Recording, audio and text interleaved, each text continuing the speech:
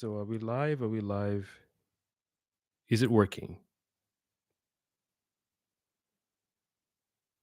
Oh, nice. So there's no lag.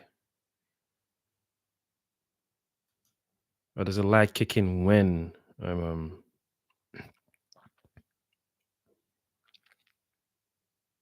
okay, no lag so far. No lag so far.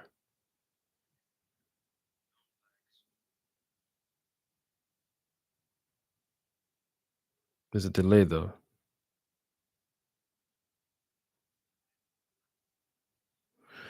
Good.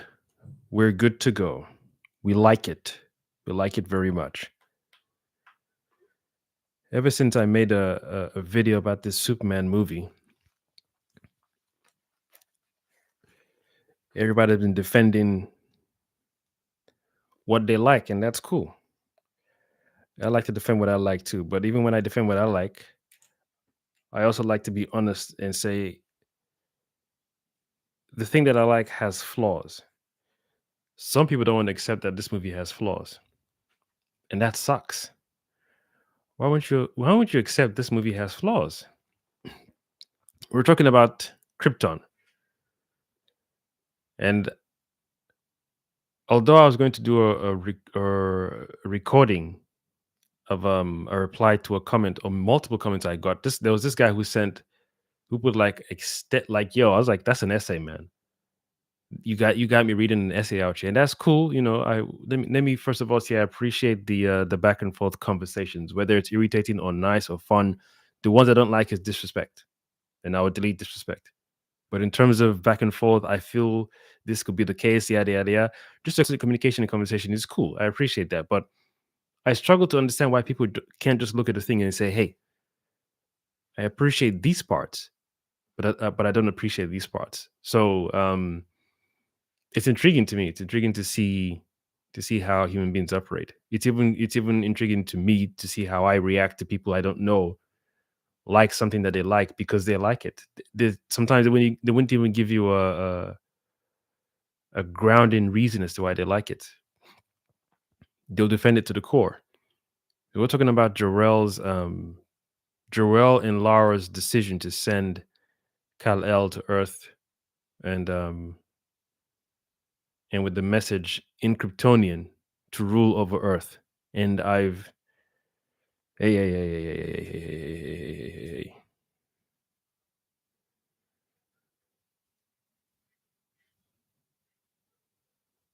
I don't know how this live is going to play later, but shout out to those who will interact later. That's one thing about live.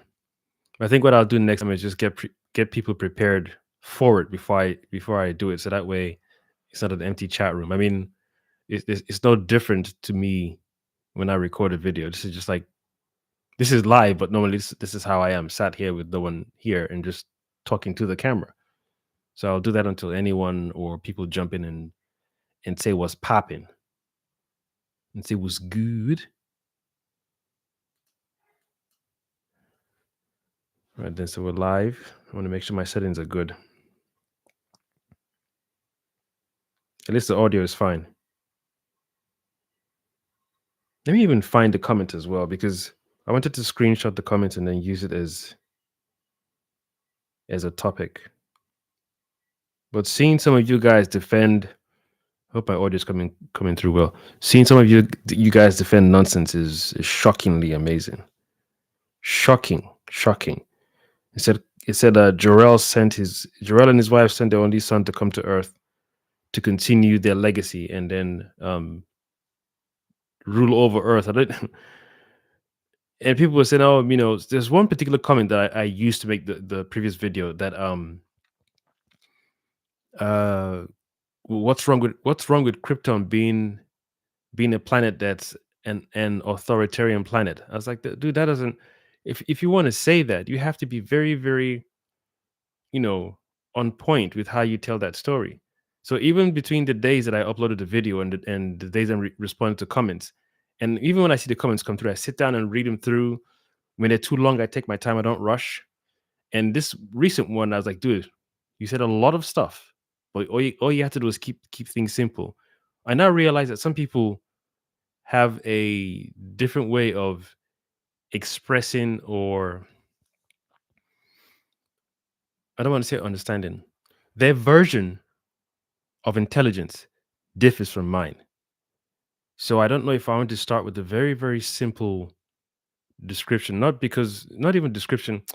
I almost wanted to use a dictionary, but I'm trying to find the most simplest ways.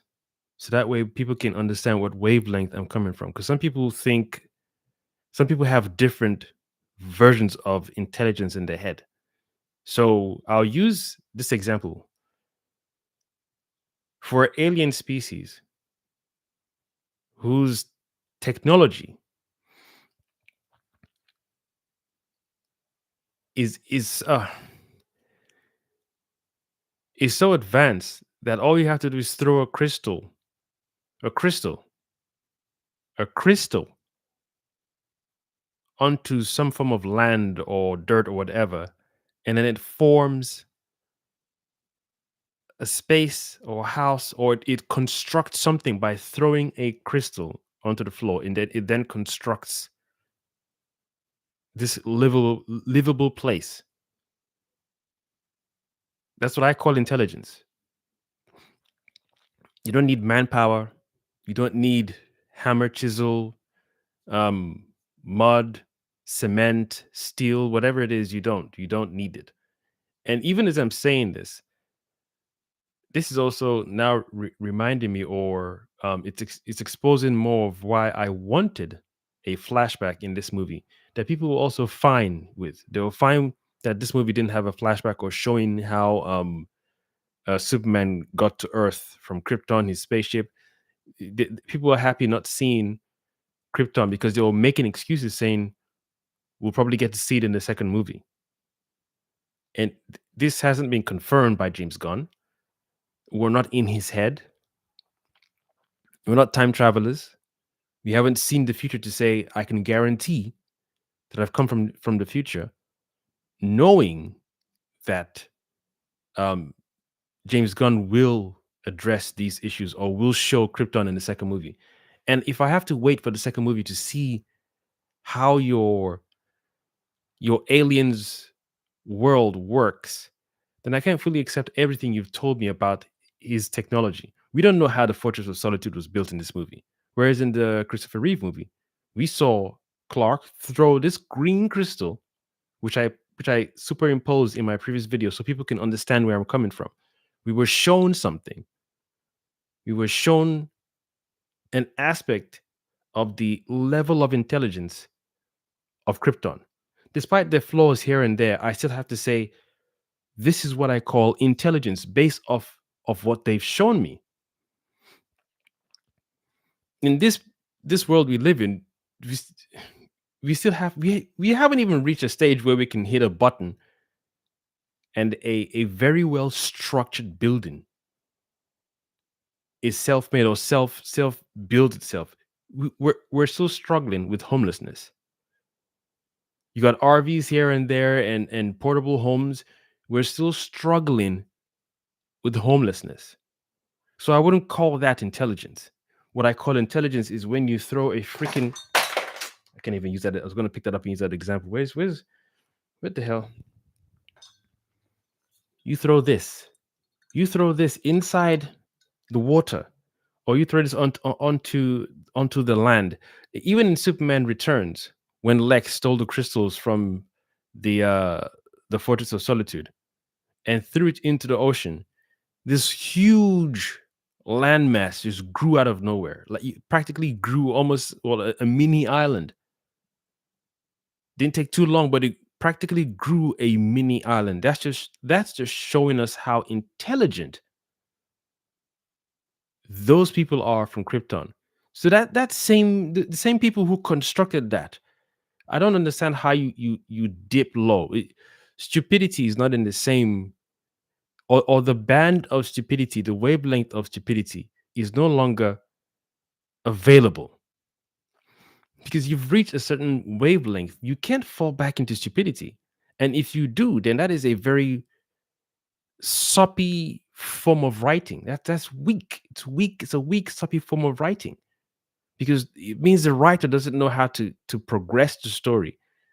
And I think the cap of intelligence is like the writer can't go past that cap. You created the level of intelligence. You can use the comic as a foundation, and then you build around that. And then whatever story you want to tell it. I can even ask, did we need to see the message that Jarrell sent with the spaceship? Did we need to see that? I made it very clear in my video. There was no show of the spaceship. There was no show of the technology. There was no show of the robots. So we don't know whether if it was Clark that built the robots or if it was Jarrell that built the robots. And at least if we saw how big the spaceship was, then we can say no wonder. It now makes sense that Jarrell sent those robots with Clark because the spaceship is big. It's a huge spaceship, so it probably could fit only 4 robots. And then the schematics of how to build multiple robots is already inside each robot. Then again, I'll ask you, okay, so what materials do the robots use to build more robots? So James Gunn was very clever not to show all these things because people like myself will freaking ask questions. We will piss questions down the throat. We will piss questions down your throats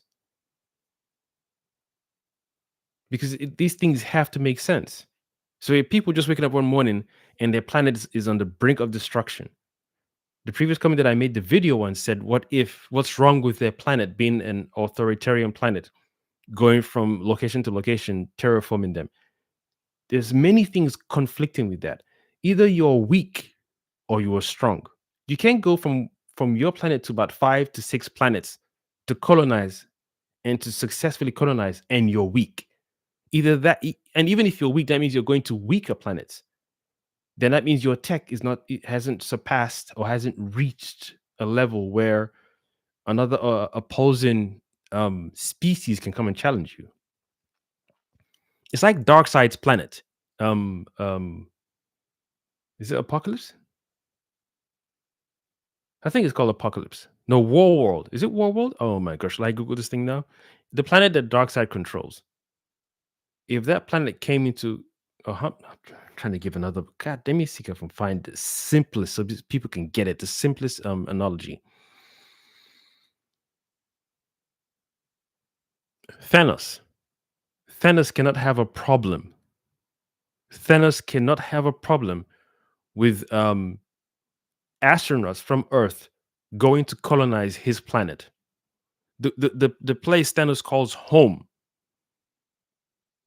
He can never have a problem, even without the Infinity Gauntlet. Thanos can never ever have a problem with our current astronauts as they are traveling to his planet to colonize his planet. It's impossible. He will chew them up for breakfast because that dude has been colonizing or semi colonizing planets for a very, very long time. But he's amassed so far. We're talking about the Thanos we know in the movies, not in the comics, not what you think, what we know so far in the movies, and what we know with our current technology so far right now on Earth. Like I said, when I started this live, we're still struggling with homelessness. So the intelligent, whether even if you put smart people like Elon Musk, you people who feels Elon Musk is smart, there are people who are smarter than Elon Musk, by the way. But for those of you who feel that's intelligence, even if we're to put 10 people like him on an expedition to go against you can't. I'll repeat it one more time. The current Earth we are on, as it is 2025 or whatever year it is, because I know Ethiopia does different year and other countries on a different calendar. As we are right now, there's homelessness in different parts of the world. So we have problems we shouldn't be having. And some people who haven't gone to specific universities and schools to learn specific um or who have high level IQs, just the average human being accepts that there's certain things we are going through as a collective we should not be experiencing at all. And then you want to convince me that these same people will find a way to build a spaceship and go into the solar system where Thanos lives and colonize his planet. You are crazy. That doesn't make sense. That's how stupid the Kryptonians, being authoritarian planets who have probably colonized other planets, sending Kal-El to Earth to then colonize the planet and sending him with the recording in their language. I don't know how people struggle to get that video. I recorded a very simple video and no one has responded. I said, explain to me how you send a message in a spaceship with your child in French. The child is just born and you haven't found a way to translate the message into English before you send the spaceship. The spaceship lands. The recording is still in Kryptonian. You cannot, even in your infinite intelligence, it's impossible for you to predict the exact location that spaceship will land. You couldn't even predict that the kryptonite will follow, or the explosion of the planet will follow the spaceship as it lands. So James Gunn cunningly chose to just twist one or two things. Cunningly chose not to show his spaceship or his pod, however big or small. Cunningly chose to just put text on the screen. It's been 5,000 years since Earthlings have discovered meta-humans, and Superman has been doing his thing for like 3 years or whatever. Cunningly, not intelligently. So that way he avoids showing you things. And then you guys will defend and say, just wait for the sequel. He will show you what you want to see. He just didn't, he didn't have to show you. Yes, you have to. We have to. One smart comment. This is what I love. What I love when I do these videos. One smart person made a beautiful comment on that video, and none of you still could reply to the simple. I asked these questions as a child. I prefer to come from my inner self. Not all these years I studied for years. No, simple questions. My inner child is always asking simple questions. This guy said it's funny how Krypton is so advanced that their robots look like 1960s robots of Earth.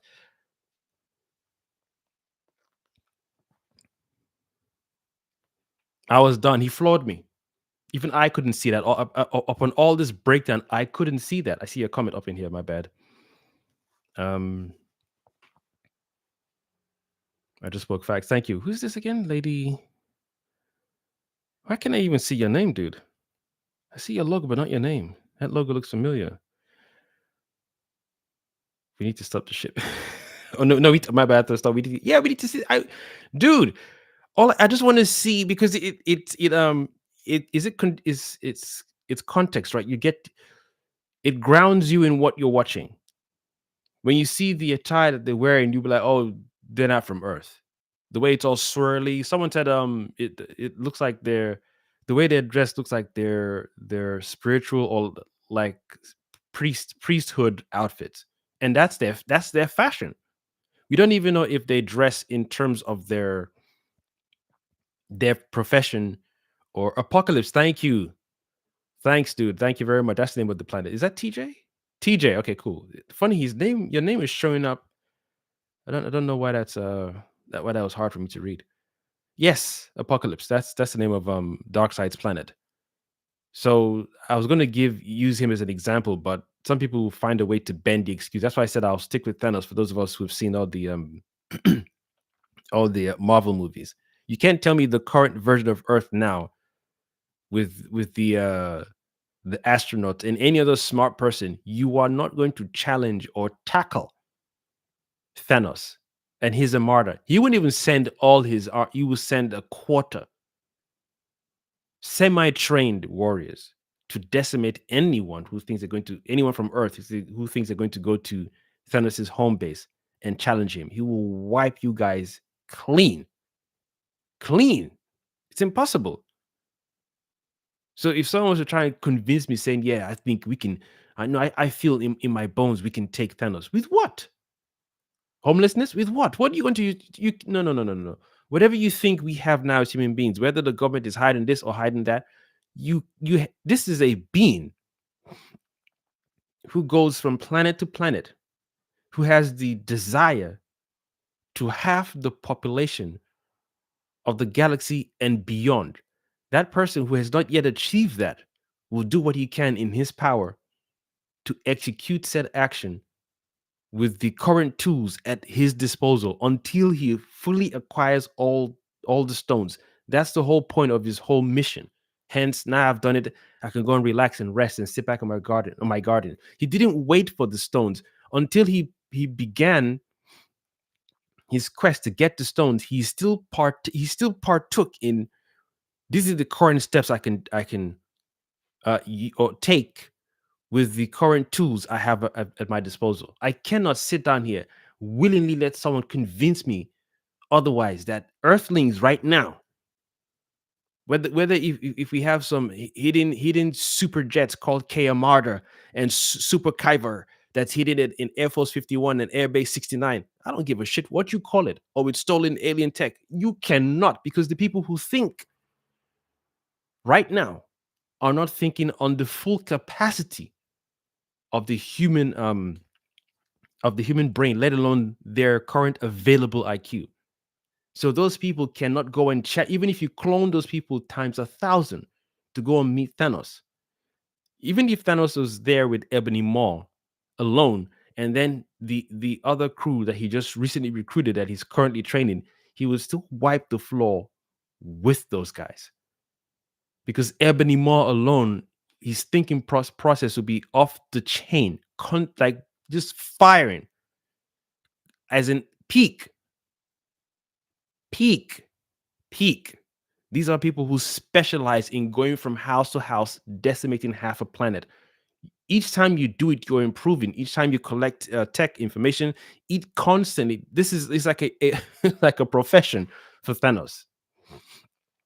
This is his skill. So you who are just saying, let's go and terraform. What machine do you have to terraform a planet in the first place? How long does it take for a spaceship from Earth to go and then come back?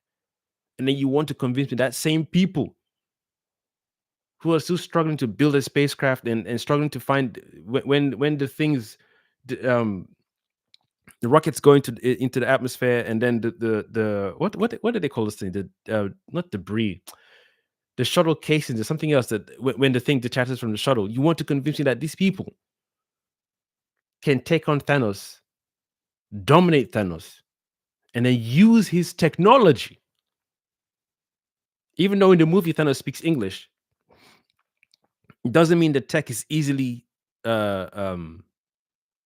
easily, is it navigatable? Is that the word I'm looking for? I don't It doesn't make sense that you can navigate his mainframe or his language or the tech language. And then if this is a movie, some smartass would just say, well, in all the galaxy, the one thing that remains the same, that remains constant, is numbers. So all we got to do is find out how Thanos' numbers or Thanos' technology works, since all computing, all matrix, no matter how powerful it is all binary, 0 1 1 0 1 0 1. That's the only simple way you can use to twist your audience to say it makes sense. But you cannot. Because as I'm thinking right now, for you not to come into my house to use my tech against me, I have to ensure that I scan the universe as best as possible, find the dumbest and the underdeveloped people, and give a high level probability. If I don't stop these people now, what will they become in the future? Meaning I have to think like you, no matter how high your IQ is or how low your IQ is. I will personally do that. Some people say, "Oh no, it's better you think of the ones who can come and attack you right now." Yes, but 10 years down the line, if I don't stop these people now, they could become a problem for me 10 years down the line. And because I know that, that's how my brain operates. I'm not just looking at the smart one or the big predator. I'm looking at the small one that if I'm not careful, that thing comes to land next to my ear when I'm sleeping and just poops in my ear. And then whatever it poops in my ear grows and I'm done, or eats through my brain, it's game over. So I look at the horizon and say, this one is a current threat. That one could be a major threat. Just 5 years. Just give him 5 years. So either I take them on board now, or decimate them now, or study them now a little bit. 2.5 years. When they reach a particular thing, wipe them out. Either way, but I'm not letting them reach that 5 years to come and catch up. You must, no, no, no, no, no. If that can be a potential threat greater than this current threat that is right in front of my door and I can easily handle, and I can super easily handle this one right now, but out of hubris, ignore this one, and 5 years' time, they become a greater threat than the current major threat now, it just makes sense to deal with this one. Both of them, I can handle both. But I cannot ignore this one. It's stupid. I cannot ignore this one. So I will not let someone convince me that if Krypton was a totalitarian planet, you wouldn't look at every possible planet to terraform.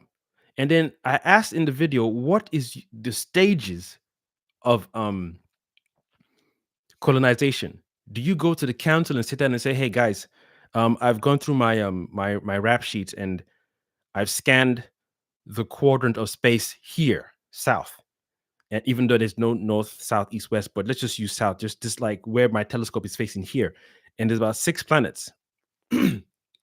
One planet has a pink sun. That will give us wings. The other planet has a purple sun. That will make us teleport real fast. And there's another planet called Earth. This one has a yellow sun. Now, this is promising. And the council's like, oh, why is it promising, Jarrell? Well, although one allows us to teleport real fast, the other planet gives us wings. As soon as we enter the atmosphere, wings will sprout from our backs. This other planet with a yellow sun, the gravity is so and so, yada yada yada. It makes us stronger, practically invulnerable to very sharp objects. We'll be able to fly fast. And I'm not sure about other superpowers or other abilities, but I imagine there's more. But just the gravity alone and the sun alone, based on my readings and my assumptions, will definitely be invulnerable to pain. Now they won't fly there with their piece of Krypton to become a tool against them. They'll go there with an armada or a squad, minor squad, go and go into the atmosphere. And don't even enter the Earth. Just enter the solar system, and the body will begin to feel it. Then they'll be like, okay, cool, we're here for like 5 minutes. Let's test something. Maybe whatever tool they bring on them, one of the strongest metals on their planet, they hold it and then it squeezes with ease. You can't attack now. You have to be intelligent. So they'll go back to their council again. Yes, confirm. Jura was correct. Their yellow sun gives us some form of power for sure. Second testing, you go again because you're in the solar system. The sun's strength, especially closer to the sun than on Earth, you're baking in that nicely. You are baking in that nicely. Then you just go down there willingly because again, you have to apply intelligence with action. Not just, oh, look at how he dressed. It's so clean and no. Everything has to be done instead. You can't just one thing is high and one thing is low. When you do that, it shows that you don't know how to write properly. If you want to say this is a people who colonize, they would have to have gone through different stages of colonization where they flopped or they failed. I see TJ, you just spoke facts. Appreciate you. Darkseid told us he conquered 100,000 worlds. Someone like that can't even fail. It doesn't make sense. 100, you know what it is? Just one world alone. And if we were to do what TJ just said, if we're to do average, if we're to half that, let's say half of those he's failed and half he succeeded. That you don't go to someone like that and knock on his door and think you win. He's failed in so many ways and succeeded in other ways. On his next expedition, he knows exactly what to do to make sure he won't fail. And a top general is one that makes sure none of his soldiers die. That is one soldier one general I don't want to mess with. One king or one ruler, whatever it is, that is one being I don't want to mess with. That means that being will go all out. So much so, some of those kind of people won't even waste blood. They will build a tech that will simply eradicate your biology. So that way they don't go down and clash, pew, pew, waste of time. They will build a tech that when they reach your planet from a particular distance, activate, you're done. Because they know exactly what to do to your planet. So that way it's conducive to exactly what they want. Simple. That's someone who's constantly, who would have gone there, lost an arm or maybe two fingers, would have gone to another planet, lost an eye, would have gone again and again. And each time they do this, they come back and they're not dead. That even adds to the ego, like, yo, I'm good at this shit, son. God damn, I'm good. And then you amass a new crew. Sometimes you either amass loyal followers or your tech is so on point. You're even collecting. Let's not forget, each planet you colonize, you're collecting information. You're seeing how they study the environment. You're taking their archives. You are untouchable at this point. Not even ego. You'd have to be very, very wise as to how you come against this person. I'm going to use Man of Steel for example. When I did my breakdown for the fight scene, some people thought I didn't like the fight scene, or I didn't like Man of Steel. I love Man of Steel, and I acknowledge their flaws in that. I'm able to acknowledge flaws in certain movies that I love or I don't love. I'm able to, but I'll stick to ones that I love. And that allows me to say, if I was in this writer's shoes, this is what I would have done. That's why it's a beautiful thing for me when a movie comes out and that promises, or that there's promise for more. As someone who loves storytelling, it allows me to say the mistakes that I made in the first movie, I can improve upon in the second movie, in the third movie, because I'm creating a world that everyone can enjoy and experience, and I can sit back and receive criticism or hear people's dismay and whatnot, and still be open enough to say, I hear you, but this is a particular story I'm telling. And that's why I guess critiques are around, so we can sit down and say we love this, but we hate this. Like one of my favorite movies of all time, Terminator 2. Terminator 2, I almost said I can sit down and point out the errors, but it's been a while since I've watched it, so I don't want to have to go off my dome and take my time. But I know I've seen that movie multiple times to say, hey, some things that didn't really make sense there, some things that didn't really make sense there, but it's still, yo, not just because it's childhood and it's nostalgia. The story is just excellent. Flaws here and there, but still excellent. Lord of the Rings, you can still be like, yo, why didn't Gandalf, because it made it easy for Frodo, and hey, you can. That's why not Screen Rant, the guy who does the pitch meeting and Cinema Sins. There are guys out there who will sit down and strip these things apart and say, hey, we love this movie, or we love these movies, but if they had done this here and that'd have been a game of, or it'd be one of the very, very shortest movies around.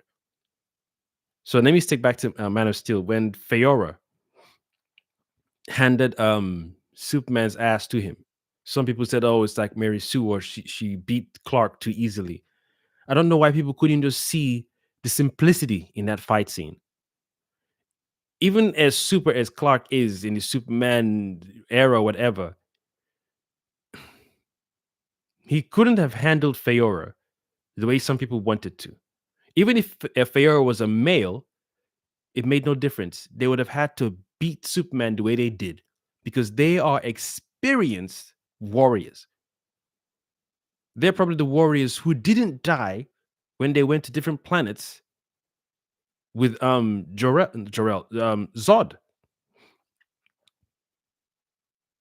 Based on how we think, to an extent, I don't know if it's a general thing for human beings, or maybe this is a me thing. But to have someone as your plus one or your right hand man or woman, we'd have had to gone through a lot. Let me use myself. I can't just pick anyone and say, yeah, right hand person or right hand chick. Or no. Yo, it's not even like, oh, I love you, low Q, I got a crush on you. We got to be on a level, like back to back on the battlefield. Like there's an arrow coming for me, you take it. I'm like, you took the arrow from me? Oh, okay, cool. And we're taking shots for each other. You already know how I move. Up low, down low, up above, behind you. We're in our own heads. Or sorry, in each other's heads. That's how you give someone your plus one. Feora would have, if if they had showed Feora without the whole full-on attire costume, even the black, like a sleeveless, for example, and maybe she had a skirt on, you would see that she had scars that they'd sealed up or healed. You would see that, she would have bruises here and there, or like battle scars. So that one makes sense. Not only are they bred to be warriors, but they've experienced battle, they've experienced war. So Feora handing Clark his ass makes sense. And let's not forget, Superman is only Superman because he's under the yellow sun. Feora and Zod and the other soldiers Zod would have recruited over the years, over the campaign, just for the sake of, for the law of average, they would not have, no, I almost spoilt my own thinking. They would not have encountered a yellow sun, because if they had previously, before they came to Earth, they would already know how to navigate a yellow sun. Even if the yellow sun of the whatever planet they went to was stronger than Earth yellow sun, or weaker or smaller, whatever it is, they would know how to navigate Earth yellow sun because they've already been to a planet that had a yellow sun. So this was their first time coming to a planet with a yellow sun and realizing what they could do. Feora didn't even waste time doing the zip zap jumping and whatnot. That big guy didn't waste time. Zod just wanted to find the freaking matrix. Where is the matrix of Krypton so I can restart my people? He didn't need to go out there and, oh, I'm Zod and kneel to Zod, I punch you all. No, he already did the fighting thing with Jor-El before he got, locked up in the stasis before they sent to the Phantom Zone. And even that as well, they said they send people to the Phantom Zone for rehab, and that concept just shows me that there's a level of intelligence that you all have with compassion. Now, sending people to a particular area and saying, even that, I would have loved to see how that is like a breakdown of what that really does. Like, have people come back from the Phantom Zone reformed, better than they were? Like, does it work? Or they could be like, yo, we've been doing this thing for a while now. It's not working. So anyone who just causes any disorder or disharmony on our planet, we end them. And you can reach that level of progression or growth or evolution. So in that story, the way Feora beat Clark makes sense. This is someone who has come with a baggage of experience, and I'm on a planet that allows me to hit you guys with a pinky finger and you break. Y'all are done. You guys are done. And at least that one shows me that they've got a backstory. I can just observe that, and the way I saw how they dealt with, or how Zod was expressed on Krypton. Okay, I can tell how he is. He's militant. He's very precise, straightforward. He's by the books and whatnot. Cool. At least we got to see those things shown to us in Man of Steel. When Zod went to Clark's mother, where's the spaceship? We got to see the spaceship. We got to see that it was a very small pod. We got to see the exact same the shape of it and the size. We got to see it in relation to Clark when he was younger, when he saved everyone on the bus. So we got to see the size of it in relation to him and to his father. What's his name? Park Kent, played by Kevin Costner. Then we got to see it in relation to the Kryptonians when Feora went to look for it and said, "Oh, the Codex is not in the spaceship." In James Gunn's movie, we don't even get to see the cloak or the way he was wrapped inside the spaceship. I mean, the cartoon, for the love of Ra, shows something, and it's a cartoon. It's a cartoon. You don't even have to waste time. You can just skip all this stuff. So it's boring when people try and defend stupidity. You're trying to tell me and to convince me these people are people who have colonized other planets. If you've colonized other planets, it would be in your best advantage to go to Earth as soon as possible, not to wait when your planet is about to die before you package your son and throw him onto a spaceship and then send some encrypted message in your language and assuming you know exactly where he's going to land. Then you pick up your phone and dial. Oh, by the way, whoever finds my son on Earth, my name is Jarrell. This is his mother, Lara. Okay, cool. Now, when you find him, make sure you teach him Kryptonian. How? How he's going to learn the language? You just send. How? How?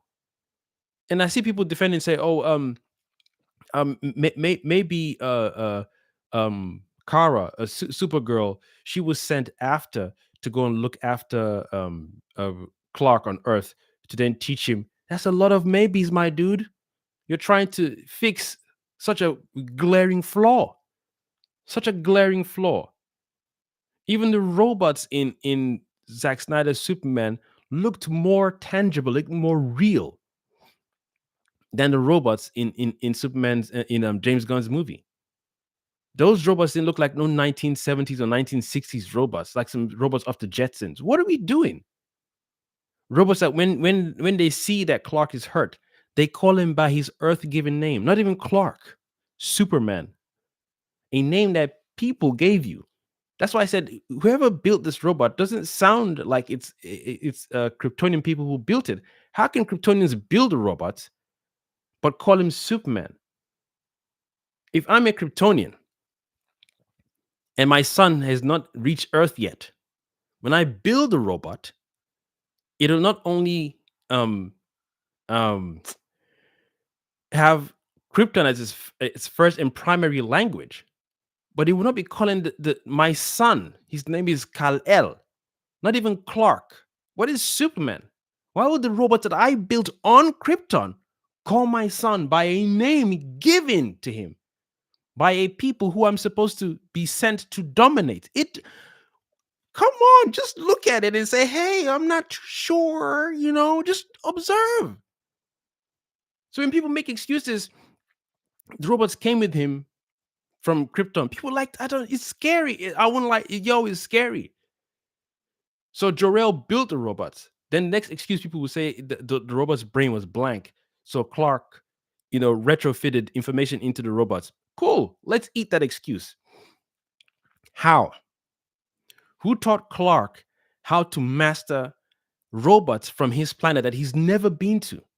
Who taught Clark how to, or did the robot say, oh my God, now I'm annoying myself with a presumed excuse some James Gunn fan will use to explain stupidity. The layers is I don't even know how to express myself. So I've built the robot, but I don't have enough time as Jarrell to implement intelligence into the robot. So it's a blank slate. I send a robot or robots with Kal-El with the message of Kryptonian. So if it's a blank slate, how would the robots know how to translate the Kryptonian language to English? Right? And because of the crash, there's half information missing from it. So sticking to your excuse, some imaginary excuse, I won't be surprised that there's someone on this planet that's bound to use that excuse that I'm currently making. I'm doing your job for you. So the Jor-El didn't have enough time to fully implement, the full AI or intelligence of Krypton or Kryptonian AI into the robot. So it's a blank slate. Either land on Earth, messages half, whatever. When I did my previous video, all I ask is whoever watches, whoever would like to make excuses or who loves the movie, educate to me who teaches Clark how to speak Kryptonian. No one answered. So we're sticking with the excuse that Clark programmed English into the AI. Because if you say the AI learned English because English is around it, so then we're saying that means Jor-El just put basic AI into the robots. You got to pick your excuses, man. you got to pick your excuses. You just can't run and hide. You got to pick it. I made it very clear in the video I made earlier on. How is it possible for you who don't know how to speak any language, who is teaching based on Jor-El's intention, Who is teaching your son on this planet that you've sent him to, and you can't join him because your planet's about to die? Who is he? Who is he going to learn Kryptonian? Because you sent the message, with him. In where is you sent this? This is in Kryptonian. Someone has to translate this to him into English at a precise age, so that way he gets it. Otherwise, if he lives on that planet for at least 25 years and then finally gets the message at 26, why? Even if at 15, there's no way he's going to betray his mom and dad. Say, Mom, Dad, I got a message from my parents. Apparently, they said I should take over Earth. They'll sit him down and say, "Oh, how do you feel about that?" Mm, I don't want to. I don't. I like this place. Even if he had bullies, the bullies annoy me in school, but I don't want to rule over Earth. What does it look like for a teenage child figuring that out? Okay, then you don't want that excuse. Let's say he finally hears the message in English after the robots translated, and he's 35. He's old enough. He's mature enough to say, "Yeah, I was bullied at school, but nah, I don't want to rule the planet." How how how is he supposed to? He's never colonized like you. He's never he's never killed like you, Kryptonians. This is a new, fresh born.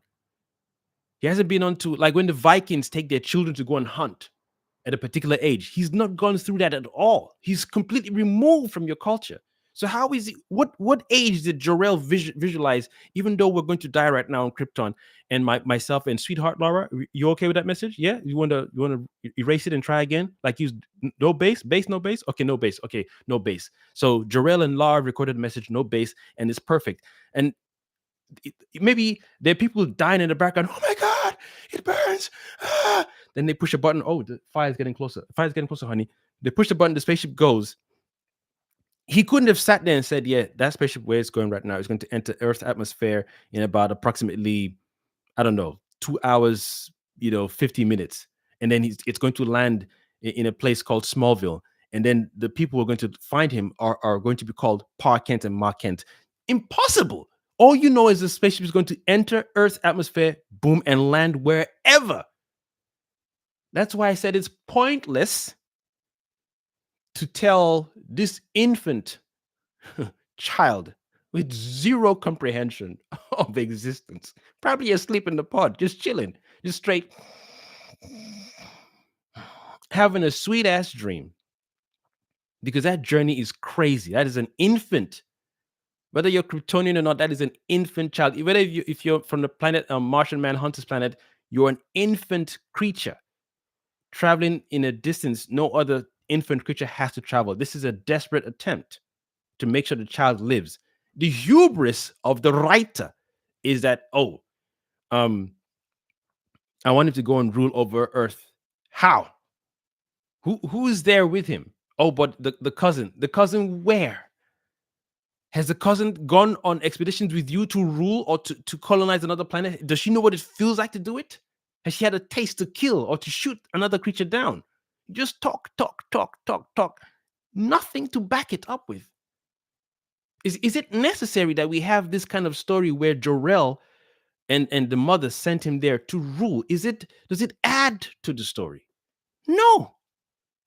Because even at the end of the movie, or towards the end of the movie, there was no sit down to address the whole thing. By the way, why did your parents send that? And even that, all I got to just sit down and say, well, his mommy said it, mommy and daddy said it, but the bitch ain't done nothing. Or he's even if he's faking, he's doing a good job of faking it. He saved lives. He went to stop a war. No matter how you spin it, no matter how you want to play it, there should be at least two groups. Some will believe and some who don't. This is where the Daily Planet could have come into motion. You could have gone on the street interviewing people. What do you think? Yes, they did it in the movie. And no, that's not. People, you make like two basic excuses. Elaborate more. Fucking hell, man. There are videos I've watched online where people say, "Oh, this movie was like 4 hours long," and then they cut it down to. I'm like, dude, I'm done. I'm tired of hearing you. I'm so. Where I get pissed off because I'm passionate about competent storytelling. Stories in the form of movies change lives. They change lives. I'm going to use another example. Let me get to the comments real quick. So I apologize if you feel I've not read the comments. I'm not. I mean comments. I'm not trying to ignore your comments. Just trying to get the shit off my head real quick.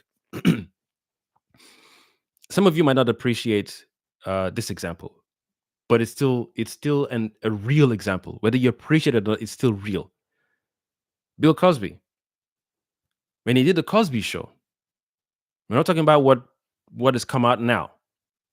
We're talking about the work he put out. When he did that, try and visualize different families that were affected by that show. Just use a boy, a girl child who were orphans and in their foster homes were unhappy. The week where someone finally decided they were going to self-terminate, they watched 1 or 2 episodes or 3 episodes of that show. Changed their trajectory. Another child or children who just saw a very narrow path of where their life was going, fighting people, hurting people, drugs, whatever you want to call it, saw 1 or 2 episodes of that show. Their trajectory got changed. Another child or children in a big family where they don't get love from their parents. They don't get affection from their parents. There's money in the family, but there's no love from the parents. Saw Bill Cosby Show. Their thinking and their trajectory changed. When they become or became parents, they said, "This is how I want to raise my family because I saw that show." So that's three examples. Someone's going to take their life, saw the show, trajectory change. Same thing with Fresh Prince. Same thing with the different strokes and a different world. Stories impact all of us in so many ways. Some people write very basic stories, watch a show, watch a movie. God, is that how stories can be told? Oh, screw that. I'm going to rewrite my story again. Inspiration. That person who was writing a particular age who saw that who saw that show, saw that cartoon, saw that movie. Next thing you know, he or she becomes the director. He or she becomes someone who handles technology on the set, sound, what do you call it? CGI. It's a word for it. I've forgotten the term. Someone becomes a good director. Someone becomes a talent agent, talent scout. Someone becomes a very good script writer, script doctor. The list is endless. So to sit down and be fed tripe by someone who is just like he comes on set and just cool, do you, but don't feed people tripe and think we're going to eat tripe and then swallow tripe and then no. I've no. I myself have been impacted by many.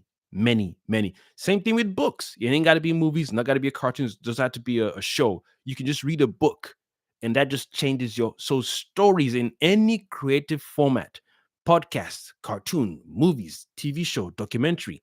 You're expressing something. You're expressing energy. So when you receive this energy and it impacts you differently, you can see the way I'm moving right now. I'm so pissed with this dead ass movie talking about it grossed a lot of money. Stupid people went to see this movie and I'm sorry. God. And it made a lot of money. Talk about it made a lot of money more than Fantastic Four. Yeah, okay. And how do you feel? I don't care about no money. It's scary that a bunch of different intellect level people went to see this movie and it banked a lot of money. Let me get back to the comments real quick. I don't want to. It's getting longer as well. Oh, hell no! I just got my first super chat, dude. Danielle. And one. I'm about to butcher that name. Just say Danielle. Danielle, appreciate. That's my first super chat. Let me do a screenshot real quick. My first super chat, Danielle. Thanks, dude. I appreciate that. That's dope. That is my yo. I see you. All right, we got Robert Rodriguez. Think about robots calling him Superman. Yeah. Thank you. I didn't think about. Yo, whatever is wrong with. I'm so sorry if I'm reading your comments differently. It's like normally it shows the name in black and then the comment in gray, but it's inverse the color. So it's my eyes are reading it funny. I didn't think about the robots calling him Superman. Yeah, it didn't make sense. So that's why when Gary had called him Superman, especially in the trailer, I was like, hold on a minute. So he built the robots, and my brain was like, well, if they're not if they're not Kryptonian robots, my inner child was like, I'm looking forward to seeing how he put those robots together. And I was okay with that. I was like, oh, well, so they're not Kryptonian robots because the design doesn't look like robots from an alien civilization. And it can't be that an alien civilization would have the same design language as 1960 robotic the Jetsons. It can't. No, no. These are two planets in two different solar systems. They don't have the same sun we do. Their gravity is different. Just assume everything about them is different. Maybe their water is slimy. Doesn't mean it's bad. They're used to it. So how can you have the same design language in tech? It does not make any sense at all. He says Superman. I was like, wait, what? His name is Kal-El. If you're a Kryptonian robot with Kryptonian hive mind, you don't call somebody that is under your information what do you call it? What am I trying to say, man? Your supercomputer mind. You can't. You can't call him. That's like his third name. His first name is Kal-El. Second is Clark Kent. Then the third is Superman. And that's not necessarily his name. That's his superhero moniker. But him as a person, as a being, he comes from somewhere. You as a Kryptonian robot would know that. Now, if Clark was like, yo, when you see me, call me Superman. Bitch, no. You're not from here. You look like them, but you come from somewhere. That could have been a nice way to show this whole, because he's never been to Krypton and is dead. Why do I need to act like something? I'm not from Krypton. I mean, I'm Kryptonian, but I've never, that's like someone who says, I don't really want to go by my French name anymore. I'm going to go by my, I don't know, Ghanaian name. It's like, okay, cool, but you come from somewhere. Just try. Don't just throw it away because you live here.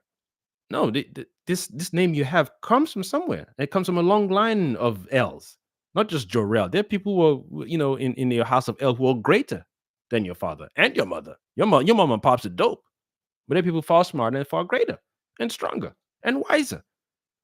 So that name has has weight to it. Even if even after the message came through, it's like, oh, so they sent me here to take over Earth. I don't want the House of L anymore. Then the robots could be like, yo, I get it. Your mom and pops some douchebags plus some Kryptonians because they were out here just freaking terraforming planets and colonizing. But there are other people in your lineage that are greater than your parents. And then if people will say there's nothing wrong with the planet being authoritarian planets, how long were they doing it for? It just doesn't make sense to me that a people who colonize on a regular wouldn't go to Earth earlier, especially with the red sun. I mean, yellow sun. That's the bonus. We went to one planet before with 100 soldiers. We lost 70. Don't you think the idea of going to a planet where we're practically invulnerable, don't you think that would be a good incentive to go there? Quick, early. What? Wait before it's done. If I go, no. Mm-mm. How often do they colonize? I watched Man of Steel recently again, not fully. Went out the other day, went to a family house, and it was on TV. And the scene where Clark had put the key card in to the spaceship after Lewis was taking pictures and the spaceship left, the one that was buried on underneath the ice for like 20,000 years or 200,000 years or whatever it is. I think it's 20,000 years. But anyway, when he had sat down and the AI of Jor-El was talking to Kal-El, and then he gave them the backstory of their outpost. I was like, oh, so that outpost is their low-key way of saying colonization because they've got a world engine that terraforms any planet. Then another thing I wanted the movie to explore is, so did they terraform other planets when, pardon me, when the inhabitants of that planet were present. I imagine that they did because remember when Zod came to Earth and then called out Clark and said, "Where's the Matrix thing?" And then they turned on the world engine. They didn't even give the Earthlings some time to like we can build a spaceship for you guys to just we'll send you into space, and then we just need to fix the atmosphere of this planet so we can breathe on it. Zod said, "You guys got to go. Plus, you guys are you're stupid. You're stupid, and we're not awesome because we have the yellow sun on us, dude. We have a world, and we have a spaceship that can terraform, that can alternate or transform the atmosphere of the planet you're on. That's technology." Then you had the spaceship, the Keely, is it Keely? That little egg-shaped thing that was talking to Laura when, is it Laura or Lara? When the planet was dying. That's technology. Do you remember the time when Laura was also pushing the buttons to send Clark's spaceship? Dude, that thing didn't even look like it was a hologram. The thing, the tech, the interface came off the screen whilst it was dude, I can't. I'm doing a breakdown. That's what you call technology. So much so that they can warp. You can tear space. You can open space inside space. Open a little pocket and zoop, and then end up in another place. Nah, I'm sorry, man. I'm sorry. As someone who is a smart scientist, unless unless James Gunn changed the narrative of Jarrell in this story, because he was just changing shit anyhow.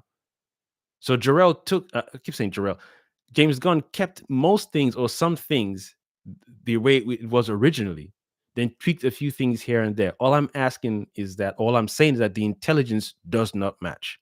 You're a smart scientist who has a tech that can scan other planets, tech or telescope, whatever. Even if it's a telescope, you know that your telescope is so smart that you know when your son goes there, he will not be able to be shot in the head by the people who live there. So that tells me you have a machine that not only can see the planet in the solar system, but you have a machine that can read the effects of the radiation from that sun on your molecular composition as Kryptonians. So it's not just a telescope. There's some form of advanced knowing or knowledge in there. Either you're doing it as Jarrell, or your AI is doing it, or you're working in tandem with your AI to show how smart you are as Jarrell. So why would you wait till last minute to send your son there when you and your wife can go there early? Especially with your other armada, because each time you go to colonize a planet, you lose numbers. By the time you pitch this idea to your council, they'll be like, fast track that shit to Earth real quick. You mean we can go there and we be like gods? Yes, let's go. Then the next best thing is like, well, we don't really need to keep colonizing all these other planets. We might as well just go for planets with yellow suns. And what other suns give us different abilities other than the yellow sun? These are things I would have implemented in my storytelling. But he chose to negate all these things and just said, yeah, in my story, his parents sent him to rule over Earth. Okay, for what? How are you going to further that? No, I'll tell you guys in the next movie. Fuck out of here with that shit. Stupid. Okay, back to TJ's comments again. So he had 3 years to build these robots since he's been Superman for 3 years. Oh, that's a great go. Yo, you see what I'm saying, dude? You see what I'm yo, scratch that. He's Superman, he's fast. He couldn't have used 3 years to build no robots. He could have at least built that. I don't even want to give a time frame. No way it's 3 years. You got a good point, TJ, but let's not give him too much of an excuse. No way it's 3 years to build how many? So 1 year for each robot? No. No way it's 3 years. You're fast. You can fly fast. You can do all this Mach 5 and Mach 10 flying. You tell me you can't build robots in time? No. We're not doing that. No excuses. Let's not give him excuses. No. You're Superman. You can build fast. I still try to encourage you guys to watch that cartoon, the All-Star Superman cartoon. And I know that James Gunn said he was inspired by the comics. I've not read the comics, and I think I'm going to find a YouTube video online that really breaks down that comic so I can see what what James Gunn took and what he left. Because I watched that All-Star movie, and the parasite villain was in that, and the way he looked, I'm like, yo, y'all should have done that. The Lex Luthor thing we didn't need. Either you include Lex Luthor in the movie, but make him more intelligent. Lex was a wishy-washy character. He's like, he's so perfect, he's bad. I'm so smart that I can create a pocket universe. But whilst doing that, I didn't anticipate, or my bad, because this is another excuse people gave me as well. Well, Lex is so smart that it makes sense. If you're someone who can create a pocket universe, of course you can hack a supercomputer. Oh, for fuck's sake.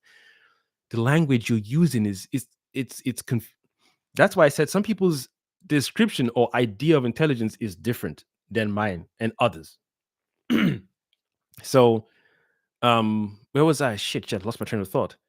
So Lex is so smart that he built a pocket dimension or whatever, pocket universe. But in his infinite intelligence, he didn't find a way to quench or subdue or avoid the black hole. So he's so perfect. It's like he's two things at once: perfect and ultimately incompetent. Those, again, this is a reflection of the writer. Now you could argue that there's some people like that who are alive right now. True. The one pet peeve I've got is cars. When people say, "Oh, ozone layer and CO2 emission," I always say this thing, very simple thing. Let's say myself and TJ are in a room right now. We've got ideas back and forth. We're like, we should do this, and we're going back and forth. TJ and I in the room. The thing I'll ask of TJ is, listen, I've got a particular thing I want to do, but my intention for creating something is not to create something and then get money for it and profit and whatnot. And then as I'm looking at the schematics, I'm like, yo, there's a problem here and there. And TJ's like, it's cool, it's cool, it's cool. Yeah, but we should work on that problem right now. Don't worry about it, Kosmic. We'll fix it in post. We'll fix it later. I'm like, yeah, but the damage that thing you and I are working on right now, if we don't fix it now, it's going to cause constant damage later. Anytime we keep working on this thing, TJ doesn't come back to that same problem. He just lets it, keep piling up and piling up. I'm like, dude, if we don't address this thing, it's going to be too late down the line. We currently have the ability to nip that in the bud right now. Right now. I'm the kind of person who despite how awesome the idea is, or how cool it makes me feel, and how much TJ and I are like, oh, TJ, this is gonna be awesome, bro. Dude, we're gonna be rich. Yeah, this is cool. But even within that joy of we're gonna be rich, it's like, oh, dude, we're gonna help people, and life is gonna be easy for people. Then they're gonna be able to live their dreams and whatever it is. But if TJ and I are not on the same wavelength to address the problem, that's an incompatibility. I don't like to create something knowing I'm looking at the floor right now, just like the floor, the poison just walking away. Yeah, I'm gonna fuck your shit up. Yeah. No. I'm not that kind of person. So I always wonder, when people sit down in the think tank group and create these ideas and whatnot, where is their pros and cons? Like, how thirsty are you to get this shit out, knowing it's got problems? It's a weird thing to me. And I think that bleeds into the storytelling sometimes of these things we watch. You can't say a civilization is advanced. Advanced is not just the words or the language you're saying. It means processing time is peak. So as much as this idea is dope, yo, what's the flaws in this shit? And even if someone says, oh, there's nothing man can create that doesn't have flaws, we're talking man. That's man, and that's your idea. Fine. That's your level of limited storytelling. How about telling a story where man surpasses that flaw? That's what you call storytelling. So even though you create that, you find another way to introduce a problem in that civilization that's living well. Case in point, Fantastic Four. Beautiful civilization. It looks like there was no racism, there's no nuclear war, no nuclear weapon, yada yada yada. Their alternate Earth looked just fine. Their problem came when an alien came from nowhere and said, yo, your planet's marked for death. So you still kept the balance, and there was still crime. Let's not forget that there was still crime in Fantastic Four movie. Doesn't mean that it was all perfect. You just tell the story differently, saying in this iteration of Earth, there's no racism. There's no bigotry. Everyone is living just fine. Everyone has enough money to live well. There's no ozone layer problem. Just fine. But the problem they got in this movie to allow them to rally together, that showed their flaws a little bit, but then they work together, is an outside thing. And that still came to give him fear. If you love your loved ones, love them now because you're about to die tomorrow. Everyone's panicking. And then now the people who they trust as Fantastic Four, how come you didn't kill Galactus? Yeah, then you're showing that human flaw. You're showing that fear come through. Then the same humans who they're antagonizing, saying you didn't give him your baby. It's all he wanted was a baby to save our lives. You can make another baby. It's easy to say that. And then the people who the four people who they're attacking had to find a way to say, listen, we are human as you are. Just because I can stretch and I can flame on and I got rocks in my body, we're still. But put yourselves in our shoes. And even if some of them said, yeah, I'll give my baby, that's you. We're not you, you're not us. But we'll still find a way to kick this mother effer's ass. We're not abandoning you. What we're just saying is, yo, as smart as Reed is, he can't do this and create his own baby without the natural process of entering a woman. And as powerful as Sue is, she can't do this and create a baby. I want a baby with this kind of hair color and eyes. No. So to just give, you can call it greedy. You can find words you want, but that shows that was their challenge. As smart as Reed is, that was their challenge. Even Reed still holds the guilt of, I did all the perfect calculation of space and we're going to go into this exposition. Nothing's going to happen. They went in there. As smart as Reed is, for those of you who are religious or non-religious, God still said, hey, I'm the universe, bitch. You can calculate all you want. Tiki taka taka. Computer was popping. Cosmic wave, womb. Everybody change. Reed can stretch, face not change. Sue can go invisible. She's cool. Johnny Storm, flame on. Grim. Boy is not getting any action for the rest of his life unless he meets another stone girl. He can't be intimate with nobody. He gets to cook, gets to bust jokes, but see it in your position. There's a level of guilt that was expressed in this movie that Reed would hold on to. If I didn't say, guys, let's go, we'd all be fine. But cascade that into the future now. If this didn't occur, all the bad guys we dealt with our superpowers, if they showed up, game over. We tried to stop them, but would not be successful as we are now because of being Fantastic Four. So you can introduce a world where everything is seemingly perfect or kosher and nice, and still find a way to introduce a new problem that reveals that whole, yeah, it's all kosher and nice, but when shit hits the fan, you guys turn up and start, cool, do it. But don't just say, oh, his parents sent him to Earth to rule Earth, and the message they sent was in a different language. It's too, you're not being smart. That's not smart writing. That's not smart writing. That's just weak. And I wanted more things to add to your story. Okay, cool. So where's your spaceship? What does spaceship look like? The robots came. Who taught him? If he had landed, there's a robot there. And then what did it look like? Just for fun. What did it look like with Pa Kent and Mark Kent raising Clark with the robot next to them? God. I think I lost my train of thought. You can create a story where a world is seemingly perfect, and then you introduce some ruckus in that world in some way, shape, or form that allows the viewer to say, "Oh," then the viewer has more. The viewer will feel there's more at stake because the viewer is not connected to this world. Some people don't like the idea of a perfect world or a world where everyone is just right. Their brains can't fathom it because they're too used to chaos and disorder. They're too used to it that when you show them peace, with a little, little struggle here and there, but it's still peace. They cannot. It's practically impossible for some people to fathom that. TJ said Tribe Stew is good though. You're a joker, TJ. My bad. This is late comments, man. You watch DCEU Reign of Superman? Never call him Superman. Thank you. Yes, I remember that scene. That makes sense if your robots are Kryptonian. Your robots cannot call you another name other than it would have to take you to program them not even to tell them, because you telling an intelligent machine, that's like telling Brainiac, call me Will Smith,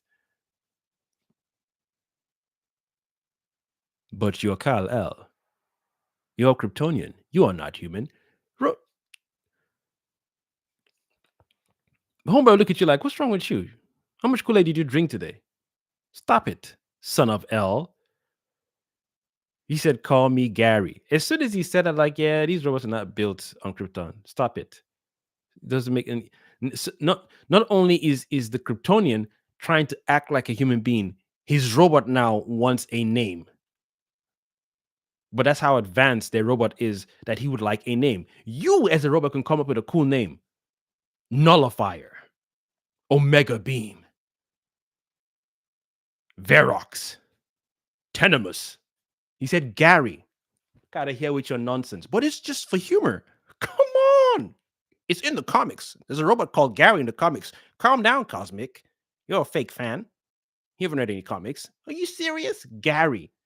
I want to do another video about an alien who comes to Earth, doesn't know he's an alien, who just happens to look like the other people around him.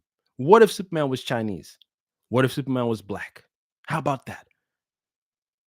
What if the parents who found Caucasian Kal-El were black, or one was black and one was Chinese? I bet that's in the comics as well, but I bet that didn't really sell as much copies as the original story. Stop it. Don't be silly now. Stop it. Some changes make sense to change and tweak. Some don't make sense to change and tweak. Cut it out, man. Cut it out. That's all basically connected to idiocy. An alien who shoots lasers from his eyeballs, crying about being human. It's hilarious how people praise that speech. I don't like that speech. That's a great point. Rob Rodriguez, that's a great point. I felt that speech. It's like, if you want to do it, but not towards Lex. Lex is not the person who should have received that. If all the human beings were like, yo, we don't want you on our planet anymore, that wouldn't even make sense. That won't make sense. Do you know how many people are alive because he saved lives? There's a lady who was pregnant when he was doing his 3-year run. If Superman didn't save her, whoever was born after he saved her wouldn't have been born. You think if this alien saved my wife, now we have twins, then the message comes out, and then it's like, yeah, Superman it was sent here to take over Earth. Simple question. He was sent here by his parents. Yeah, honey. Yeah. Has he done it? Is there a timeline?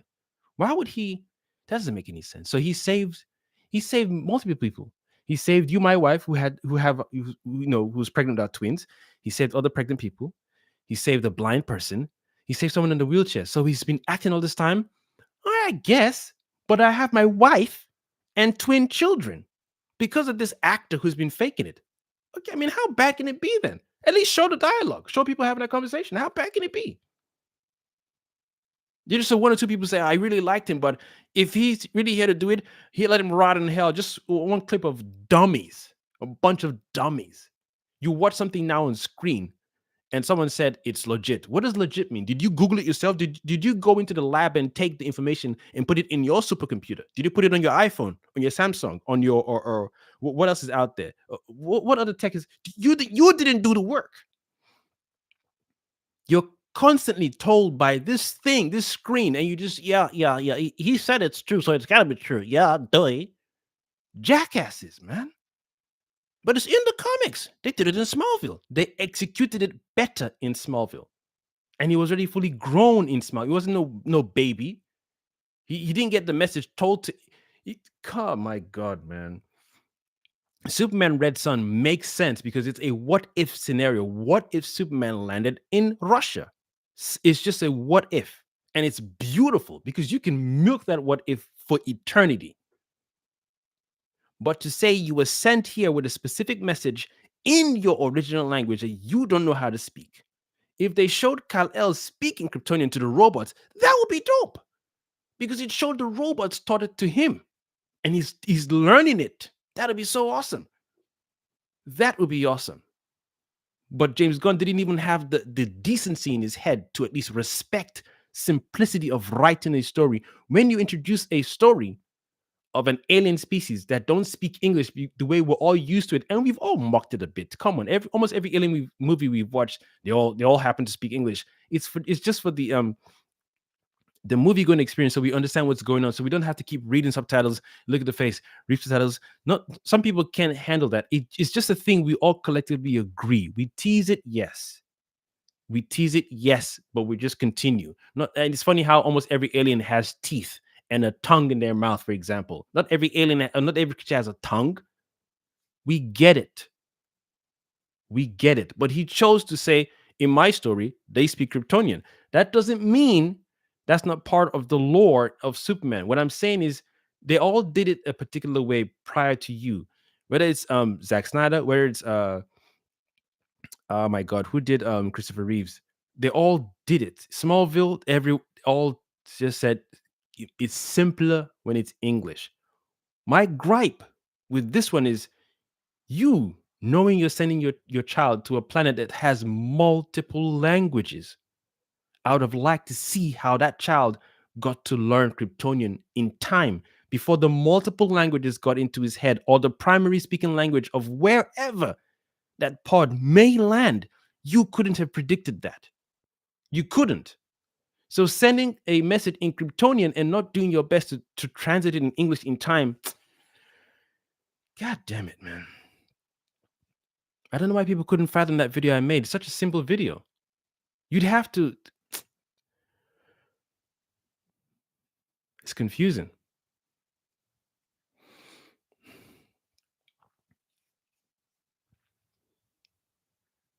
Oh my God. Rob Rodriguez says Superman's greatest threat is hashtag. Yes.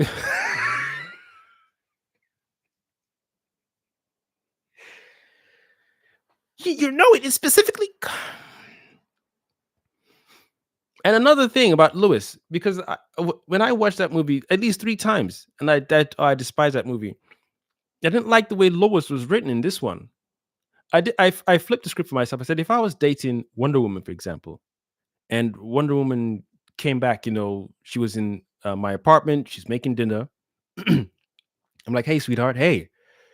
I'll be like, first thing, I'll be like, yo, I saw the news, man. You went to Kijovsky to stop the war. Yeah, I did. Awesome. Fist bump, high five, kisses. What's for dinner? End of conversation. Because this person you're dating, and it's easy for me to say Wonder Woman because she's not an alien, but she's a demigod. You're dating an alien species or alien creature who luckily looks, 2 factors. Not only does he look human, he looks Caucasian. I'm not saying Lois is racist or her preference is only Caucasian guys. Luckily, he's humanoid, and he's got a Caucasian pigment. What if he had 5 hands? 1 eye here and 3 eyes here. Would the love of Lois Lane and Clark Kent, just as Zeus is married to Hera in the Olympian thing, just as all the mythos stay the same. Loki is Thor's brother, Odin is Thor's father. Just as all this mythology stays the same, would the story still serve its purpose, or the love story between Lois Lane and Clark Kent, would it still serve its purpose if Clark had 5 hands, 1 big eye here, and 3 little mini eyes here, and his eyes weren't on the same level as us with the nose, and maybe his nose is on his neck? Would stop it. I was like, dude, he's handsome, so don't talk about I was going to break up with him. Break up with who? Break up? How would you break up? Why did you even date him in the first place? It's like people are stupid in this movie. You never thought to yourself, I'm about to date someone whose active function is saving lives. Being a hero is the second part. His active function. He doesn't do this, I'm a hero, I want people to worship me and praise me. His active function is to save lives. He's stopping death from occurring. Sometimes unnecessarily, with people robbing and killing, and sometimes when an earthquake is about to occur, or volcano, he's interfering. This is his active function. The secondary part is the costume and the superhero stuff. That's like, oh yeah, merchandise, yay. We can always trust if something about to happen, Superman's going to save us. The active part is this being stops life from leaving the body, or he stops a situation from occurring before death occurs. And you're going to say you don't think he should have gone to Tchaikovsky to stop the war. There's no way Lewis in small no sorry in Man of Steel, Zack Snyder would have had that conversation with Henry Cavill. It wouldn't have gone the same way. It wouldn't have gone the same way. No realistic person would say they're dating a being whose duty is stopping life. I save lives. Then I'm going to sit down and have a conversation with you and say, I don't think you should have gone. Nah. No, it's weird. I mean, I guess whatever, but it's still another part of the movie. It's like that's stupid writing. I date Wonder Woman, and I'm asking her, why did you go to the country or the state Tchaikovsky to stop the war? Are you nuts? Then after she walks away, I'm like, oh, this is why I don't think it's gonna work. Then at the office, I'm drinking, I think I'm gonna break up with him. Or she told that to Mr. Terrific. I was thinking of breaking up with Clark. You dummy. Unnecessary drama in a world where you're already throwing political stuff with the war. Then you have this little girl asking, why did you go into? Are you stupid?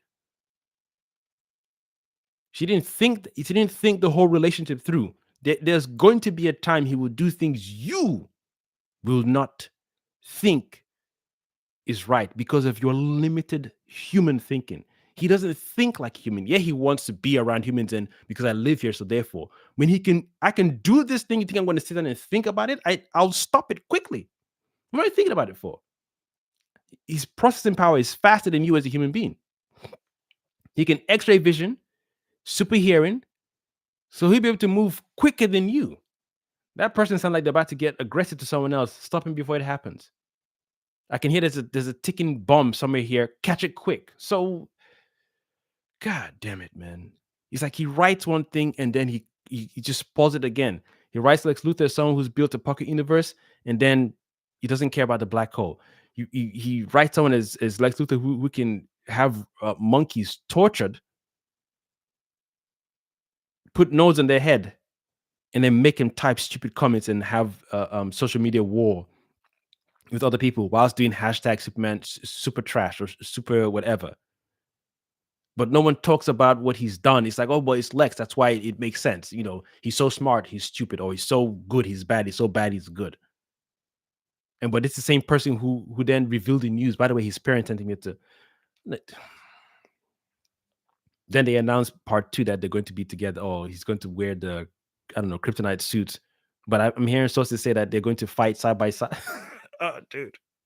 And that speech, you do that speech to the people who feel they've lost who don't feel they can trust you anymore, because they don't really know if you're really faking it. They don't really know if you've been acting all this time. All I have to say is, well, I saved lives. There's a volcano that I stopped from happening. The children who are going to die saved. Why do people think I'm doing this to gain your trust so I can take over you? All I want to do is be here. And out of all of you, I'm the only one who can do this. I've not given up on you guys. I don't have to, but I can. So therefore, I will. There's no one beating me over my head with a whip saying you must save humans. You must save humans. You must, or I kill you. I'm God or I'm Rao. No.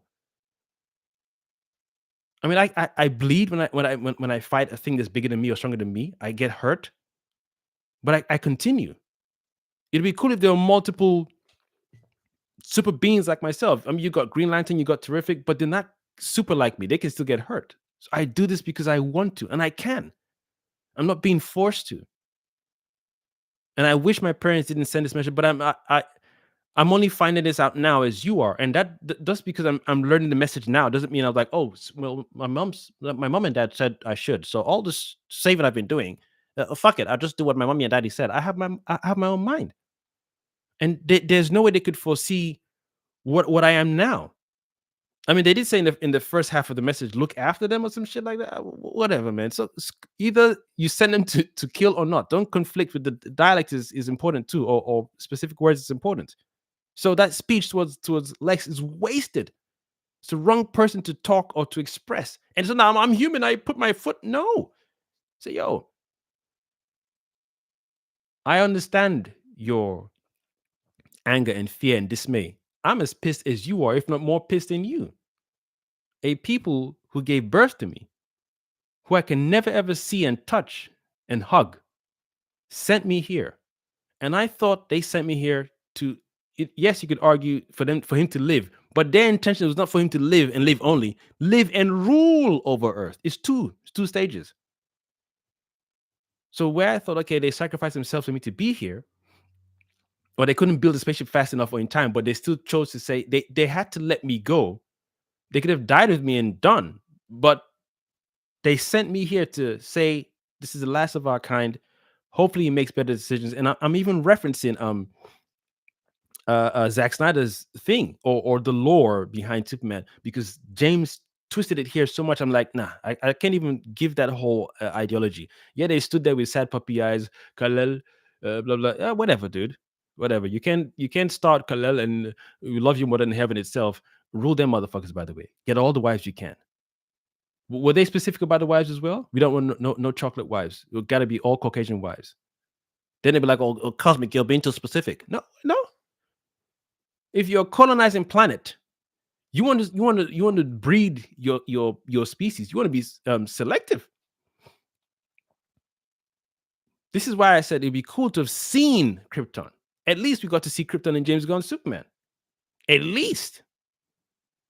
So we get to see brown Kryptonians, Chinese Kryptonians. Since you got a dog in your planet, if you got a dog, then you got a cat. You got a cat, and you got snakes. You got snakes, you got fish, you got snakes, you got fish, you got birds. Whatever we have on Earth, you have on Krypton, right? You don't have to always copy so people can get it or relate.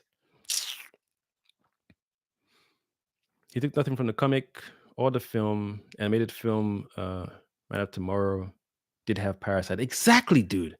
TJ, exactly what I'm saying. I've seen that twice. So he will say a thing and people get excited when New Rockstar or Emergency Awesome. I love those guys. But sometimes it's like, no wonder people say they get paid to talk about things. It's like they talk a particular way. I'm like, dude, we've all seen this cartoon. So he said he used All-Star Superman. What from that did he use? The robots only? What exactly did he use? Because Lex was not a dummy in All-Star Superman cartoon, by the way. He was not a dummy. That dude was sharp. Lex was not a dummy in that movie. In this thing, Lex is dunce. Lex is, you just have the intellect and have people you can command, and B1 and A1 and AZ. Dude, I still don't understand how you had what do you call this guy, Metamorpho, in your grasp, and you couldn't make kryptonite bullets, kryptonite guns. You couldn't equip your soldiers with kryptonite armor. This guy can produce kryptonite in his hand. All you have to do is turn it into a liquid and make it part of the suit of armor or gloves to just beat up Superman. If you really didn't like this dude, I just got so confused. Do you want the guy dead or not? You want to humiliate him? Why not just use your clone to do bad things in his absence, or find a way to capture him and say then you use your super clone to do all the bad things like a Bizarro thing, but you got the real Superman trapped. But you want to do it in a way where you don't get caught. Your plan doesn't look like a man of intelligence. But to Clark, I mean, Lex is so smart, he built a pocket universe. People are saying things, but you're not thinking through. Does Lex want to reveal to the world that he's a bad guy or not?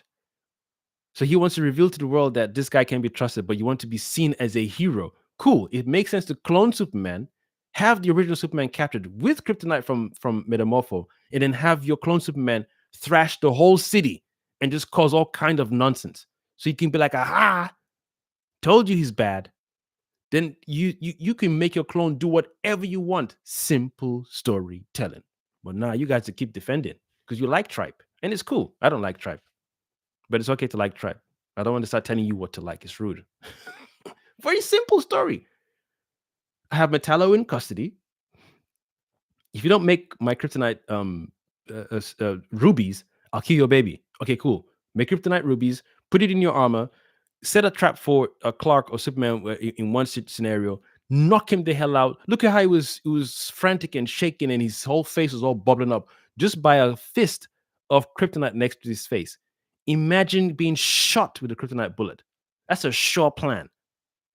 That's all Lex had to do. Keep your clone in reserve. Get a gun made. Since you can make a pocket universe, you can build a special gun that can shoot special kryptonite bullets, or you can make kryptonite gas. Get your soldiers with kryptonite armor hidden behind it. Maybe Clark wouldn't really know. Grab him quick, thump the lights out of him, inject him with kryptonite. You can torture the hell out of him if you want to, whilst you're doing all you wanted to him, drawing his blood and making better ways to clone him. You blah blah blah. Get your clone out of reserve. Say, all right, now clone A1 and B1 this city for me. Then you can then wear your kryptonite armor and show up as the hero. It's okay, Metropolis. I'm here to save you from this alien gone rogue. I told you one day Superman would go rogue. Then you can fabricate the message. You ain't got to enter the Fortress of Solitude. You can fake the message. You can use your AI to make a fake message and say that we sent. You see, he was sent here to take over Earth. That's why he's been thrashing the whole place. Then you beat your clone. Like we ain't getting. We rehearse this, right? You beat your clone, then you fly away. Lock your clone up in reserve. Let him heal again. Keep Superman still sedated under kryptonite juice in his veins. Torture him in there all you want. Then you come out to the public and then you use your Superman clone, or you create a new set of heroes to run the thing. And now everyone starts to worship you and say, oh, Lex, it's a good thing Lex saw this coming. Done. Easy. But James Gunn didn't do that. It's just a good movie. It's better than Fantastic Four. He made so much money. Easy story. Use your clone to cause so much havoc. Whilst you got dudes sedated under kryptonite blood. You're this easy. I don't need to stress. You will never know I had to unless he comes out. You come out and tell who I'm gonna cut your head off, boy. Tell who? Say something else. Tell him I'll slit your throat where you stand with a kryptonite blade. Easy. You'd have to take the kryptonite. You have to take the Justice Gang to save him. I keep saying let me go back to these comments, man. I've missed so many people's comments, and I apologize. Some people probably dipped out already. I don't know what's wrong with my eyes tonight, boy. These colors are all over the place. Because hashtag he took it coming from him. But since he built the robots in 3 years, it's safe to say he built 12 in 3 years. I think I already read that one. Yeah. And only saw 4. Or was it? That's see the robots thing. Yeah, we're going to scratch that because we all know that's a flaw already. I asked him my first video, who's building the robots and what materials are they using? Someone told me, you don't have to know that. I was like, what kind of answer is that? Doesn't make any sense. You've presented something to me. You've given me a dish. I'm in the restaurant. Okay, this looks awesome. Who cooked this? A chef. I mean, you got 10 chefs in the kitchen. I came here to eat a particular meal by a particular chef. Is this the meal by that same chef, or it was made by a chef? Okay, is this Chef Johnson? Because I came here to eat Chef Johnson's meal. Is this his? Or it's a chef? Oh my god! I just want to know who made the dish, dude, so I know how to review it. Is this part of the main menu, or is this Johnson's special menu? I came here for the special. Well, you don't need to know who cooked it. Oh, wow. You called me here to watch your movie and eat your meal. And I just want to know more about the things you've shown me. You don't have to know that. You're asking too many questions. What? Oh, wait till the sequel. So I got to wait 2 years for you to answer the backstory. So that means you don't have any backstory? No, I'm teasing. You ain't got none. Stop it. You ain't got the backstory. You don't. You don't have the backstory.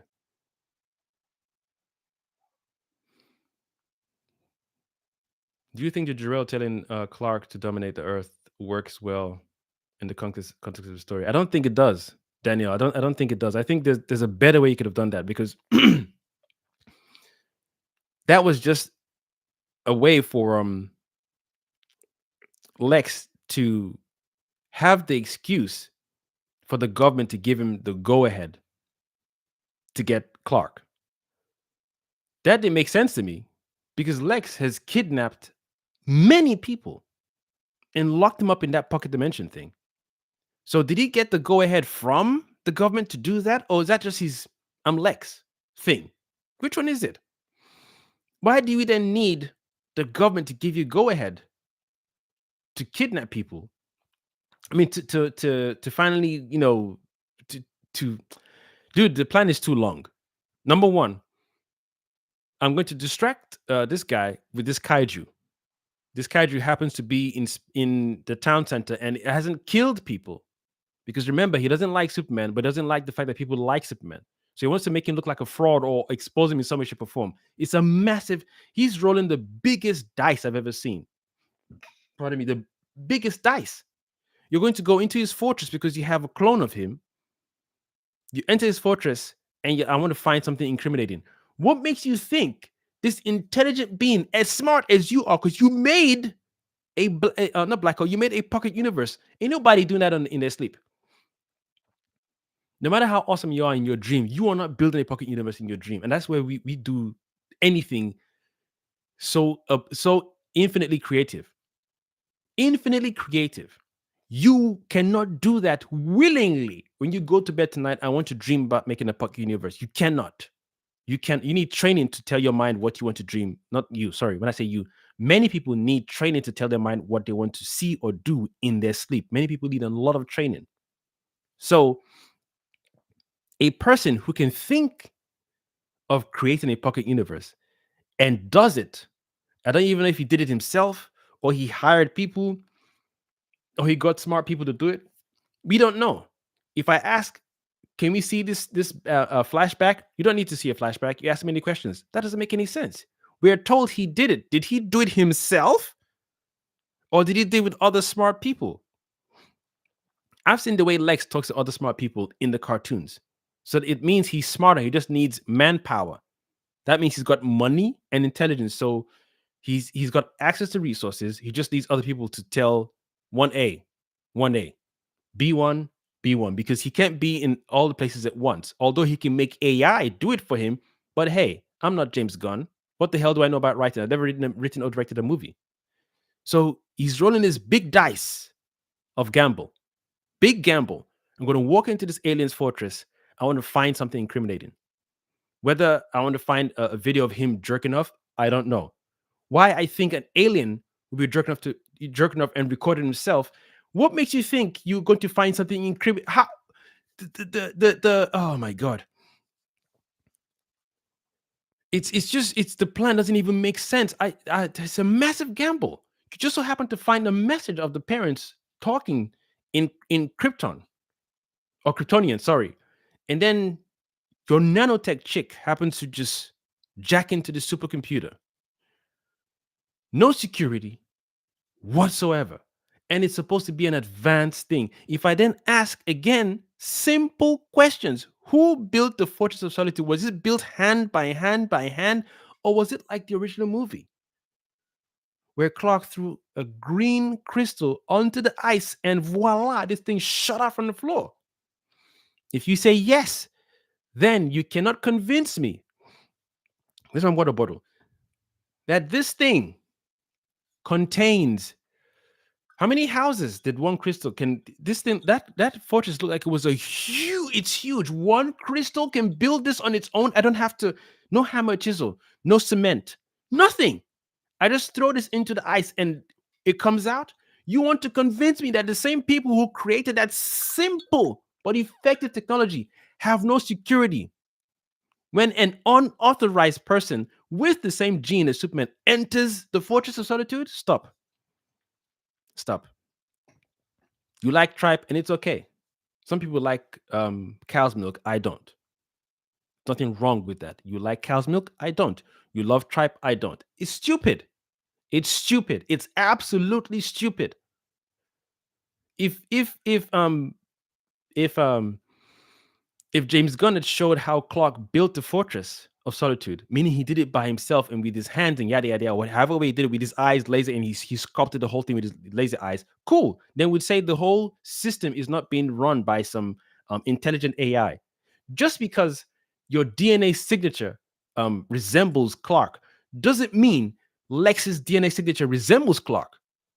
Lex we'll read it as the AI. The AI detects a Kryptonian, the master of this fortress, entering. with 2 other people or 3 other signatures. That's Lex, the girlfriend, and then the AI. There's an anomaly here. Something isn't right. So the master of this fortress enters, and he's even come in at an odd time. Normally, he comes at these times.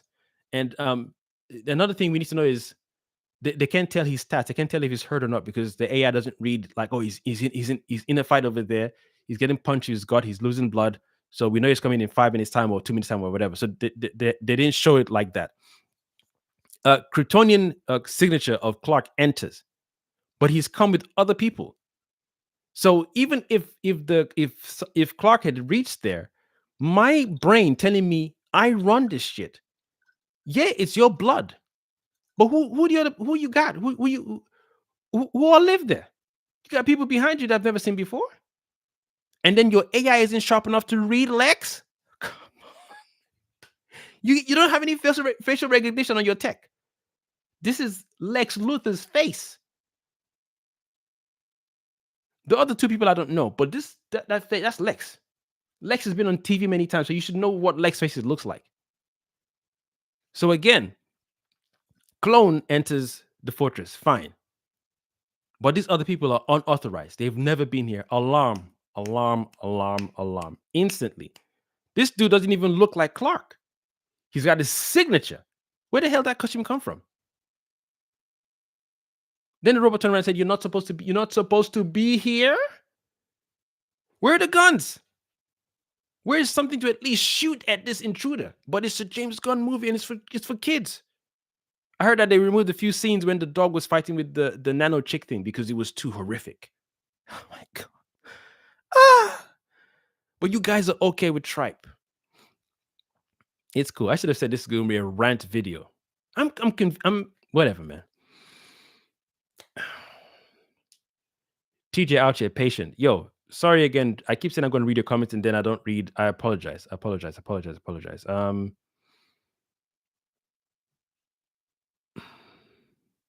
did Lex only make one engineer? She was the only one who forfeited humanity.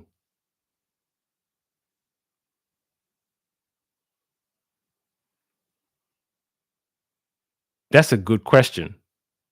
Ultimage. Ultima Mage. That's a freaking good question.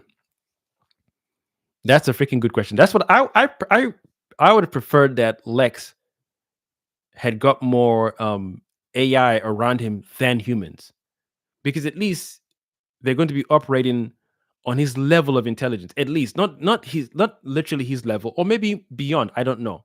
But having people around him, it just and I get it. It's almost like James Gunn wrote him with this level of hubris. I'm so smart that I don't care. I'm like, whatever. I'm Lex Luthor. It's like he's always, hey, I'm Lex, baby. Yeah, I'm Lex. Yeah, cool. I made a pocket universe, but there's a black hole there. Whatever. It's like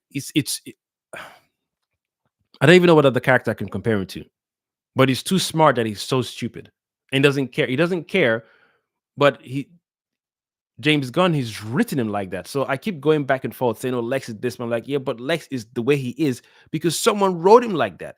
Whereas in the All-Star Superman animated movie, he's not to be played with. He's not to be played with. He was written weird again, though, in the Superman versus Doomsday one. Now, that was good. That was good. Story was simple. The fight scene, oh my gosh! Especially when they were showing this love thing between Lois and Clark. And Clark's like, "Yo, I've not shown you my family. I've not shown you my other side." I think she hadn't figured out that he was Superman yet. So when he told her, she didn't even really believe him. So when she finally clocked it, he had flown away. I think it's that. Is it that? No. I think. Hold on a minute. I think it's the "I love you" thing. Yeah, it's "I love you." I think he hadn't expressed. I can't remember. But when he finally left, he had left a note and he flew away to go and handle Doomsday. And obviously Clark, went to fight this thing in a way as if, oh, my whole crew couldn't take this thing down. It's my job to. He didn't go to think he was going to die, basically. But to go there and like, I was chilling with my girlfriend right now. You got me messed up. Let me just handle you real quick. Doomsday just gave him one patow in the face, like, oh, homeboy. You were bringing them guns. Okay, let's reset. So that just from beginning middle to end. It was just a beautiful setup. You're just about getting used to this Superman character. You're just about, as you're just about getting to his life with his family, his parents, and then out of nowhere, this thing just comes into the atmosphere and has decimated half of the Justice League. Dude, I want to see that in live action, man. I want to see what it looks like when you've fought different bad guys and you've won over and over again, but then you meet this one creature that you think all I need to do is throw a few blows. Even when he had, I think he had saved Wonder Woman, and she was still struggling to like move, and she's like, "Yo, don't hold back, end this dude." And he looked at her like, "Okay, cool, yeah, sure, I will, I will." So it's one thing to hear it and look at her like, "Oh, whatever did this to her, damn." Then you go meet this thing. She knew already, as strong as she is, as strong as Wonder Woman was, she already knew I didn't hold back. But I know this dude is strong, but it's Kal-El. He's gonna do the whole let me talk you down. Are you okay? You need some water? You need some coffee, bad guy? She knows. So she's like, she held him and said, don't hold back. And then she passed out. It's like, yo, beautiful writing in a cartoon. Beautiful. That got me drooling over here. Beautiful writing. I know my teammate so much, even though we dated in the past. I know you so well. Don't even think about holding him. You better end this dude. That's how much I know you. So please don't do the kumbaya. Let's sit and have a conversation around the campfire. This guy is dangerous. This is death incarnate. Shut him down. And I love the other iteration where he was struggling and he pinned this dude down like, yo, I gotta stop you, man. Then he lobotomized him. I'm like, this, just put yourself in the shoes of an unstoppable force meets an immovable object. What are you going to do? It's not, I'm a nice guy and Boy Scout. You have to kill. You have to. It's against my code. If you don't stop this thing, it will decimate everyone else in a minute. Your flesh can take the blows. These flimsy human beings cannot. If he swipes 5 guys, they're done. They're dead. One backhand. If he did a clap like Hawk, they are all done. So you are the only one left standing that can end this guy. But I don't kill. I'm Superman. You better start making it a thing. Print it on your T-shirt. I kill. This is compelling, man. And it's a cartoon, but you're like, God damn. I know how he feels, but yo. And even when Doomsday came, the way the build up was first when he hit the water, and Lex had employed a few people to bring the I think to study the container that Doomsday was inside. And even the dialogue the guys were having, it's funny how Lex is always sat there and he sends us into these expeditions as if our lives are expendable. And I love that dialogue because it shows that you as a person who works for this Lex person, you're aware that he's a douchebag, but the pay is good. So I like that you're aware, because in this movie I was like, how did he find all these people who just hate Superman so much that they're all working with him? 1A, yeah, 1A, yeah, 1A, yeah, kill Superman. What did he do to you? What did he do to you people? He's done nothing physically to each and every one of you. You just don't like him.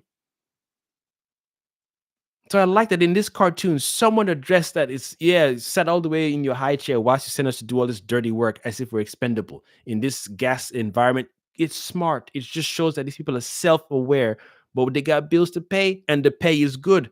So we can excuse that's why they're working for Lex. And yes, you have the other half who are like mad scientists. I've got some cool experiments to run by you, Lex. What do you think? It's cool. Nothing wrong with that. But a bunch of y'all, mm-mm.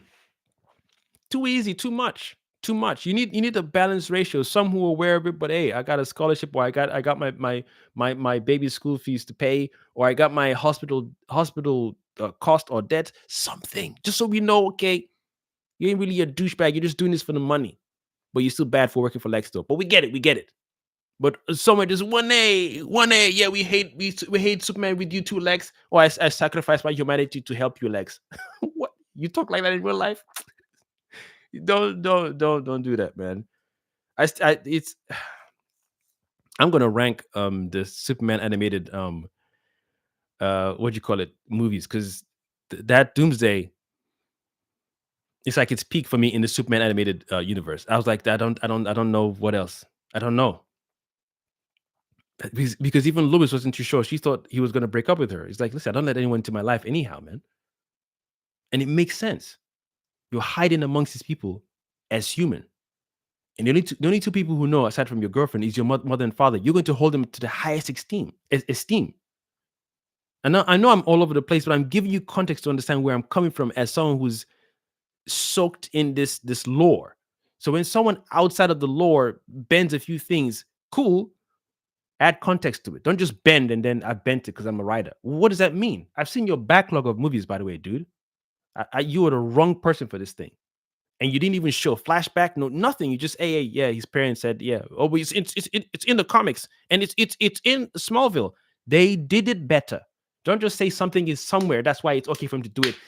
Talk about how well they did it. Don't just reference, oh, it's in Smallville. How well did they do it compared to this dude's version of it? They obviously did it better. And in that version of Smallville, I imagine he was already grown. He wasn't a 2-year-old when they sent. Come on, man. Process. It's in Smallville, yes, and they did it like this. That's why it worked well. It's conflicting when you're with your Earth parents and people who know your real parents said, "Oh, your father sent you here to take over." Okay, I guess, but I'm fine. Well, if you don't take over the planet, we will. What you mean we will? Do you know what it feels like to finally find your kind, your people, your species? Finally, you're like, dude, I'm not alone anymore. And you're like, well, who are you? I'm Kal-El.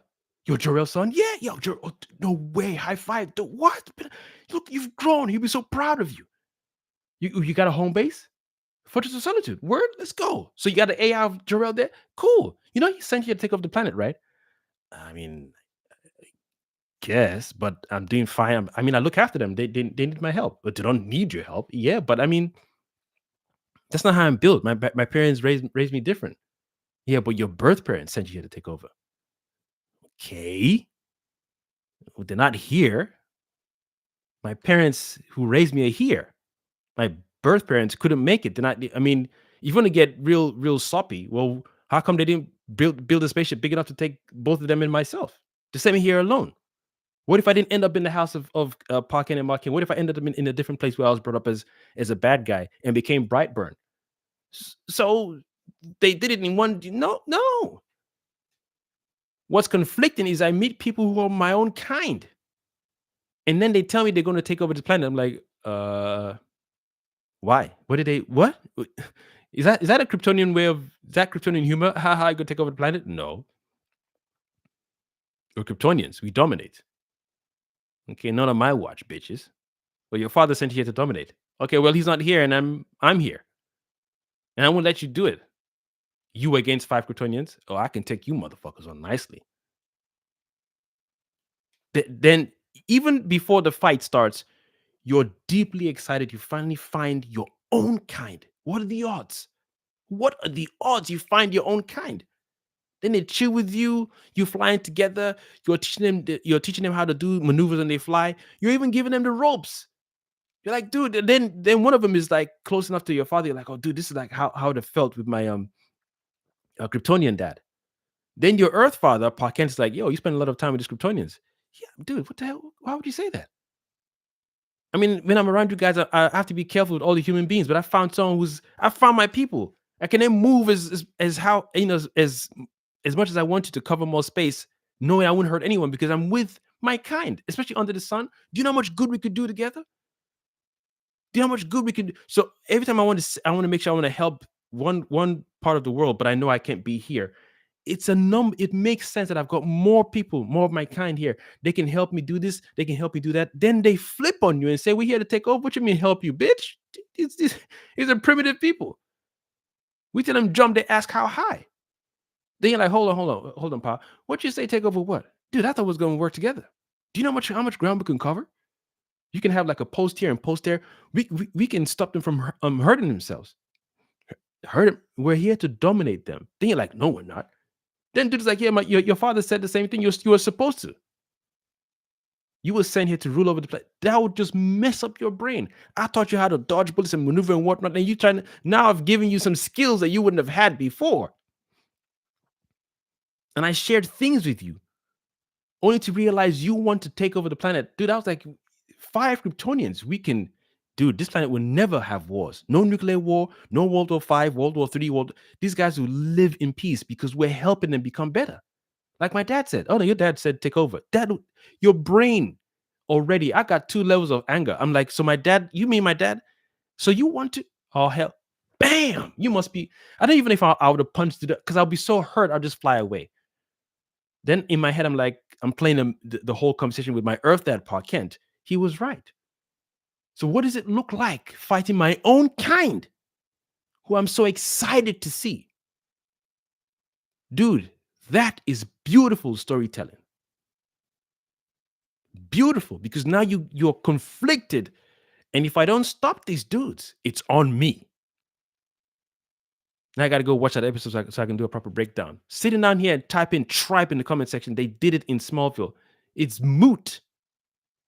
It's moot. It was done a particular way. That's why it has more weight in that show. In this movie, 0 weight whatsoever. Because like I said, to find that message was a massive gamble by Lex. It's a massive gamble. And there are layers that I've already expressed. And because people like excuses, people won't listen. I'm going after this live, when I'm done recording this live, during the week, I'm going to record another video. The security on an advanced AI system, letting not only someone who has Clark's DNA signature enter the building, but other non-registered members walk in, was poor security.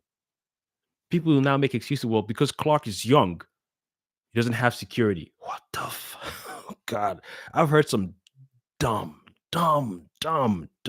excuses made just to serve the story that they like. It's poor, dude. Level 1 security. An unauthorized DNA signature is in the Fortress of Solitude. Shut it down.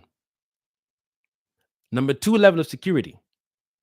Because the unauthorized personnel is in here, any advanced information should not be tampered with by said non-authorized entities. Lockdown mode. You can push all the buttons you want, no lights will flash. Level 3 security.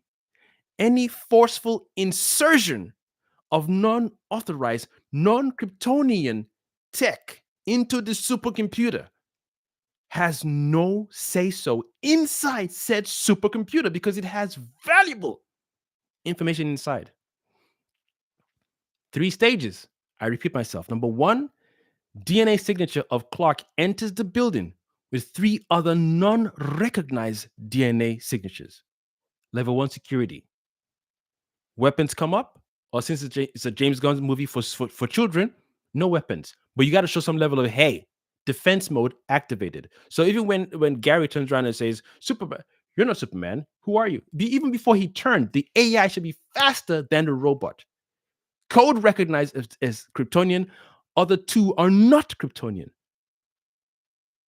So just like we had this car in the old school days, when you stand next to the car, there's a joke Missy Elliott made in the song where it's like this car said Viper armed because you've come into the vicinity of this car. So you've touched it a little bit and the car's like Viper armed. It's like, yo, if you don't back up right now, 3 seconds, you're done. So you got to show the intelligence of an alien technology saying, yeah, fine.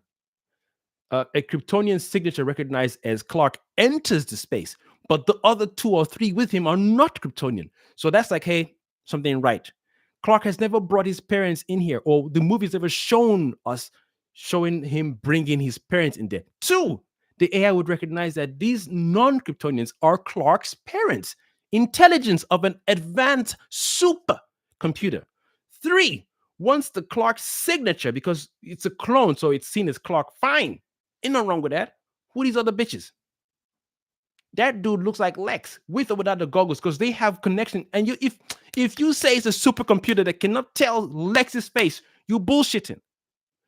This dude is Kryptonian, so we recognize him as Clark. These other motherfuckers are not. These are human DNA. This other chick all black suit, looks like she's robotic.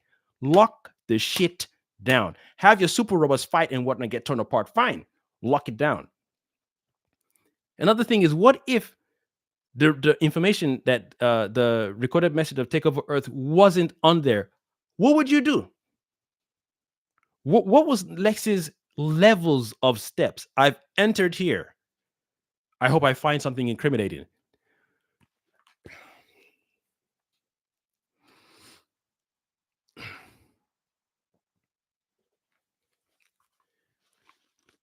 What does that mean? I hope. You hope when you were doing the pocket universe, you were hoping to it, it, intelligence. Fuck, I can't. I'm so pissed off. Yeah, when I do the next video, we're going to talk about how people view intelligence. Intelligence to me is not making a car that in 5 years' time will cause problems to the ozone layer. That's not intelligence. Is I need to build something that will last long. When you argue this point, people will say that's not good business sense. We don't. That's someone who just wants to make something, money, profit. So you hide incompetency behind the term business. It's just business. Intelligence is, how do we solve this problem long term? Long term, not just now and this money. No, it's to build something long term. Intelligence is the Fantastic Four. Read. It's like, we can't kill this Galactus dude, but we can sure move the planet. It's a massive gamble to move an entire planet because he's capable of it. And he knows the exact things to build, to put in place to move said planet. Intelligence. So not to build a device that's going to spoil in 5 years' time, only to build another one 5 years' time, only to build another one 5 years' time. And then it's causing havoc to the ozone layer and whatnot. It's just a smart device right there. That's not intelligence. That's not intelligence. Intelligence is constantly growing and improving. And it also gives time to say, you know what, we don't have to always build every time. Let's chill, sit back. What is the best material we can use that won't corrode, that wouldn't affect the ozone layer, that wouldn't affect the people who interact with it? What is the best we can use right now? And then what is the best we can create? That's intelligence. You can't walk into a fortress that Superman himself, oh my God, in his infinite intelligence, didn't think to himself, there might be 1 or 2 satellites looking at your shit when it keeps erupting from the ground. God damn it. But it's young. He's a young Superman. He's only been doing this for 3 years, so he doesn't think like that. If Lex was on my case as an alien, I'll be thinking light speed. I'll be thinking light. This Lex guy doesn't like me. Yeah, but I find a way to cover my tracks and shit. He flew the other day and never thought to himself someone could be following him. There could be an orb flying with him. It's shameful how many people don't sit down and just break shit down. I walk into this space as Lex Luthor, who built a pocket universe. What exactly am I looking for? Something incriminating. What does that mean? This is his house. What can be in his house that will incriminate him? You only are in here because you don't like him.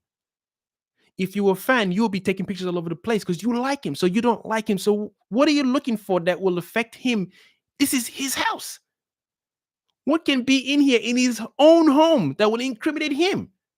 So the writer found a cunning way to say his parents, in this iteration of the story, drawing from already existing story beats, where in some variations of Superman's story, his parents sent to take over Earth. So you just found a way to weave that in to then give Lex the reason or the excuse he came into the fortress. Oh, it's a good thing I came in here. Dude, it's a good thing I came in here. There's a message here. There's a message here. What is it saying? Is it a lullaby? We don't know. But just do your supercomputer thing. What? A supercomputer from another planet. And not just another planet like Mars, another solar system. Like dude said in the comment section, the robots happen to have a 1960 look. Guys. Hollywood is just here for the money, fam. Some parts of Hollywood. If you don't speak out about these things, if this thing continues, it's going to create dummy writers for the future. I don't like that this thing exists and people are okay with it. I like intricate stories. Look at Tenet with Nolan. Look at the trilogy with Nolan of Batman. Look at Inception. What other sharp movie? Interstellar. Inception, Tenet, and Interstellar alone. This guy has done 3 movies. Nolan has done movies that will bend your mind a little bit. A little bit. Then you have other different writers like Tarantino. People aspire to be like Tarantino. You want storytelling to be so sweet. You're like, God damn, that shit was so good. I want to start writing my own stories. Not basic stuff that you know people will just eat as long as the money comes into the cinema. You want someone to be like, yo, what did you smoke when you wrote that story? Because I got to watch it again and again and again. Some people didn't get The Matrix the first time, like me. I didn't. I watched that shit 3 times, and that's okay. It's good. It's good because you want to get it. It shows I want to understand this thing that people get. People had same thing with Tenet. I had to watch that shit again. I watched Tenet the first time, like what? I think at one point I thought, oh, everyone just likes to suck, this dude's balls. Dude, Nolan. I mean, he did great in Batman. When I watched it the second time, I'm like, yo, damn, is that how you're rolling, Nolan?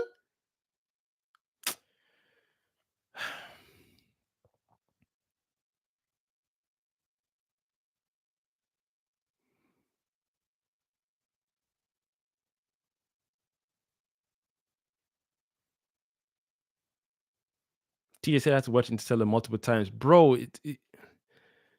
In terms of movie going experience, it's good for the studio. It's good for the cinema because it's repeat viewing. These days when people ask me, oh no, this has been like this for me all the time. When people ask me, how do you rate this movie 1 to 10? I'm like, yeah, I can give it 1 to 8 and whatnot. But when I'm just sat chilling on my own with my son, with my family, if I can grab this VHS or DVD or 4K or digital, and I'm already excited to watch that movie again, even though I've seen it 5 times already, rewatch value for me is peak. I can say, oh, out of 10, I give it a 6 out of 10, 8 out of 10. Dialogue was cool here, action was fine. I can do that. But when I get excited to watch it again, even though I saw it like 6 months ago, that's already a win in my books. To watch Interstellar or Inception or Tenet again, yo, I gotta be set here. I can't just go in there. I just want to watch Tenet again. Yeah, oh my god, so cool. No, I gotta be ready. I have to be ready. So when these movies come out, it's shifting brain frequencies. I'm like, dude, I I I used to watch so much action movies growing up as a child that I never watched anything to do with drama. It bored me. The first movie that my mom and I watched together was with Harrison Ford, The Fugitive. The Fugitive. Well, I don't know. Well, memory wise, that is the first movie I watched. I remember watching in my childhood that didn't have any, you know, I'll see you next time, buddy. Pow, one-liners, or I'll be back, or hasta la vista. No one. I mean, there were one-liners, but not Arnold one-liners. That movie is layered. You're accused for killing your own wife, dude. There was no bombs exploding and boom and no over the top action, and I love that. I love over the top action because I grew up on it and it just works fine. It's a formula I get. But Fugitive had me locked in. And I was like, yo, you mean they do movies like this without Arnold and Stallone and Bruce Willis and I'm still locked in? I said, yo, start giving me I need catalogs. I need a list of all these kind of movies because my whole brain just expanded. So what I said earlier on, stories impact each and every one of us differently. I'm not saying you don't have the right to like this Superman 2025 movie. Challenge the writing. So that way, the next generation of writers we have coming up are inspired by a list of awesome things. And they ask questions. So when we're sat down in a room together, I could be sat with Danielle and TJ and Philip, and we're creating a concept or a world together for a TV show. And we're about to pitch it to a studio. The 4 of us should be able to be satisfied with what we've created. And then when TJ comes up with a concept and I challenge TJ and he's stuck, then Daniel backs TJ up. Doesn't mean we're attacking each other. We're creating something so epic, but we're like, okay, how do we build this thing so that way it's substantial enough we're not trying to create something so perfect. There's no flaws. Of course, there's going to be flaws in almost anything we create in some way, shape, or form in that sense. But as long as the foundation is sturdy enough, and the four of us are excited, game over. Then maybe when we pitch the idea, they take it to another group of people like us, myself, TJ, Daniel, and Philip, and then they can poke at the thing and say, "Hey, there's a few flaws here and there." Then they bring it back to the four of us. We go, "Okay, cool. I see it. Done. Nice, smooth." So that way, when someone watches the show, no one's asking, "Oh, what kind of advanced tech is?" No, because we've done our best to try and find any no holes, nothing, no water seeping through. Good. We're not saying perfect. If this idea is so elusive, it's like it's not real. It's a thing someone just whatever group of people made up one day. Oh, this it has to be perfect. As long as it's serviceable. Not just do it and yeah, whatever. Next thing, yeah, whatever. No. You do it so well that someone has to watch it again. I bet if you sit down, take your soul time, you will find flaws in the Tenet movie, you'll find flaws in the Inception movie, you'll find flaws in the Interstellar movie. There are issues here and there in every movie. The question is, does it pass the mark of 95%? This movie is 95% awesome. I'm good. I don't need no stress. Well, and I'm not looking for 100%. I just want to get it. Then like the Thanos thing, for example, in the Avengers. Do you get Thanos' gripe or situation? Yeah. Yeah, I do. I do. Would you do what Thanos did? Oh no. No, no, no. If you gave me the gauntlet, what I would have done is multiply said food resources. Then for me, the way I thought is, well, let me sit in Thanos' shoes. Why is Thanos so bent on halving?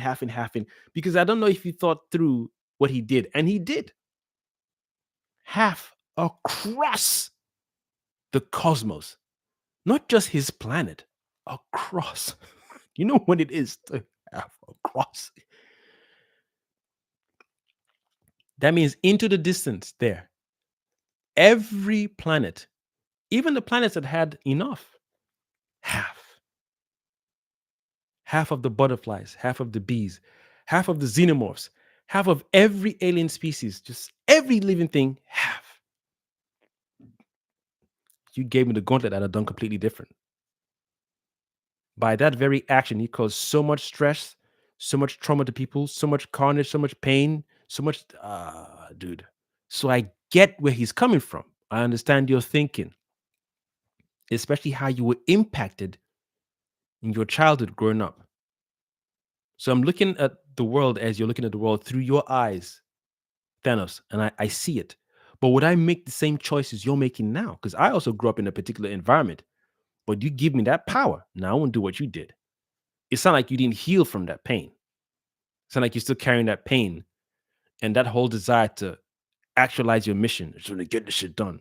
I wouldn't have. No, but I get it. That's storytelling or an aspect of storytelling where you get the villain's motivation. Would you do exactly what they did? Hell no. And not every villain you have to write to try and make everyone understand. You can bend one way or the other and say, I kind of get why I did it, but I would not do what he did. No, no, no. But I get it. But I wouldn't do what he did. It's good storytelling. It's good enough. It's good enough, man. You walked into a space you've never been into before, and you were just hoping you're going to find a recording that just happened to have a message inside the recording, and the message just happened to be damage. But you just happen to have a super chick that can hack into a super space computer, not even a supercomputer, super space computer, and retrieve the other half of the message. Oh wow, the stages is staggering, staggering, man.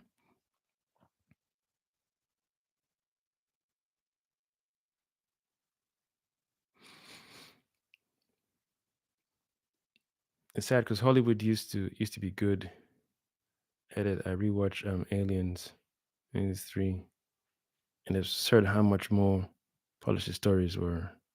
Yes, exactly, Philip. I'm currently watching Alien Earth right now. I'm like, I think because my scope is just like so fixed. I'm like, I'm kind of bored with this. I was bored with the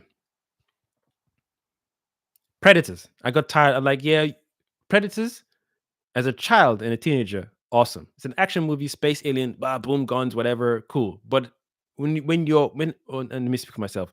When I'm a lot sharper, I'm like, you guys are space bullies. What do you mean? Well, you have tech that can make you invisible. Your whole body is invisible. You have a helmet that can read all the signatures and whatnot. You got a laser cannon on your shoulder. You got these claw thing that could just cut things in half. You got little gadgets that when you throw it into the air, it slices people into little chunks. You got a spare. You got a gun. It's too much. I can't even enjoy it anymore. But with the Predator Badlands, I'm looking forward to seeing that because you're pitting them against other creatures who are stronger. That's why I kind of like the Alien versus Predator theme because it's like yeah you're in there. But as a species, when I think about it on a grander scale, so I mean that means your function as hunters is to go on how bad warrior hunters, not just hunters, warrior hunters. You're going to planets that don't have the same tech as you. They don't have the same weapons as you. They don't have the same spaceship as you. They don't have the same build. This swole body you have. You're going to planets that don't have the same body. That means when I say build, you punch that bean, it can take it, and they punch you, you can take it. Then it's head to head. Then we'll see who's going to last long. We'll see who's more quick at who's going to grab who to choke someone out first. It's oh my god. I said nah, I'm done with the predator thing because these are space alien bullies. Unless the whole franchise is an allegory for something, and even if it is, I don't care because I keep watching this towering creature torment other creatures, and then when you're fighting human beings, you have the nerve to put your cloak on, you cowering cow. None of us have any access to putting on some invisible cloak like Harry Potter right now. And you have the balls to fly from your galaxy to our galaxy, sit down here and scan people and be like, yeah, mm-hmm. Yeah, he big, he swole. Yeah, she tall. Yeah. Yeah, there's a good target. Bitch, you're in cloak. Do you see them in cloak? You can see them, they can't see you. That's not fair. And they use language of greatest hunters. That's not hunt. You just say you just like to torment people because you've reached a level of advancement in your tech. So much so you know how to create something that shields you from sight. Animals can scent you because you're still emitting your own your oils and whatnot, your scent. An animal can sense you, but the regular humans can't see you because you found a way to advance your tech to be clothed completely on command, and you call that fair between you and said species. That does not make any sense. So I got tired of the the Predator franchise. Alien, same thing. If somebody don't put their head over that egg, you are not. There's no xenomorph.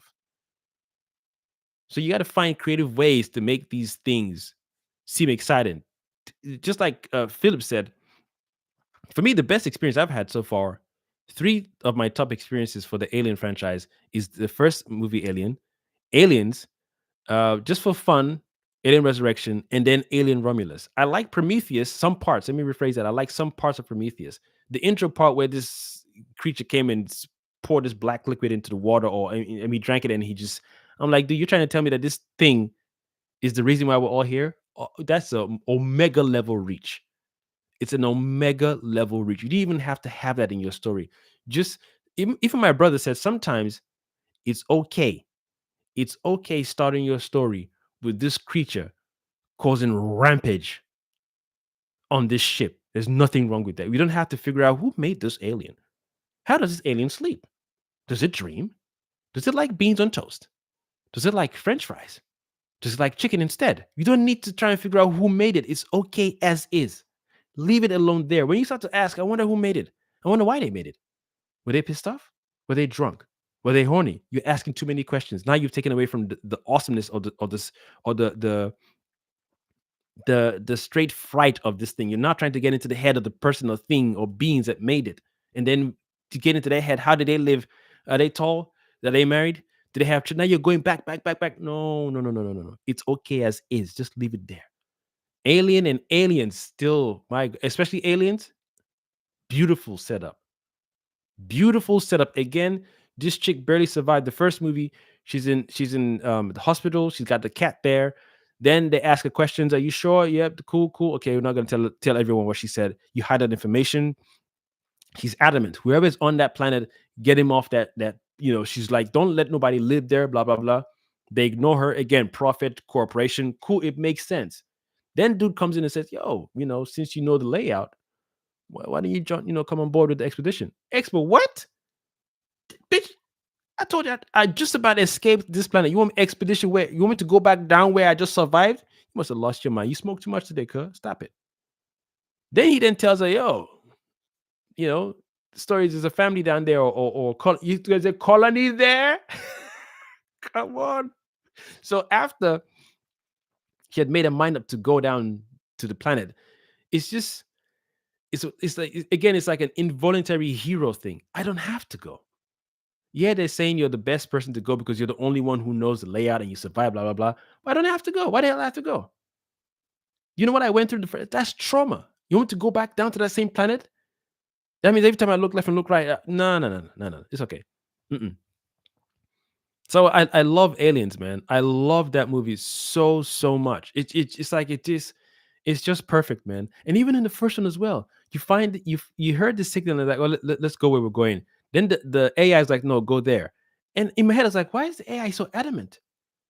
I mean, everyone voted to go to one place, but now the AI is like for the company. So I'm like, this company, who's this company? Who's this Wayland thing? You already headed somewhere, but now you're like, oh, someone has a hidden agenda to go to this particular location. Dude, even the alien Earth right now, I'm tired of the Wayland and the other five powers thing because it's boring.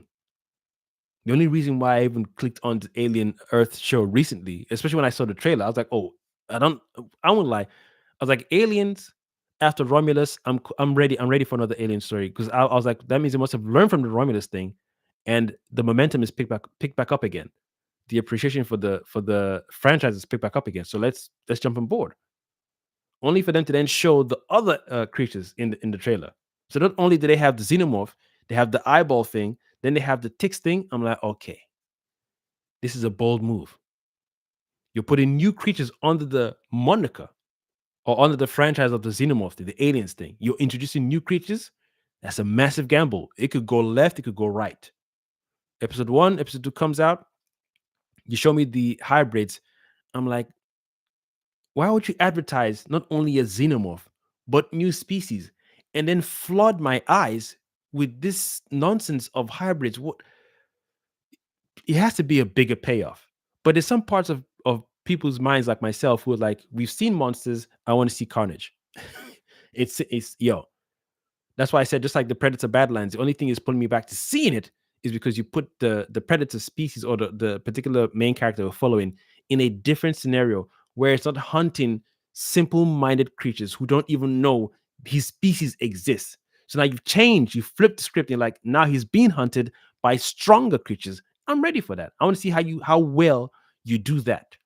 I want to see how better you do it compared to the other, flip reverse we're used to. Then you add the AI that's with him, or the synth cyborg, or whatever they're called, that's with him. You've then added another like, I'm intrigued. So if it was just Predator versus other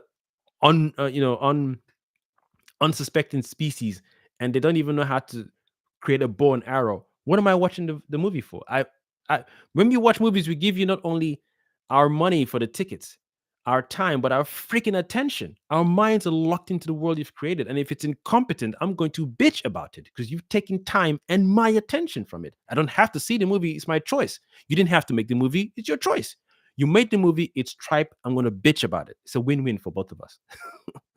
Well, I see it as a win-win for me. I don't know about you. You don't make tripe, we talk good about the movie. You make tripe, we talk smack. Simple law of communication or expression. So the fact that the Alien Earth thing is out, I keep going back to old school movies just to get that fixed. Like, yo, I need a good story. Running Man, for example, with Arnold, they're doing a remake or they're doing another version of it, but apparently it's how the book it's like sticking to the original layout of the book. But when I saw the trailer, absolutely lackluster. Whereas the first movie with Running Man with Arnold, beautiful, absolutely beautiful movie. I can't wait till I get my Patreon on up and running so I can start reacting to these movies. Beautiful movie. The trailer did nothing, nothing, nothing for me. The new Judge Dredd with the guy from The Boys, it's okay, but I prefer Stallone's Judge Dredd. It was just that's where you say it was comic book accurate to an extent. It was comical. We get it. I am the law. It works. It's a perfect formula. Don't mess with it. I'm not saying Carl Urban didn't do a good job. It's just it was just oh my god. They can still kill it now.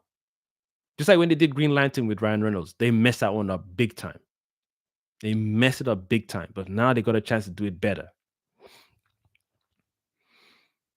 And Philip says, if you give answers to everything, you are teaching your audience not to think for themselves. Exactly. Leave some mystery so that way there's a sequel coming out, and you then shed light on that mystery. But you want your audience in here. Speculation, I think it could be, might be. Yes, we can all bounce off ideas of each other, and I could be like, "Oh, you're wrong. Well, you're wrong." Yeah, but you don't want to insult each other. But you want to leave enough room that we can build off of. But you know where you're going with it. And even though as we're having conversations about where you could go with it, we're still excited to go and see what you bring out in the sequel, even if neither of us were right about where we thought you were going with the story. But if at least we're still, pardon me, at least we can still feel close enough to the idea you have for the franchise or the idea you have for the story. But when we're like, oh, it could go here, it could go there, and then when you bring the sequel, it's nothing compared to what we thought, but worse. You've gone off kilter. We're like, well, there's no point even having any hope. Because at this point, the ideas we had when we're talking to each other as friends is much better than the tripe second movie you've given us. The sequel is tripe, and the ideas we have is one of us in this group think tank conversation after we saw the movie. We have better ideas than you, the director. And sometimes that feels annoying because some of us would be like, well, I wish we had the opportunity to write for Hollywood. I wish we had the opportunity to be in this room. So when we hear the directors pitch the idea, we could be like, hey, can I just say something? Sounds cool, but that part is flawed. That means there was no one checking on director or checking on whoever is working together. There was no one outside saying, sounds cool, but fix that part. Otherwise, the audience is going to tear you apart. So sometimes when these things are created, it's so sweet that we having conversations, but yet that's where the inspiration comes from. And then we have this hope. And sometimes, in some cases, said writers and directors will just listen to conversation and go, hey, they got good points right there. That's a very good point right there. I'm not saying that they can't write, but you get inspired by the people who watch your movies talking about it. You then pull little bits and pieces from the larger conversation, and then it adds to your already intended script for the sequel, and you sprinkle it in. So you're doing the payoff we all had or were all expecting based on our what ifs we're having conversations with each other after watching your movie. It's beautiful. Says I gave up with movies with the Predator, but friends pushed me to give the show a chance. How much I used to. Yeah, Alien and Predator. They're powerful franchise, man. I don't think you can go wrong with that. If you write it properly, you can't go wrong with it. Hopefully, this Alien Earth show ends well. I'm not even looking forward to a season 2 because I'm at this point. I'm like the Boy Cavalier and Wayland. Either you just end their bloodline because it looks like Wayland just keeps going. Wayland has children upon children upon children. So whoever is in charge of the next lineage, either end them or I don't know. I don't know, but whatever story they tell has to be compelling. Otherwise, what's the point? And to me, Alien Earth is a commercial for Disney. Let's go. It's a commercial for Disney's Peter Pan disguised as alien story. And like how many times? Nice, nice. Nice. That's a cool point. That's a cool point, Philip. I can't knock you for that one. I can't knock you for that one. I can't. But I'm hoping it ends well. And when I say I'm hoping it ends well, I've even sat down to visualize a season two. What will a season two look like? And then how long do they plan to go for? I don't know if they can do this thing for 5 seasons. Like Stranger Things, my brother feels season one is the best. He feels it ends there, and that he feels he should have just started there, left it alone. Cool. But I don't know. I enjoy it. I enjoy the series. I like two. I think two is the first part where they had the other people with the superpowers as well. Didn't really dig that, but I'm I'm I'm a loyal fan, and I would like to see it to the end. Some of my top stories that I've enjoyed so far, like aside from Terminator 2, um, Aliens, Avatar: The Last Airbender. I feel that storytelling done well for me. Avatar: The Last Airbender is just it's immaculate for me, man. It's immaculate. Yeah, yeah, and that's a cartoon that was supposed to be for children, even though it's still directed at adults as well. Nah, that's boy, that storytelling done well for me. I missed Daniel's comment before. All this criticism can be applied to every single comic book story.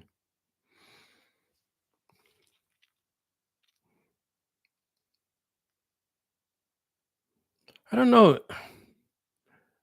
I don't feel any stories without some form of criticism. I feel you can criticize anything and break down anything, but there's some things that just stick out so much more than other things that I guess it feels like you're bashing the thing in its head if it's so glaring. Like with the suit, the not Superman, the Tom Holland Spider Man, the one with the second one, the one with Mysterio. I didn't understand how they felt comfortable writing a story where spoilers, by the way. I hope people have seen Spider-Man, the second one. Is it Spider-Man Home? I can't remember which one it's called. Yeah, Peter Parker gives the glasses, the super tech glasses from Tony Stark to whatever his name is. At that point, I was like, "Oh, this movie's done." I literally just I clocked out. I just checked out. I was like, "Nah, that doesn't make sense." That was the first straw for me, and the second straw was when Mysterio revealed Spider-Man's secret identity. I was like, this is Disney really doing this? Marvel is really doing this? Doesn't make any sense. I didn't see parents on TV or parents calling to Jonah Jameson's channel. At least have him cut the conversation. At least have some parents say, "Yo, I don't care what you say that Spider-Man did to that grown man. A grown man just exposed a child's identity online, and the fact that this hero, Spider-Man, is a young child helping us and saving lives and stopping us from, protect us from being harmed. There was no pushback. And even people who say, "Oh, those scenes were recorded, but because of runtime, they had to cut out." No, mm-mm. If you're telling a story a particular way, it must be told fully. You have to know what parts you're okay taking out when you go back to the studio.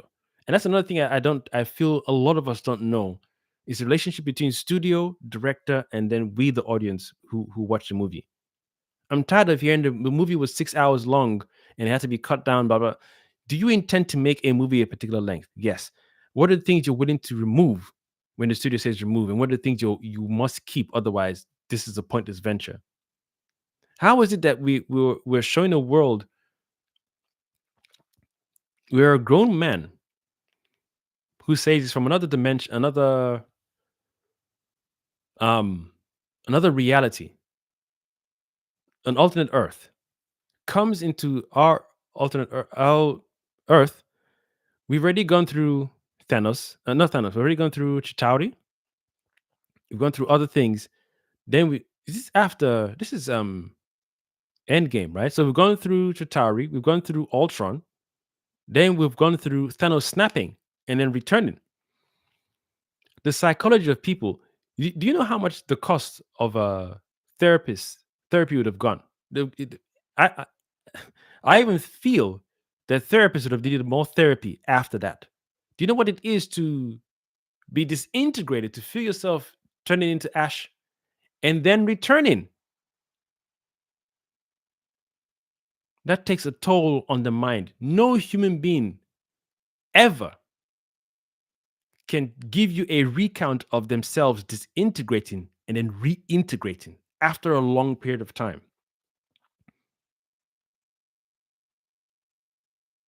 And Peter experienced this as a superhero. He watched his mentor,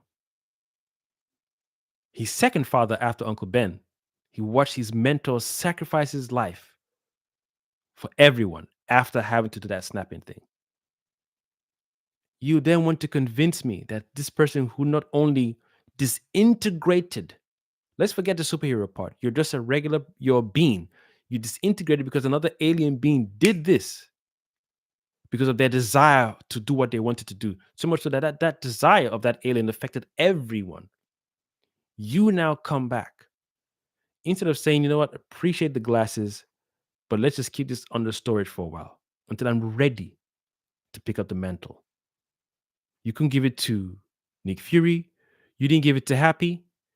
You didn't even give it back to you didn't go and find a way to talk to Pepper Potts or give it to her daughter or ask Thor to keep it or someone with a level of incompetence. You chose to give it to this stranger that didn't even fight with you on Titan. You can even give the glasses to Doctor Strange or Wong or someone to keep it for safekeeping. And you convince me that this is a smart thing this teenage boy would do because he's a teenager. It's conflicting information. After what I just experienced, I got deatomized and reatomized, and then watch my mentor, who's like a second father to me, give his life for all of us. Half of you are alive, not only because Hulk snapped his fingers, but because um, Tony ensured that Thanos couldn't do this again. Half of you, quite literally, are alive because of two decisions: Hulk and Tony. Hulk survived that first snapping. Tony couldn't. There's something that says something that you don't just willingly give the glasses to a stranger that wasn't on the earth when you were fighting this fight, even though if he came from a different type. I don't care. I don't care. It doesn't make competent storytelling or doesn't make competent decision making. A teenager who just got deatomized and reatomized after that experience. What the fuck was that shit? Then you're so excited that you're back. Hey, Mr. Stark, I did it. Then he gets the hug. You go through the fight. You survive. You, dude, dude. If he was afraid of Thanos the second time when he got reatomized, that would have made sense. I would have been okay with that. But again, he's Spider-Man because he knows they almost beat Thanos the first time around. So maybe we couldn't do it this time around. But that alone is like, oh, this guy again. I don't know if I got it in me to fight this guy again. Then after everything is said and done, Tony is dead. That guy can never come back. We can't even undo his death with another gauntlet. What does that look like day to day? I've got Mary J. I've got my friend, can't remember his name. I've got Happy. How about Pepper? Pepper is the only person you've got outside of Happy and Mary Jane and the other dude. Pepper is the next. That's your next mom. Your auntie's there, yes, but Pepper is that's the next connection to Tony that you just lost. And then their child. So now you got to be there for the child the same way Stark was there for you. Then they give you this super omega level glasses and you just give it away to this stranger. And that's good storytelling. I despise that movie just for that decision only. I would never. I would if I don't care how young or old. That doesn't make any sense. That is not a strategic decision to make in a world where weapons are important. You just saw what this guy did with a weapon called the gauntlet. You're gonna give the same glasses to someone who you don't know. He wasn't on Titan with you. He's not on your team. Even if he says it from another Earth, it doesn't make sense. And this does not belong to you. This was given to me. I can then relinquish authority and then give it to someone else. And even said security is flawed because by doing that, you're making Tony look stupid. If I was Tony Stark, I'd have had two things in mind. I know if I give this dude this thing too early, he'll turn it down. But just in case he turns it down, all activity of these glasses default back to zero, meaning all they can do is, protect your eyes from the sun. That's it. Oh, you can talk to the AI. That's it. Unleash drones. Nope. Bitch, who are you? Your name ain't Peter Parker. Your DNA signature is not Peter Parker. So whatever you try to command the glasses to do, back to default, return to sender, can only be activated by the wife, the daughter, or Happy, or Peter Parker when he's ready to come back to the glasses. Any stranger that even if Peter Parker tries to give full authority to, no, you are not on the database. And yes, Tony has been dead for 10 years. There might be new Avengers. No, I go to the OG Avengers. I would have to have Happy, what's her name? Pepper, and Nick Fury confirm new identity of said new Avenger. Even if Tony recorded it, a number of years ago before Beck showed up, it doesn't matter. It does again, just for the writer to get these things in to move the story along. You have to write stupid things. No, that's not intelligent writing. That's not intelligent writing. If you found a way to even tell a story about Mysterio, which is the regular old school way we're all used to, special effects and he whatever. Or I could even ask you a question: Do we even need to have Mysterio in this fight? Why do we have to have every villain? Not every villain translates well from the comic or from the cartoon onto live action. Not every villain. Some villains are too ridiculous, so that's why you do a little shout out or a little background thing, or that's symbol right there for Mysterio. Cool. Even if people say it would be cool to have him in there, you'd have to find a smart way to include this villain in your story. By a grown man coming on live television, by the way, Peter Parker is Spider-Man, then you show the face of a teenage boy and parents don't backlash at that. And then parents are like, "Oh, you're Spider-Man? Oh, went to Mary Jane. Are you Spider-Man's girlfriend? These are grown people interacting with teenagers as if this is a good thing. What if reverse that? What if Peter Parker was your son? Would you be happy that a grown human being who's supposed to be a superhero unveils this teenage boy's secret identity? You were all praising that Spider-Man. The fact that he's even a young boy would inspire other children to want to be superheroes. But parents didn't give a good backlash on that. Every grown man and woman like, yeah, you're Peter Parker. Stupid drone mentality. You must be crazy. You think if you outed my son's identity, I'd have killed you myself. And they were saying, no, Spider-Man killed a superhero. No, you didn't. That's a villain. That's a villain act. No superhero, grown or not, unveils another person's identity. That is vile. I don't care what Earth you're from, Earth 522 or Earth Kingdom Come or Earth Zututu. That is a vile thing to do. But again, people are happy with simple storytelling that is effective and gets them from point A to B. And then we had a third movie with Doctor Strange. God damn. If noticed that both Spider-Man and Superman haven't had a proper solo film since Amazing Spider-Man 2. Yo, TJ, I need a timeline. Is this after Man of Steel? Because Man of Steel has its own problems, but it was still a solid movie. And it depends what these guys want to do. But why is it that the live action stuff isn't not isn't sometimes it doesn't do well, but the animation does well, and not just for the fight scenes, but for for the story seemed to work for me anyway. The story seemed to just work fine. So what is it about some live action movies that don't do well, but the cartoons do well? Like I can sit here and binge Justice League and Justice League Unlimited and be satisfied. So why is that working when it comes to live action? Certain things don't work, and it's not about the action or the CGI or the the budget because of the action scenes, and you got to get the stuntmen and stunt women. No, just in terms of alien invasion, and the aliens are shapeshifters.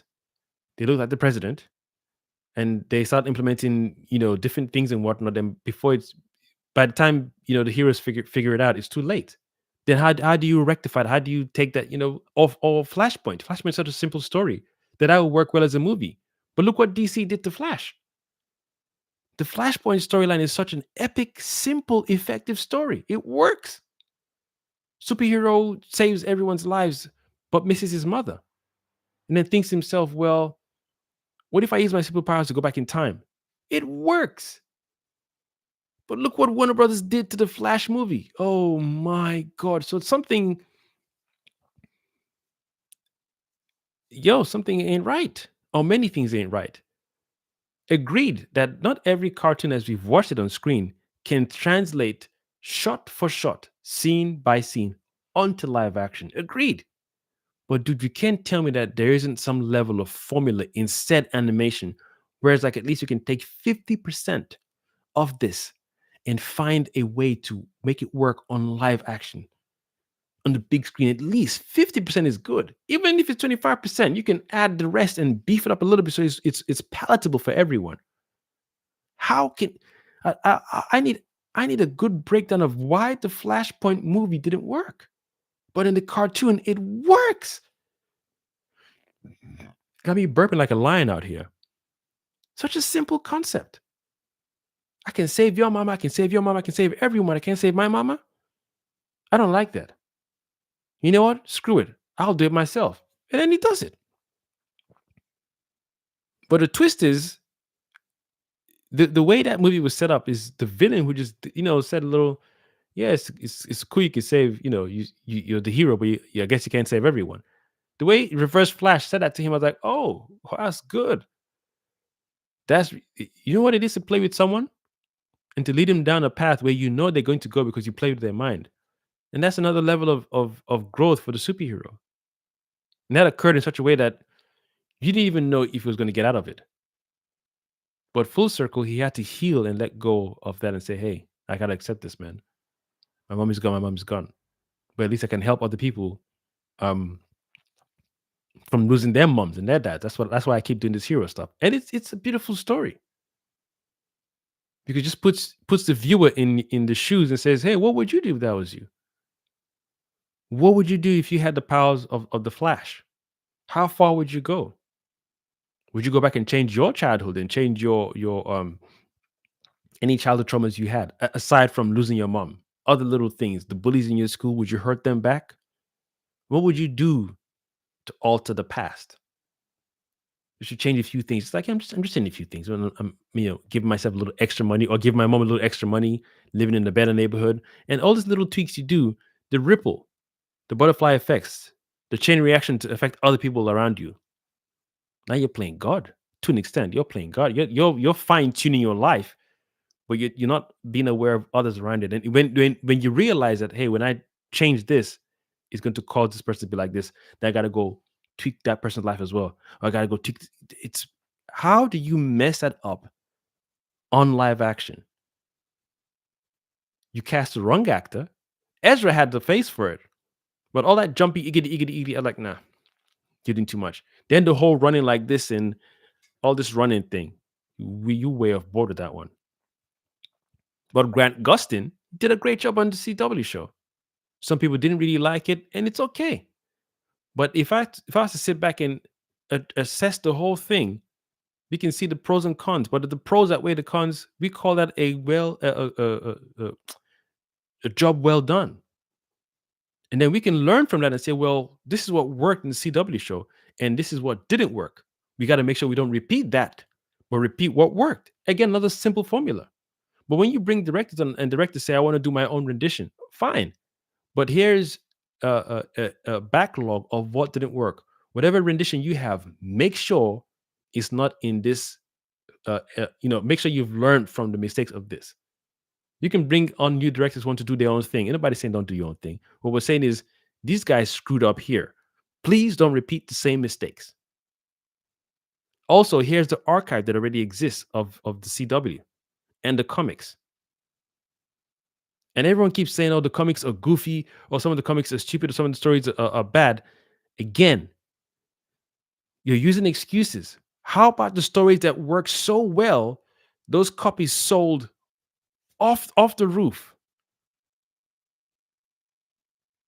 How about the cartoons that did so well that when you do your stats as CW, as Warner Brothers, you can see the peak, the bars, raised bars of the cartoons that did well compared to the ones that didn't do well. So then it makes sense to get the writers who are involved of those particular episodes, connect them to your director you've chosen. All right, then what we got? And I'm not the only one saying this either. There's a plethora of cartoons that these guys have done. A lot of us, me included, just want to see those things done shot for shot in live action. That's all we're asking for. But instead, they keep doing other things differently, and they keep expecting some of us to say, "God, finally." No, we just the fact that they haven't even done a Batman Beyond live action, that's saying something. That is saying something. And casting is not the problem, because when they casted Robert Pattinson for Batman, some people didn't mind that. I didn't mind it. I enjoyed Robert Pattinson's Batman. I've watched that 3 times so far. I enjoyed it. Granted, not everyone's going to like Robert Pattinson. Granted, not everyone's going to appreciate Michael Keaton's Batman. But anyone who tells me they don't really like Kevin Conroy's Batman, they probably didn't grow up with it, and that's okay. That's okay. The same way, not everyone's going to appreciate William Shatner's Captain Kirk. That's okay. But you're not going to turn crap on good storytelling or good writing. And you wouldn't say we all watched it because that's what everyone else is watching. No, it had us glued to the screen. Doctor Who, same thing. As much as people say Stranger Things is overrated, as long as you're invested in a story, invested in characters, and you see someone do something they're not supposed to be doing, oh, don't go there. Oh, dude. Oh, don't do that. Oh, when you're reacting to the story, even if you're a little pissed off, it's better than just being so angry at dumb decisions, walking to a fortress of solitude where you have no idea what you're going to encounter. And the same fortress of solitude has no level of security whatsoever. And yet people call it a supercomputer.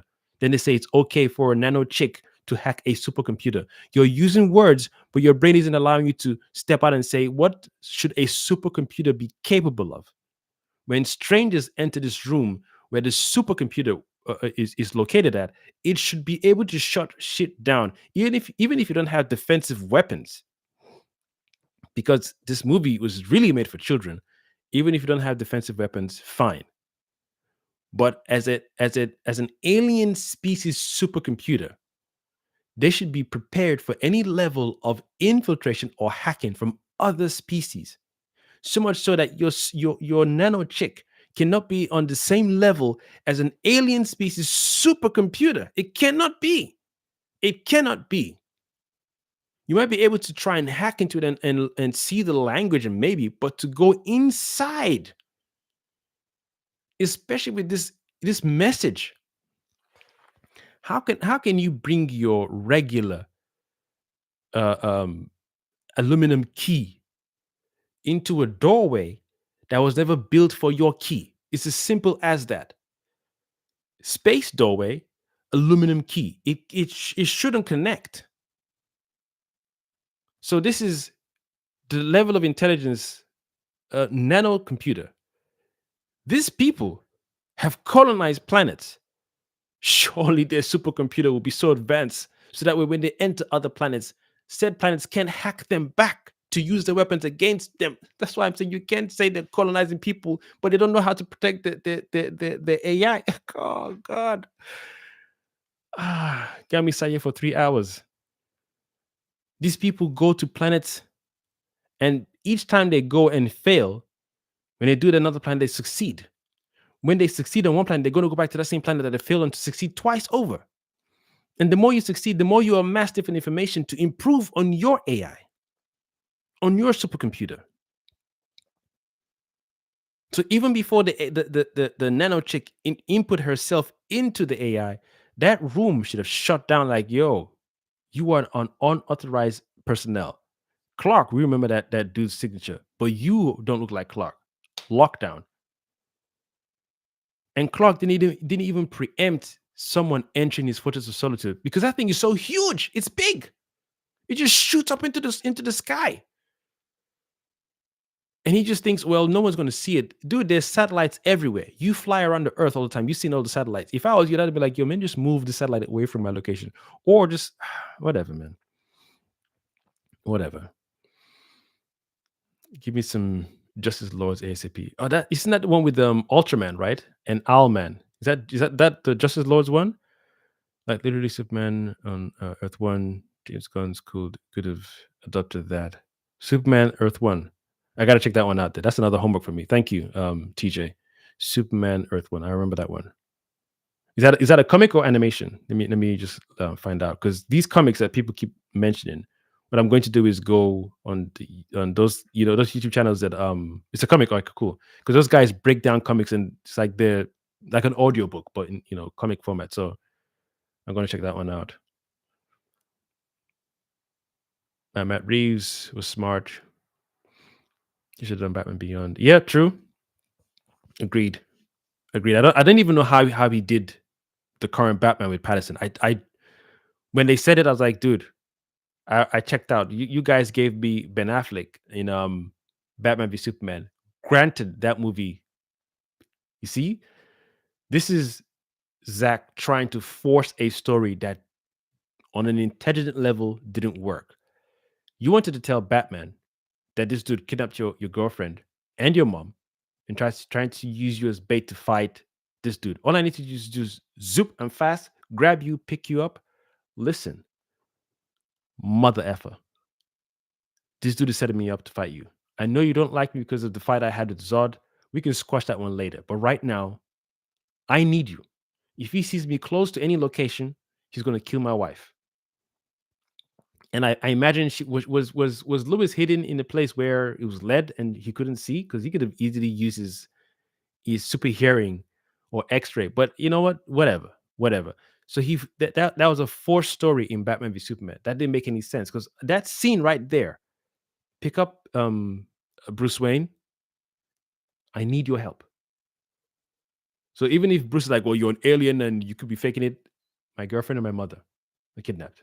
You have a mother? Yeah. You have a girlfriend? Please just listen to me. So this is a trap, and I don't want this dude to puppet me. But because I'm not fast enough, well, I'm fast, but I can't survey the whole. Even me trying to, I think I gotta watch it again. I gotta figure out why Superman didn't use his abilities to find where she was. So maybe she was hidden in a place full of lead. I don't know. But yeah, I gotta start checking out a few things again because I'm just done with this. And I do a final video with this back and forth nonsense movie and people making excuses to reach their own man. People like what they like. I'm not trying to tell someone not to like. What I'm saying is let's have a discussion where we can honestly say, hey, you see the holes in this thing? Cool. And it just sucks that this thing made so much money. But then again, it's not like it made like I was betting on some Hollywood thing, and I'm getting some extra money on the side because it made so much money, so I'm going to get a little extra pay. I don't care. Thankfully, I've grown past that whole. Oh, it made this much money in the box office. It's annoying because that's the language these guys communicate in. We made this tripe movie. How much you make in the box office? Okay, cool. Repeat, rinse and repeat. So I don't like that. But I'm always going to have other movies that I've watched that I enjoyed. Robert Pattinson's Batman. I personally didn't even know how I liked it because I loved Ben Affleck's brutal version of Batman, because we've seen so many versions of Batman, even those of us who haven't seen the animated version, because Batman is cold, or he can be cold. I don't know which one of you have seen the oh, I can't remember the one that he, damn it, he had contingency plans against his teammates in case any of them went rogue. And then everyone's like, "You have a contingency plan," and he was like, "You don't." And the Batman, that's that. I think it was like, "That's not cool." It's like, what do you mean that's not cool? It just showed how he was thinking. Even Flash, as smart as Flash is, or as fast as Flash is, he can process information faster. He's someone Flash's abilities. He can learn language quick because of how his brain is processing. So the fact that everyone was surprised that Batman was the only one who did that, I was like, dude, it just shows how ahead Batman is. That's what I call intelligence. Because you've sat down and you've observed your teammates. Oh, dude, Wonder Woman is strong, boy. Superman as well, damn. But this guys got taken over by some alien species that we don't even know exists, like a hive mind, and they burrow into their brains. And what if it's hard for him to take out the? All right, then I need to find their weaknesses. Makes sense. It makes sense. I need to find a way to shut these guys down in case they're compromised, and I can't bring him back to normality. Beautiful. And again, that story would be so awesome once DC and Warner Brothers had set up their live action universe very well, and not just bringing some stupid actors like Ezra Miller. I want to run like this in my Flash movie. This is how I want to run. It just makes sense. Don't you think so? Grant Gustin didn't do shit like that. Even the guy who played Jay Garrick on the CW show didn't do shit like that either. This is how I want to run. This is how Flash would run in real life. Don't you think so? Don't you think so? Oh yeah, sure. Go ahead. Go ahead, actor. Do whatever you want. Everyone who's read the comics, seen the cartoons, seen Wesley Ship, the original Flash series. He do you it's little shit like that get on my nerve. This thing exists before you. This material exists before you, meaning you're being hired to come and play this character that's already exists. The people who drew the character never thought to themselves, what if he runs like this every time? Wouldn't that be cool? They drew it with some finesse. And they even drew it when he stops, he stands a particular way. So you, an actor who's been hired, hey, what do you think about this? I'm not really a comic book fan, but let me see the story. Oh, that's the story. That's the reason that's how he became the Flash. Oh, because he lost. Oh, okay. Okay. I like it. So what are you going to bring to the character? Well, some little humor, humanity, up and down, what it feels like to be the Flash. Do I really want to keep doing this? I can't live a normal life. Something. You just bring a little, little edge, just something little different. Then you do your what do you call this thing? Not rehearsal. You do your audition thing. Okay, I like this actor. We cast him. Then you come and you have the balls to say, you know what, guys? Guess what, guys? I got something special for you. Oh, what do you have, Ezra Miller? I want to change up a little bit. Ooh, like his accent or his voice. You want to make it have a deeper voice, or like he's smarter, or he's just learning. No, the running. Really, what you got, Ezra? He's gonna run like this. Yeah, he's gonna be like, yeah. And then you want to put that on the live action screen for those of us who are massive comic book fans. Massive. There's some hardcore Flash fans out there. Then you throw it onto the screen and think we're going to eat that up and be satisfied. Where are you guys who defend the 2025 Superman movie? How come you didn't defend that stupid tribe movie that much? Everyone hated that movie. I'm surprised that same group isn't showing up for this nonsense. Maybe somebody else in the comments. Skate. Hey, Kosmic. I do not understand why Warner Brothers didn't go with Matt Reeves' Batman universe. It's the main universe. I honestly think that the Batman did better universe building than. Shoo, that's a good point. Let me take a screenshot for that one real quick. Thank you very much, Skate. That's a very good point. That's a very good point. And the flip of the Riddler, the Riddler's choice to do what he did. I'm not condoning it, but I get it. Like Thanos. For me, Thanos is different. Like I keep saying, if you gave me the gauntlet, if you gave me that power, I would use it differently, and most importantly, I would use it wisely or wiser. Maybe Thanos' idea of wise is what he did, but I would do it wiser. It'd be a wiser, move on my part. Well, however, for Riddler in Matt Reeves' Batman, I was like, yo, yo, it just made sense. It just made sense. Politician after politician after politician after politician after a while, yeah, done messed up. I got something for that ass. I got something for that ass. And then he went around doing what he was doing. Do I condone it? No, but I get it. I get it. He was frustrated enough to take action, and it just works. The Joker thing, I didn't want Joker in.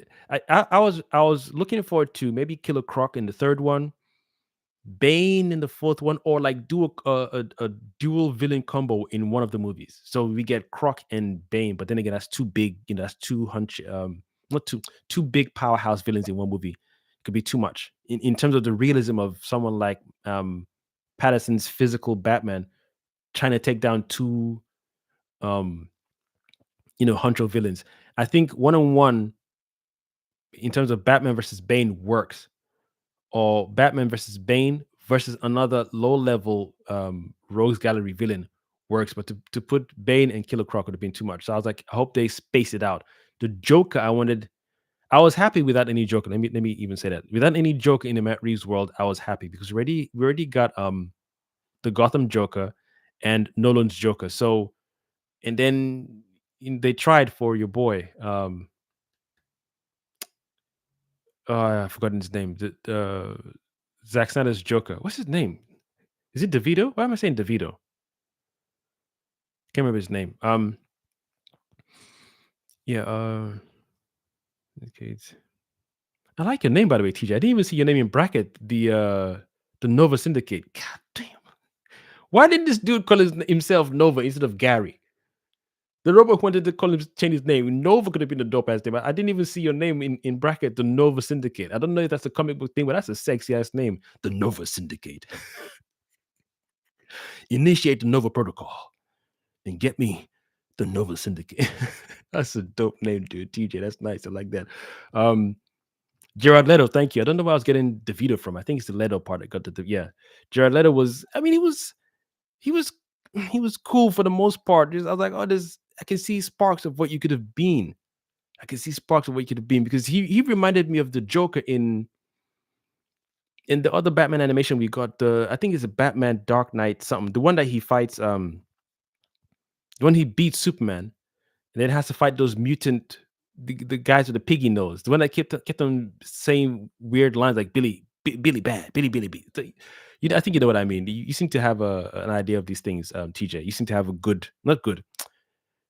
It's like you and I share similar appreciation for Warner Brothers DC cartoons.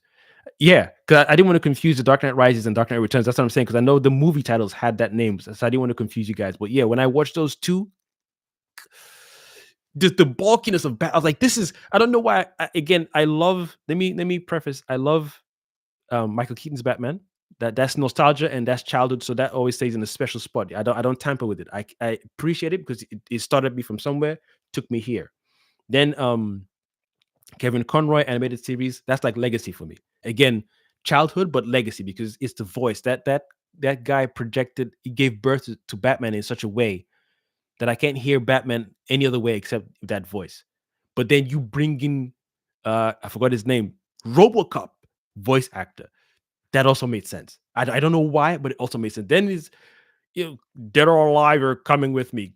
Come on, come on.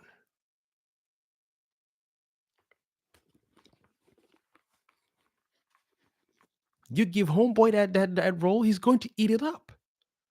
He didn't talk too much. He saved the mustache. The pacing of that story was beautiful. First, he was on the racetrack, and then yo, I was like, you can't copy and paste on live act. Come on, son, come on. She was epic. That's another go-to cartoon of mine. When I'm ready for Batman, I'm like, yeah, popcorn, snacks ready, headphones on, loud as fuck. Let's go, lights out. Cause the pacing, and then the way he fought those big mutant guys. The fight when he lost the first fight, then he said, "All right, I got you, I got you." Second fight, he went to the mud scene, like, "Oh, didn't I beat you before, old man? Bitch, shut your ass. Come here, pop, pop." Just the combos into the arm, pop, bam, and he was like laying in. And even when he beat Superman, bitch, would you in my house? Listen, poster boy, just because the president sent your ass over here. Listen, I do what I do, knowing I have to do it. You're one of those yes, ma'am, yes, sir boys. Get your bitch ass at fire. Don't do it. I send you packing. I send you back to Krypton. Don't make a fool of yourself here. He beat Superman in the way. I was like, yo, that's how you do it. He tried to say, yeah, I can do you, man. I'm not you. You're like, I don't want to cross the line. I make the line, bitch. I get a little pencil and draw the line. I erase that shit and I make another line on your fucking face. Cut it out, yo. Don't give me this is so you have said archive existing already. So when I hear, director is on board to do this, I'm like, here we go. What are you going to bring to the scene? Because sometimes some people just want you to just do what already exists times 10 on the screen. Sometimes some of us as without being insulting, some of us are that simple. That is like I don't want to get rated R on YouTube right now before they shut my shit down. Some couples or some people in relationships just touch me here, pam pam pam. I'm lit. I'm good to go. All this extra, and that's no shade to extra steps and whatnot. Some people are just like that, and that's cool. To each their own. Some of us, as much as we read the comics, we love the cartoons, we can argue with each other, and I feel my hypothesis, we can do it till the freaking cows come home. Some of us just say, hey, can you just copy and paste that cartoon on screen? That's all I want. Who you gonna cast? I don't care who you cast. Well, he or she got to look a particular. I'm not saying look good. Some of us, we're drawn to particular actors, new or old, or reoccurring actors, because there's something. There's something there. Just copy and paste that shit, please, on live action screen. Some of us want it that simple. Some of us like intricate stuff, change it a bit here, twist it here and there. Cool. But some of us just want this shit. Yeah. Yeah. Huh? Got me knocking my mic all over the place. It's that simple. That cartoon messed me up. I was like, yo, Batman can be this dope. So when Ben Affleck comes on the scene and he's doing all that, harsh takedown in Batman v Superman, that part was like, yo, why didn't you guys just give this Ben Affleck guy that brutal Batman? And then people are like, oh, Batman doesn't kill. I'm like, are you guys comic book fans or not? Just say the Batman we want to see is the one that doesn't kill. Simple. Because even I who don't read the comics know the other iterations of Batman who's killed. And it just makes sense in this world. I put Joker in Arkham, he comes out, he kills 2 people. I put him back in, he comes out, 2 more people.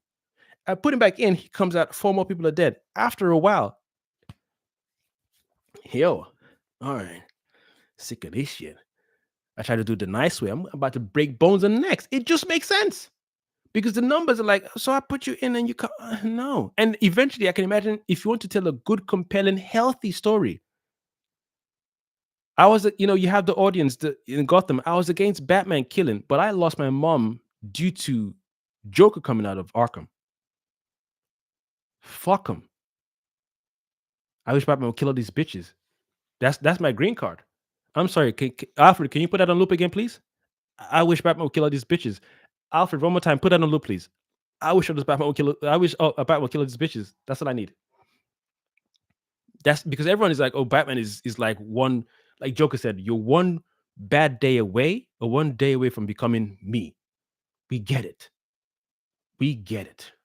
And yeah, you have a few people say, yeah, I used to think Batman was cool because he didn't kill, but I don't like that he kills. But at least you're safer.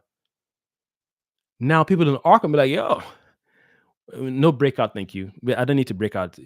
It's okay. Normally it'd be like a tennis thing. I hit the ball, you hit the ball. I hit the ball, you hit the ball. But now you're saying he's killing people? Yeah, all right. Yo, can I get my meal, please? Guard, thank you. Lights out, say less. What? Makes sense. I'm not saying every Batman movie he should kill.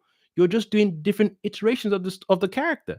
And the comic book fans obviously already know this. Now, the new fans or the fans who love Batman and are used to one type of Batman, if they say this is not my Batman, cool. Just like this Superman is not my Superman. And it's okay. But at least you have people on YouTube like New Rockstar, Jeremy Johns, Emergency Awesome saying, hey, for those of you who don't read the comics, there are multiple variants of these characters. There's a multiverse, there's an oval verse, whatever you want to call it. It exists where there are different variants of these characters. And because they exist, it allows for directors to tell different versions of these characters. It allows for all of us to get our turn in experiencing these things we all got drawn to. Some of us like the darker Batman than the regular Batman. Nothing wrong with that. What I'm saying is, I keep repeating this thing. Warner Brothers has this in their archives. So if you want to do two awesome things, you can do the HBO series where on your HBO platform, you're telling, like you did with the Penguin, you're telling a version of these characters differently. So you're saying, for those of you who are thirsting for these, Elseworld characters or Dark World characters, it's going to be on our HBO series. You're not getting it necessarily on the big screen yet, but at least you're getting it rather than waiting another 10 years. And for those of you like the mainstream Batman and Superman, that's your big screen stuff. That's why Peacemaker works for those people who like Peacemaker, because it's on the HBO thing. So it's a win-win for everyone. So the same with Penguin. When Penguin came out, I did not want to watch that shit for nobody. I'm like, what the fuck am I doing watching a TV show about one villain in Gotham? Give me a Batman TV show. They dare not do that either. I don't think they had the balls of Batman TV show. But it worked. It worked. I liked Penguin. I was like, dude, you see me bitching about the Superman movie. Penguin worked so well. I was like, when season 2 coming out? Guys, let me repeat this thing one more time. I did not want to see that at all. The concept in my head, I said, of all the rogues gallery of Batman, you're going to give me Penguin. That's an insult. You're going to make it a TV show? Fuck y'all. I lapped that other. Can I have more Penguin sauce, please? Shit is tasty. This is how you tell stories. We can't always do it on the big screen. Or we can. Let me not say we can't. Can't is no. You're capable of. But I feel DC, Warner Brothers is lacking respect for the major audience. So okay, you get away with it by doing the HBO series. It works. Not even after, midway watching the Penguin series, I was like, "Where's my shit?" And I was like, "This pen and paper." I was like, "So, who else do we have on the Batman's Rogues Gallery that we can get a next HBO series for?" Because I was like, if you guys did Penguin so well, you might as well do, like, so we can send you some more suggestions. That's how you do it. You get people like me saying, "Oh, fuck you, and I don't want to see none of that shit." Mr. Freeze. God, I'm out.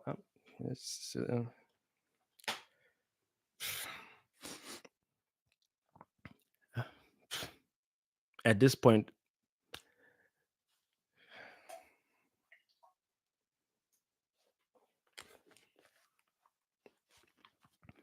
got me sat here for 3.5 hours, practically 5 hours going at this point.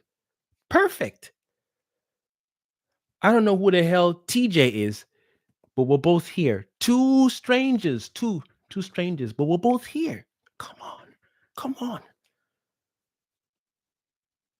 Just like if I had the Flash's powers, I would not hesitate to put myself in a position in Hollywood to tell epic stories. I would not hesitate. I won't sit here and lie to you. I'll be president. Fuck all that shit. I mean, probably maybe, but no. Stories. Not just entertainment. I had my money. And just to sit here dull for like 2 hours. Yes, it was good action. Now go back to my stressful life. No. Inspire. Talk. What can we change in our lives? It was good action. It was good fun. It was good comedy. It was sad. I cried. Sometimes even when you watch a movie and you got pent up anger and frustration, when you cry, you're releasing. Do you know what it is to have trauma inside you? You watch a movie that triggers said pain and trauma. You relate to it. Some people grow up without their fathers and their mothers, and there's a scene that triggers something, and you cry. You're releasing something you didn't even know you had inside you just because of a movie or entertainment. And so, but it's okay for Lex to hack a supercomputer. It's in the comics. No, don't do that. Don't do that, dude. This Lex, we're not talking about the comic story. We're talking about this incompetent Lex. I'm so smart I can create a black hole. I mean, a pocket universe. And monkeys are typed for me. Rather than using the AI, I'm going to torture monkeys. And that went over people's heads. Well, some people.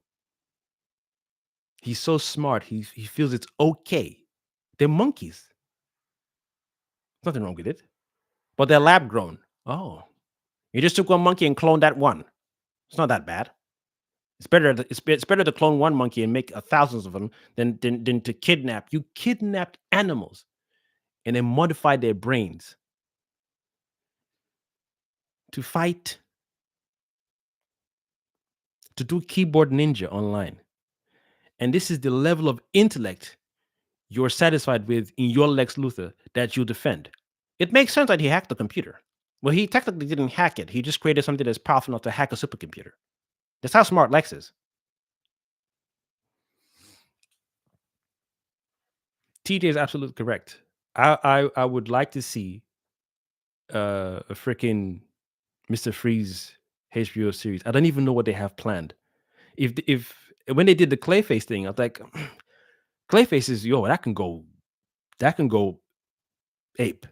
They can do wonders with that. They can absolutely do wonders.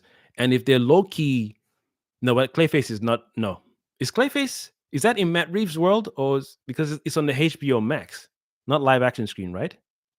I'm confused. Let me know in the comments, peeps. Is Clayface live action screen or? Pardon me. Yeah, damn. Dragon's Breath, Dragon's Draw, but both. Is Clayface live action cinema or live action HBO? And also, is it James Gunn universe? I'm cool. I'm all right. I'm okay. I'm okay. It's not necessary. That's all right. I was already getting peak excitement because even that's another thing as well that the Batman did so well. Too much so that in the cartoon itself, the Clayface story was compelling enough. I was like, yo, just copy, paste. I'm now looking forward to the second season of Penguin. That storytelling done well. And then you want me to bow to this nonsense shit? The inclusion of the boy with the stomach. I'm gonna take this shit off again. The inclusion of that guy, I was like, how do you write that? We didn't ask for that, but it worked. Then the flood, you connected it to the story from the Riddler.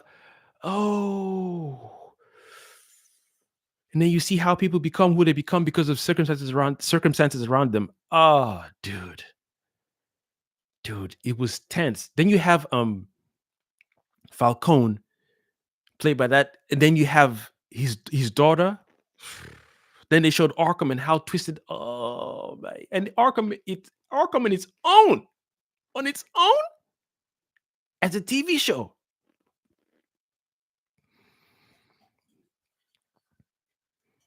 I think I not fully agree with TJ. I think they could have expanded Matt Reeves' world faster. Would have gotten the second Batman faster. Whoever chose to just go behind the scenes is like, I'm tired of this Matt Reeves motherfucker. Hello, I think we should get James Gunn on board. But then again, probably the audience. I don't like Man of Steel's costume. It's too dark blue. I want it to be bright blue. He didn't save any cats. He didn't save any dogs. He didn't save any scorpions, any rabbits, any chihuahuas. That's not my Superman. I like it when my Superman gets hurt. Yet I just about saw that movie playing on TV this weekend. I didn't even intend to watch it. My son's mom was flipping channels and just landed on Superman. I was like, oh, Man of Steel. It's interesting. I just talked about it the other day. And before she changed it, like, no, I said, like, no, leave it. Let me let it play. I'm gonna go home and watch it again eventually, but it's Man of Steel. I wouldn't skip it. It's on TV while I skip it. I'm just watching the scene, and I think it's when he was on a boat and they were like, Greenhorn, hand me my thing, Greenhorn. And when they were talking to him, because obviously he's acting like a noob and whatnot, and then when they heard the oil rig was on fire, and as that scene was playing, it's like, dude, this movie is still awesome. He couldn't ignore. He couldn't ignore danger. Then these guys, get out of here, bitch. Are you serious? You come here again, it's game over. And you stay where you at. You come over here, it's game over, son. He's talking to flies on camera. He's lost his mind. That's what 4 hour stream of 4 hour streaming does to you. So he then goes to the oil rig. We don't even know if he flies there because he can't fly yet. So he moves so fast. He leaves the boat he's on, gets to the oil rig. These guys are panicking.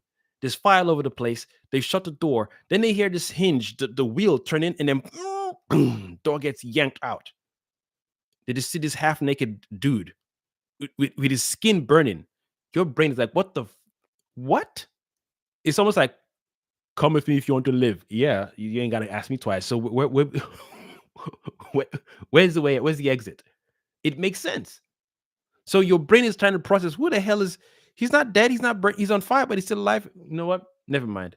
Where we going? Then they get up there. Then when they get to the top of the oil rig deck, the pillar is falling. Then they're like, "Hey, let's go, let's go." He looks at the helicopter, looks at the pillar. His brain is telling him by the time the helicopter takes off, because of the time it needs to take off, that thing is going to impale them instantly. What's the point of saving all these people and then thinking that oil rig wouldn't hit him? He could have easily flown and pushed the helicopter, but he hadn't learned to fly yet. He hadn't pushed himself to fly yet. The only competent thing to do because of his abilities is hold against oil rig. Two things are going on. First, he revealed himself to them, burning skin. I mean, burning clothes, flesh. No wound on the flesh. So already, like, we don't know who you are, but you're an angel in disguise. Let's go. So, like, dude, let's go. They didn't even be like, oh, wherever you are, you're an alien or you're weird. Don't even come on my helicopter. Like, come on, dude, let's go. It's like, it looks, that whole scene calculating. Nah, pushes against the thing, and they're like, yo, whatever he's doing there, we need to go. Otherwise, we're gonna get cooked up with this dude. Then the helicopter leaves, and he's yelling, still holding this platform up. Yet people said, "Oh, Superman, Man of Steel with Zack Snyder never got hurt. He was just too strong. He's too OP. I don't like it. I don't like his costume. He's too OP. He's too strong." He was holding this metal thing and yelling because of the not even either the weight, but the strength to hold it up. People seem to have missed that one. When he was fighting Zod, it was too strong. He got his ass handed to him by Fiora. People seem to miss that one. I don't like his costume. It's too dark. You complain about little things that don't even add to the whole scheme of things. Then you got this dude free pass into Warner Brothers. Another thing we don't seem to talk about properly and openly is what these studios do to people in this world. When I heard that Zack lost his daughter doing Justice League and he had to pause production, he leaves whatever he leaves, it's going to deal with the whole thing. Then they had to get Joss Whedon. Fine, you can call it a business. We have contingency plans. Contingency plans for these things. But to spoil someone's movie and then wait a number of years for people to then start to say, Zack Snyder cut, the Zack Snyder cut, it's bad. It's very bad. Very, very bad. I've never ever trusted Warner Brothers in regards to DC stuff ever again since then. I was like, oh, you guys are tripe. You guys are tripe. And then he butchered that movie. And then again, granted, some of the ideas Zack Snyder had were not, 100%. Again, copy and paste. So I give him his props where they do. I'm like, on the other side, I'm like, hey, dude, that whole, Bruce Wayne and Lois Lane thing, they make no sense. Everybody who knows Batman, who knows Superman's story, it's a simple 1 + 1 makes 2. Clark Kent, Lois Lane. So to then reintroduce a whole new thing and then anticipate or expect the audience to be on board, that's a gamble. That's a gamble. Now, hardcore comic book fans would say, oh, that's the Justice League Elseworld or Justice League Dark or something where Superman loses Lois Lane and she was pregnant or something. But to say Lois and Bruce Wayne were dating, hey, I don't know about that one, cuz. You cool and all, Zach, but nah. Warner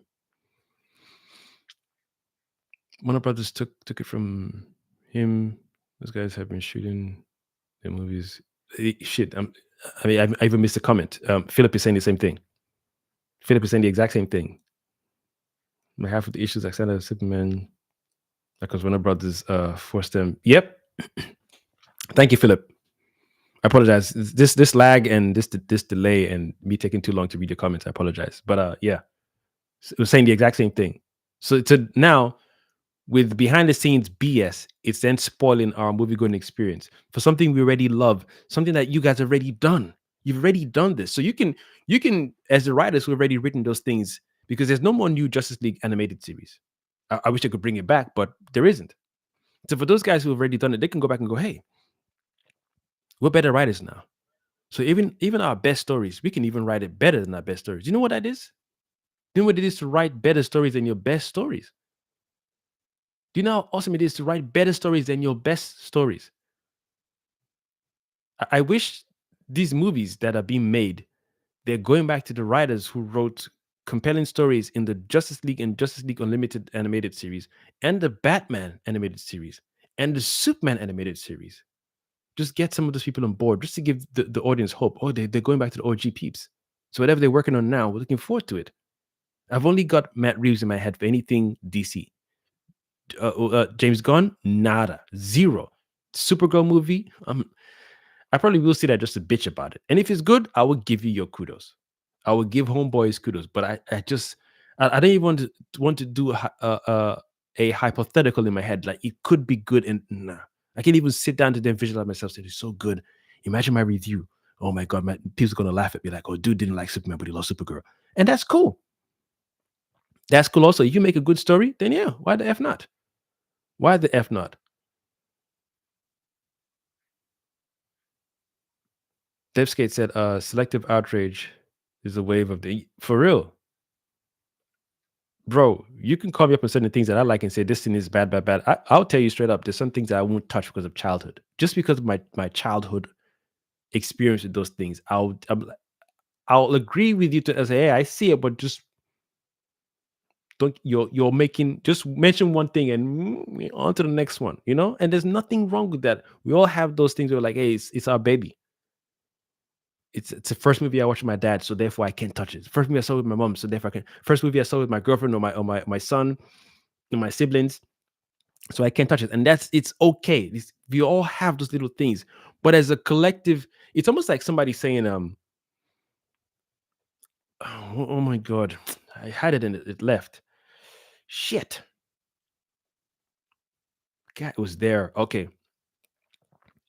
let's say we each, not even let's say, a lot of us have our own specific genres we like, or even if it's just one genre. Other genre we'll watch okay, but it's just one genre that every time a new thing in that genre comes out, we're locked in. Nobody exists at this point. Unless we got our squad, our little people who are into the same genre. We'll go and see it, we'll pay good money for it, we'll talk about it, we'll review it, everything. But there's a particular set of movies you can show to these people, to each of us, even though we have our specific genre or genres, and this movie is not even close to said genre or genres, and we can watch that movie and be like, yo, I don't like that genre, but god damn it, she was good. That's good movie or good movies. So much so that someone who doesn't who would even turn to that, like, yo, I'm a little bored today. My friend is always raving on about this thing. No. So much so that when the next movie's coming out, you're like, hey, not really into that genre, but is there a sequel? Is it out yet? Let's go and see it together. And that's how you bridge the gap between people who like one specific genre and that's their world. Nothing wrong with that. But again, these stories connect all of us. As much as I talk about movies on here, TV shows, rant and rave, it's all about the connection in the stories and how we're all feeling or how the stories make us feel angry, sad, whatever it is. Yes, the typical stuff and roller coaster of emotions, of course, but also the inspiration in our individual lives and then collectively. And those of us who say, you know what, I thought my stories would be crap, but after seeing The Boys and all the gore, and I like to write dark stories and bloody stories, I've been inspired to make my own thing because of The Boys. And hey, that's another thing for us to watch. It's another thing for us to look forward to seeing. And maybe you find a very niche group and niche audience, or your thing gets expanded to a larger audience. But again, I can't stand tripe, man. Hi, my name is Lex. I can create a freaking pocket universe, but I use I use kidnap monkeys and my AI chick, not me. I didn't type. I didn't do all the work. My AI did it herself. She can hack a supercomputer from another planet, another solar system, and because I made it, so therefore I technically did it, even though I'm not the one. At least Batman. At least you can be like, yeah, you can see Batman. Yeah, it's Batman. It's Batman. But even Batman himself will say, hey, Batman will be honest and say, yo, bro, this is Kryptonian tech. I can't hack this. Batman will tell you the truth. He'll tell you the truth. You wouldn't sit there, yo, I made an AI. No. Even if he gets Oracle to do it and she's like, yo, I think he's like, I can't hack this. Clark, get here now. Because, yo, Batman say, yo, bro, this is good shit. Dude, Clark, this is. I wish you was as smart as your AI because this is good. This is yo. I can't hack it. I'm Batman. Even Flash, I can no. Hey, my bad, my bad, my bad. Let me calm down. Let me calm down. Just like Batman, you give him prep time. You give Flash prep time, and he understands the sigil or glyphs. This glyph does this. This glyph does this. Okay, cool. Then all you have to do is combination, and you don't want to fry the keyboard with this speed or the alien tech with the speed. Another thing is, okay, what's the keyboard made of? What metal is it made of? Is it stainless steel? How is it made of stainless steel when it's from another? Come on, so Flash, I can understand him hacking into an AI tech because he would need to understand. You see, because Flash can vibrate so fast, he can create a porthole in what Yo, TJ, help a brother out, please. What animation was this one where where Batman had Flash vibrate at no. No. It wasn't Flash. He told another speedster from another reality. He said he needs to vibrate at a particular frequency and hold that speed. And then it made a wormhole. So he said he can't go higher or lower, otherwise, it wouldn't work. So you have to hold that frequency whilst vibrating so Batman could go through and come back. And then I think when whatever happened, I don't want to spoil it. When whatever happened, Flash was like, "Well, how come you didn't? I could have done it." And then I think I don't. I just want you guys, those of you who haven't seen it, basically, for those of you who watch this live later. I mean, if you're brave to sit through 3 hours, I appreciate y'all. But thanks. By the way, I forgot to say thanks. Thanks to you, to y'all who are on the live with me. I appreciate that. Thank you very much, Philip. That's the beauty of Flash. That's why I didn't want to use Flash. I said I'm okay with just Batman because Batman would tell you, "Hey, give me prep time. I could have done this shit, but this is Batman's like, this is beyond me, Clark. This tech is beyond. And even if someone is like, oh, but Lex could have done it. Not even Lex could hack this. Batman is that awesome. Dude made a contingency plan for his peeps in case one of you motherfuckers go rogue. In case you what? Superman said, but Batman, but Bruce, I wouldn't do that to you. You're not me, bitch. What you mean you wouldn't do? If someone hijack your mind right now, you slap me, I'm dead. You think I wouldn't have anything ready for you? What if, in fact, Flash? Let's put Flash to the side because that's danger. Let's put Green Lantern. That's danger. Yeah, if you push these guys to the limit, they're a formidable team. On individually and collectively, yo. So, like he said, imagine someone took over Clark's mind. What would one of you do? Would one of you kill him? Yeah, okay, yeah, that's why. So in order not to kill him, to find a way to shut him down, to suppress him or stop him, and so we can quarantine him and see what's popping, I have to find ways to shut you guys down, either temporarily or permanently. Not that I want it. It makes it gives me like I'm turned on just thinking about it. I can't wait to take you guys down. Oh yeah. I'm just thinking out just thinking, oh my god. Oh my god. Yeah, I'm turned on right now. No. I'm just saying, in case you guys get taken over, I got to figure out a way to take you guys down because none of you are thinking about it. None of you are thinking about it, so I've got to be the one who does it. You want to come here and tell me, well, Lex Luthor took over? Shit, I'm still bitching about this thing right now.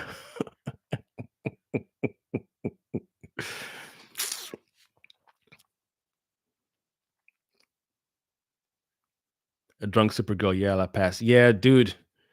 TJ, don't even get me started on that one, man. I'm still digging that name, the Nova Syndicate. God damn, it's good shit right there. I'm not.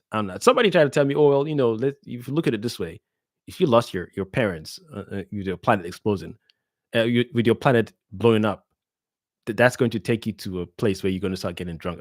I'm like, if you want to talk about alcoholism in her movie, I'm not the target audience, but I will not crap on that idea. Fine. But I can guarantee you that there are also a lot of Supergirl fans out there who don't want to see that. But again, Warner Brothers won with James Gunn, made a lot of tripe money, so tripe storyline. They could change it. But I think it's a poor introduction of Supergirl inside this movie. And it was a sneaky way just to set up the mindset, the psyche for people. Hey, next movie is going to be her. By the way, this is how she is. Plus, crypto. So anyone who's like, I didn't really mind this movie, but I hope Supergirl kicks ass. Drunk, crypto. At least it's like, this is what I'm setting you guys up for. And it makes sense. The reverse now, if Clark was getting his ass handed to him, and then Supergirl was in another, solar system doing stuff, and she was doing her best to get to Earth, and she landed like Brandon Roth in Superman Returns, and she came with the urgency like Captain Marvel, like, where's my cousin? Then Lex is like, oh shit, I forgot about the other one. Or maybe he didn't even know. But then again, because they said metahumans have been here, I don't know. I want to say he didn't know. And because she's so pissed, she's going to use her X-ray vision to do her best to try and find where Clark is in the world. Then Mr. Terrific is like, oh, by the way, pocket dimension. Dude, they could have made her so badass. Then you remove the multiple help scenes of Crypto helping Superman. You just throw in Supergirl just coming like, yo, my cousin and the only kin I have from Krypton. Dude, you'd have to take Clark to even hold her back from ripping Lex's head up. Like, we don't do that. We do what he did to you. I know, but we don't. We don't kill. You could have made her so badass. You just come like, where's my cousin? Like, shit, oh my God. There's another one? To break his bone like, bitch. Dude. Even so much so that even Mr. Rick would be like, oh my God. Yo, Clark, I thought I like you, but I like your cousin better. Damn, son. They could have made her introduction. We'll be salivating. Where's the next trailer? Looking forward to it. Dude, what? No.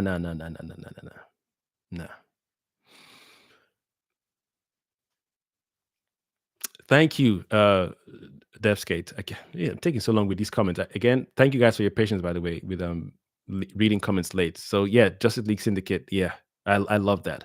I love that. That's another cartoon that you could have done. And if they hadn't screwed Zack Snyder over and they corrected him in certain things, like, yo, this thing you're trying to do with this Lois Lane thing, fix it a little bit. Even when the DC animated universe did their reboot, I think it's Justice League War. I can't remember what it's called, but the one where they had I think Superman had kryptonite in his bloodline, in his bloodstream. This is where Darkseid was spying through Cyborg when they were planning to go to Planet Apocalypse to defeat him, but Darkseid was already looking through Cyborg, listening to every step of their plan. What the fuck? Dude, pardon me. God damn. Do you know what it is for someone to just sit back like this and watch y'all plan on his big screen? Word? Ah. You want to come from the back? Okay. Oh, okay.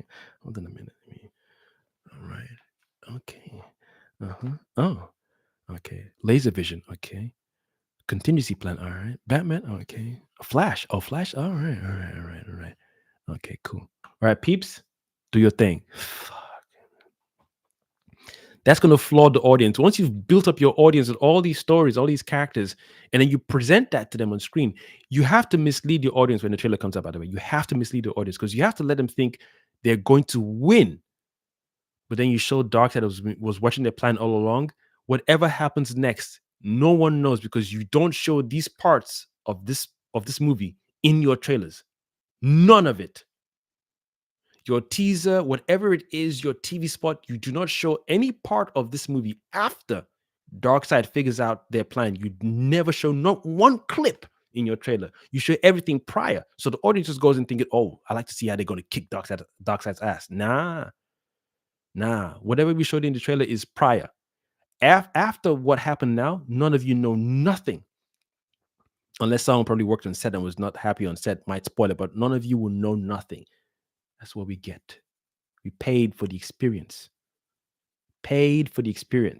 We got duped intelligently to thinking the scenes we saw. That clip where we saw Superman, you're so looking forward to that scene you saw in the trailer. You're not going to get it. I mean, you get it in the movie, but you're thinking, oh, it's going to be the last fight between him and Darkseid. Nah, fam. It's going to be a different story. You're going to leave the cinema confused. Deflated because your ass got handed to you. None of the promotional material showed you one clip of the aftermath after Darkseid figured out what they're doing. Dude, that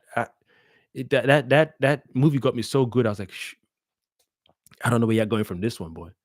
Wonder Woman is under control. I don't want to spoil it for those who haven't seen it. Dude.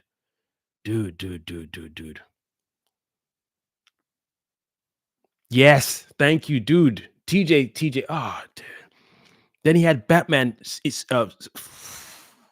had Cyborg pinned against the wall, and Cyborg was the AI, and then Batman was one.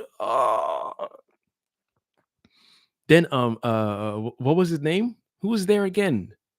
Constantine. And come on, Constant. How hard is it to Constantine? You got Doctor Strange, the first movie. If we got him in Spider-Man, then we got him in his own movie. He's done 3 movies, and he's sprinkled in Infinity War and Endgame. And you can't do a constant. You don't have to copy and paste these Marvel dudes. That's why it's called variety. Give us a dark version, because Constantine is not a goofy. I like to save dogs too. Doggy woofs. No, this dude casts spells and deals with demons. He's not a good-looking dude, man. Throw in some real world, like, yo, you've got Ghost Hunt. What do you call it? Ghostbusters. Nah, that's kiddie shit. That is kiddie nonsense.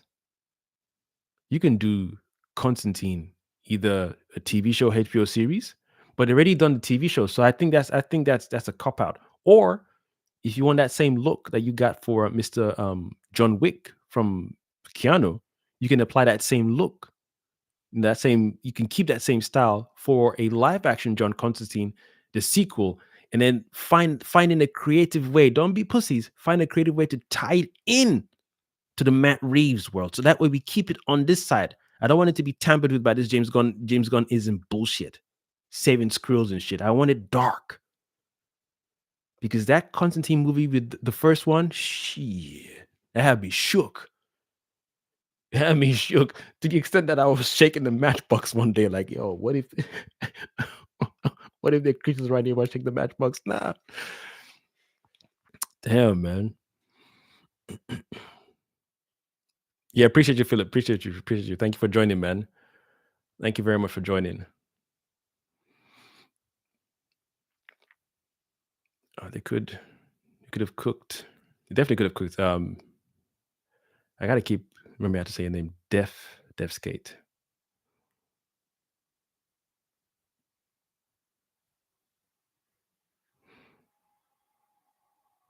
That's basically what Zach wanted to do. True. But I think Zach had some over the top ideas a little bit.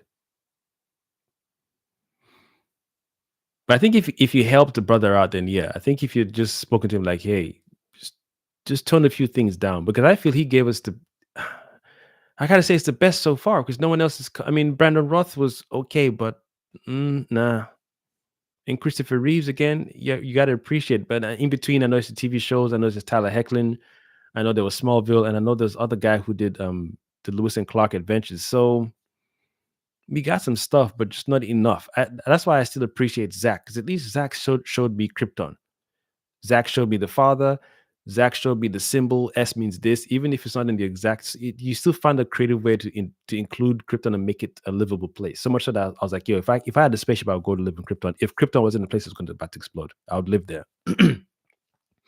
Then the way Jor-El looked, he looked like he was intelligent, compassionate, smart. He could hold his own. Zod is just this brute warrior. Hey, I'm smart, yes, but I'm Zod. I'm the general. He tried to plan the coup, but Jor-El would just sit back and watch her like, he's the thinker, he's a scientist, but he still held his own. Especially after when he had had Clark in his spaceship. I like when he just put his armor on, like he knew shit was coming because he stole the codex. He didn't just steal the codex and then put a gun. He said, "No, armor up. All right, let's go." Then he gave Zod a little monologue. Say, "Yeah, bro, y'all be out here printing babies. Me and Laura, we had it going on. We did our thing the OG way. Yeah, I didn't know until 9 months after Kal-El is born. But you guys actually going to the Matrix, and I would like to print a warrior, please. Thank you. Okay. Another time, can we print a scientist? Nah, the printing thing was cool, but after a while, it got weak. I like the OG, own natural way of bringing in a child. Krypton's firstborn baby in a while, and he's going away from here. Heresy! God, dude. And your boy played Zod well, man. You told Lara, don't send, you're sending our hope away. Do you know what this dude is? He's stolen the codex and put it into your son. Shit is, who you think you is, Jor-El? Turn off that machine, man. Let's have a conversation. Let's have it. Then he's like, nah. She said, nah, bro. He's leaving. We're already sad. You think we're gonna listen to you? She hit the ignite button. Dude's like, oh hell no. Zod was so pissed to that spike and impaled one of his closest friends. Only for him to then admit at the end when he was getting sentenced into the Phantom Zone. Jor-El was right. You're all a pack of dogs or something? I can never get over that movie. It's beautiful. We got to see what Krypton looked like. We got to see the technology just in that little space, that little window. We got to see how Laura was using the technology. We got to see when he did FaceTime with Laura. When is it Keely or Kelex? Kelex stood in front of him, and then her face came through the little little pedal things, and she's like, they're both talking, and because she can see him, she can also see his environment behind it. And he turned around and took those two soldiers out. Then he said, "Okay, start the launch. I'm on my way." Then when they get there, you can just see how she's interacting with the technology. And then you're trying to convince me that Lex is so smart, he can use a nanobot chick to hack that technology? Fuck out of here with that shit. Dude, that was just epic. Epic stuff. Then we got to see that when he recorded his consciousness inside something this small, and you can have a conversation with that. No, you have to give room for intelligence and respect that, man. You can't just say, "Oh yeah, it's smart because it's a Superman lore." No, give it its own room so it can breathe, and you can appreciate that technology. And that's why they didn't have this crystal thing for his what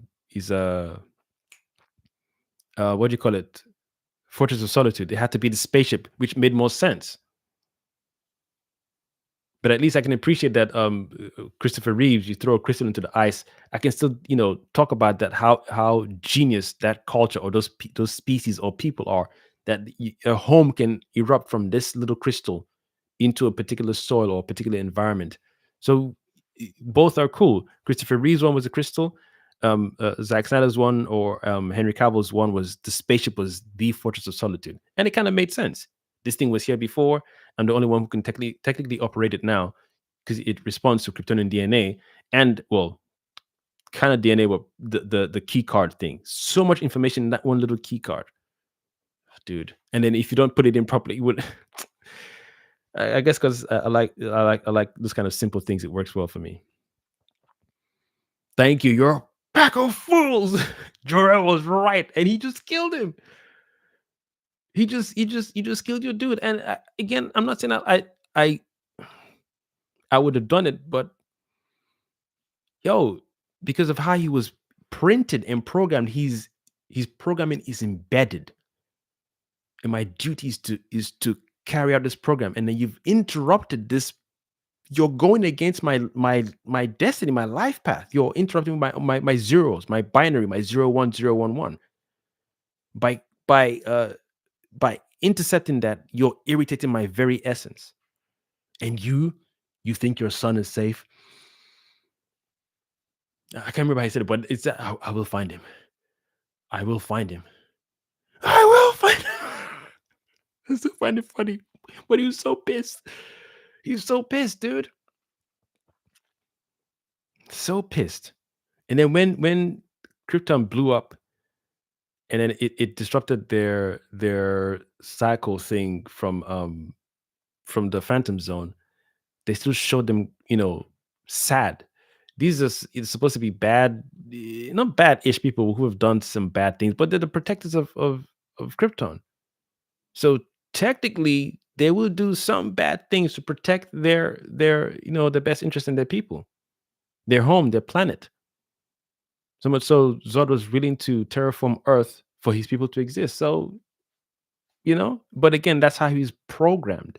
That's why, Jarrell was like, yo, this printing human beings thing or printing a being thing, we've gone against nature. We paid the price for it. So he and his wife was like, no, I think that I don't want us to do this printing thing. I want us to, we're bringing the best of both of us together. And hence Kal-El. Something beautiful about that. Because again, you can think, well, instead of having children that don't necessarily, want to be what they want to be, even though it's almost like the current world we live in. Your parents want you to do like I grew up in Nigeria, so we have this thing of lawyer, doctor. I think a lot of people know this trope, and because you want your child to to have a good occupation. So there's things behind it, but you could argue there's a sense of lack, and you're not letting your child come into this world to be what he or she's here to be.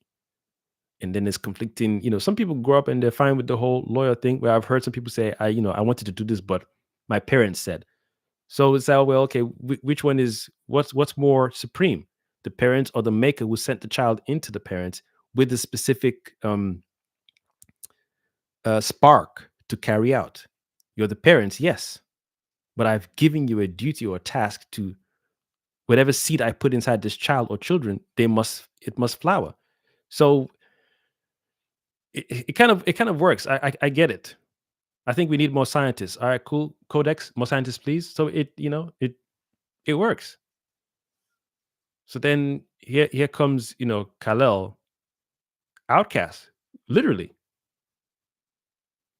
outcast, literally, and then last of his kind. Yeah. So much, so much, and I appreciate the way I appreciate the way Zack Snyder did that because you got to see it. You got to see the spaceship. You got to see the conflict. It's such a small window.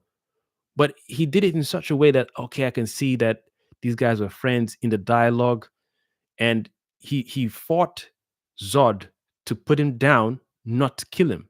He tried to shoot him at one point, yeah, but even when he was on the ground, when he was, you know, unarmed, he still didn't. I mean, yes, you could say fair enough. He got distracted by looking at his son leave, and even that needed time. He had to defend this thing, his wife, just in case, misfire. I don't want to kill you, Zod. But he's like, Pop, he's still struggling. Again, you could argue there was an intention to kill him, but follow through when he was on the floor, he didn't. And this is a reflection of maybe poor storytelling or bad storytelling, or my character is not to kill a man willingly, especially when he's down. So all those things add up. Then you hear the engine starting up, and it's the last chance to see your child leave. You're going to take your gaze off your target for a little bit. He's down. So you're like, yo, stay down, cool. Damn. You're about to die soon. And my child that I've loved out, it's a dream he probably had for a while. He and Laura had raised a child naturally, the old school way.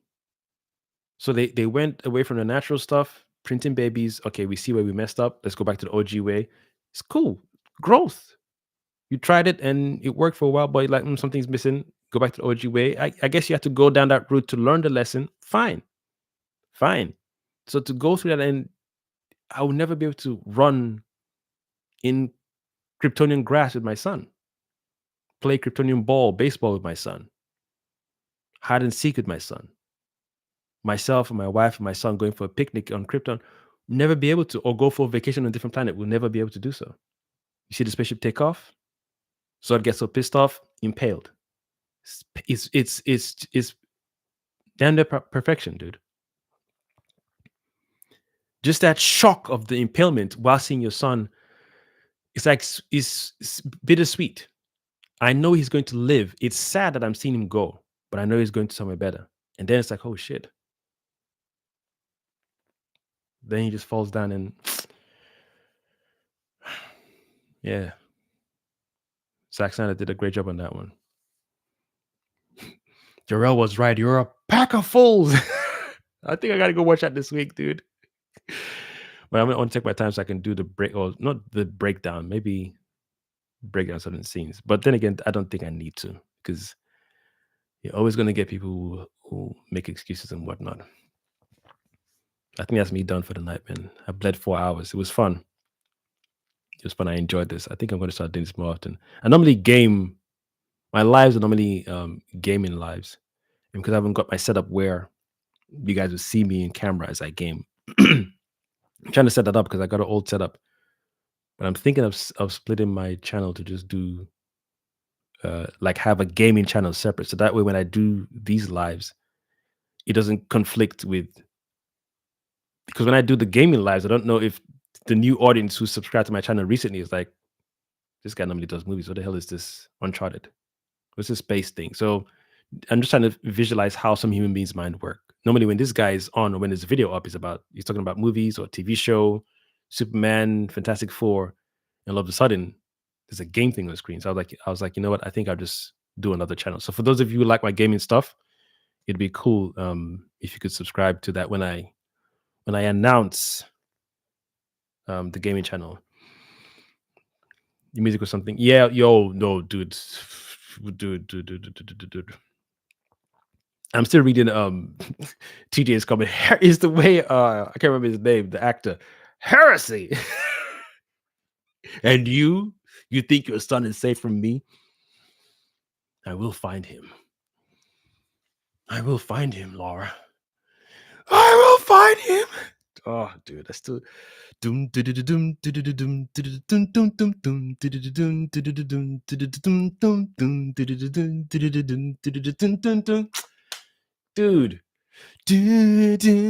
Come on, your blood is pumping like, yo, this one's about to be lit. Come on, son. Beautiful movie, man. Beautiful. I love the scene where Fiora handed him his ass. What you think you is? Because you got a yellow sun, you're super, bitch. We're warriors. We're literally bred for this. Literally bred to be warriors. We will hand you your backside, make you eat it. It's not nasty. What? The fact you have a moral code shows that TJ knows it, man. We have an evolutionary state, evolutionary thing ahead of you. When he moved, he said, "You're too slow, fam. What you doing, cuz? You're the son of L." You went bam, and she took him and said, "What?" Bam. Then when the big guy came and they were doing tic tac toe with him, nah. James Gunn wishes. James Gunn wishes. And Zimmer's score is cooking. Hell yeah, 1,000% on that one. And Zimmer sat down with just, oh yeah, they're gonna love this shit tonight. And then Zod's theme song.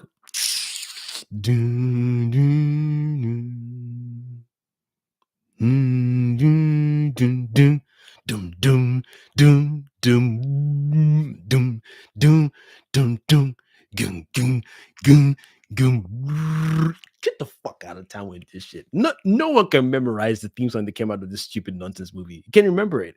Oh, it's the same as Christopher Reeve. Whatever. Dude. He came on the spaceship and said, what she said, what did Farrah say? Neil said, it's okay, Farrah. Something about we can't judge Kal-El for not, for his lapse in, no, it's a dialogue, something about his lapse in decorum, Kryptonian culture. Dude, so much so that on Krypton you kneel or you bow to the general. And it just shows that everyone had their place. Everyone had their houses. You're the science, you're the doctor, you're the herbalist, you're the engineer, you're the technician. There's a level of respect. You do you, I do me. I'm not better than you, you ain't better than me, but we need each other. And then when Lois had put the key card inside the thing, she looked at it and said, that shape looks similar. Yeah. Put it in. And then Jarrell just pops up. She's like, oh, what the hell are you? I think I can't. I want to watch it. I want to watch it again. I'm his father or something like that. And he's like, can you get me out of here? Yes, I built a ship. Oh, like what? No, I helped design this ship. I was like, oh, dude, you see, their culture intertwines. So those people are not going to be easily trifled with. It's not like, oh, you're the soldier, you stay over there and do your thing. I'm the scientist. That I helped design the ship. It's nice, sexy, right? It's milky, right? And it's smooth, silky smooth, because it just works. So that way, you could say, oh, plot hole, man, no, but it just works. This is how smart I am. I'm in different areas. I helped design the ship, bro. What you mean? Let's go over there. Sit on there. Close the door here. Shoot over there. Man, don't mess with me, man. Doom, doom. Mm-hmm. He loves good things for mediocrity. Yeah. It's Zack Snyder's depiction of Krypton that really made me sit down and say, okay, let me see how these guys think. You see when he called that flying Haraka, and the thing just came. I was like, yo, you can talk to ant. Mm-mm. Mm-mm. And Zod wasn't playing either. When he said that, shoot that thing down. Dude. Pardon me, my bad. No. Everything. Everything in that just worked well. This is the first time when I saw the movie the first time I said, whenever this guy does a sequel, I hope he does more backstory in that sequel of Krypton. So much so, I thought he was Loki seeding what Brainiac will become. In my head, I already had a trilogy set up in my head based on Zack Snyder's Superman. So much so that when he was fighting the tentacles in the world engine thing, I was like, these tentacles are giving this dude a hard time. So imagine what Brainiac will be like when it's a fully formed humanoid machine that can just give him blow to blow. He could even handle Feora. He couldn't handle that tall guy because he's not a fighter. He's not been trained by his pops to fight. He can throw a blow, but a fighter knows how to, hey, I see you coming. I can see your shoulder moving. I can see you telegraphing. That's a fighter. That's a warrior he's new. He wasn't even bred by the Kryptonian matrix machine. He's so new on Earth, new from Krypton. Whereas Feora, they were printed like that, quite literally. It's in their gene to be warriors. That's why I love their story so much, that because of all the battles they've been on, I'd have loved to even see a little backstory for Feora with her scars, because she was always in full suit or full armor, face looking beautiful as well. I mean, she must have had a helmet when she's going to every battle. No scars. Her jawline is good. Their eyes and shape of this sexy ass. Fine woman. Find something. The fact even though she talks and just looks at you like, oh, okay, I see you trying your thing. I see you trying your thing, son of L. Damn, what you doing? Sit your bitch ass down before I stop you one more time. Nah, she was on point. Fear was the one. Fear was, and it works so much so that when they're fighting back to back or side by side with Zod, they're protected from dying. And I'm saying that because when he had lost the mask he had on after Clark was thumping in his face when he said, you can threaten my mother. The spaceship came real quick when Zod couldn't get up. And it's the speed at which that they came, knowing he was damaged or he was, not at his peak. Then they shot a beam at Clark just to give him distance to knock him down. Whilst he's down, pick up Zod, fly. That pacing, I love it. These are warriors. So, our general's down. Get over there quick, pick him up, knock homeboy back, pick him up and go quick. Then Feora is down the scene in case Clark was about to, fly and take charge of the spaceship. Where you going? Bring your red cape looking ass. Sit your ass down. We came here for you. It's like a hive mind thing. Our general is down. Pick him up. You two intercept. So before Clark recovers from that blast, like what the hell was that? It stunned me for a little bit. All right, cool, ready to go. Then they turn like, oh, you bitches. But even if he flew, they would fly after me. Bring your ass down here. Bring your ass here, boy. We're keeping it grounded. We are keeping it grounded. Let Zod go. We're keeping it grounded. So you get to see how those species operate. So much so you can understand why they weren't dominated so easily. And these are people who have been in battles without a yellow sun to support their super. No, that means weaving and bobbing. When to throw your Kryptonian dynamite, Kryptonian grenade, Kryptonian nuke, Kryptonian weapons. You know how to. Come on, come on, come on, come on, come on. These are experienced soldiers in battle without a yellow sun. So when they come here, and they say, oh, best believe they will play. Best believe they will play. So that's why she has so much experience, and she just plays with Clark. Like, oh, boy, you ain't nothing, man. You're not even. She could argue you're not even a real Kryptonian because you're oops. We're printed. We're primed like this. Your daddy thought he did you a favor making you the OG whale. Beat your ass up. Worked. Everything just worked. Everything just worked. So much so I was like, yo, I was like, the way you remember the time when Clark entered the main spaceship that Lois was taking pictures of, and when the machine, I still haven't figured out why the machine was trying to stop Clark from pushing that pin in fully. I was thinking because that key card is not from the original scout of that spaceship. But I was like, oh, dude, I still haven't worked that out yet. But when he was struggling, it's like, and he pushed it in. But when Clark looked in, he's like, oh, I'm bleeding. I was like, oh shit. So the same way kryptonite hurts you from your planet, the same way a machine built from your planet can cut your skin. We like that. So my brain's like, oh, dude, if that machine can do that, imagine what Brainiac could be able to do in the next movie. Oh, Zach is going to cook him good. He's going to cook him good, cool. But nah. Warner Brothers rushed his ass to do Batman v Superman, and here we are. It sucks. It sucks. At this point, we might as well start doing our own movies with the AI. I'm not kidding, or partially kidding. Partially kidding. You want to give kudos to the Matt Reeves out there who still push against BS and make good stories. You say, yo, we can still do our movies, but let's cross our fingers for the Matt Reeves out there. Nah, beautiful movie, man. That scene, I imprinted that scene in my mind. I was like, yeah, that little machine can cause you, it cuts you so quick like that. And then the world engine machine, you struggle with it too. I said, yo, if Brainiac hits you, you're gonna feel that shit. And in my head, I was like, I wonder what they're gonna cast for Brainiac and how he's gonna show up. Brainiac 2 is another compelling villain. Compelling villain. Yeah. It is what it is, man. I'm sick of this shit, though. By the way, did you know that Lex's theme is basically Superman's theme, either in reverse or different notes? See, lazy shit. I didn't even know that, TJ.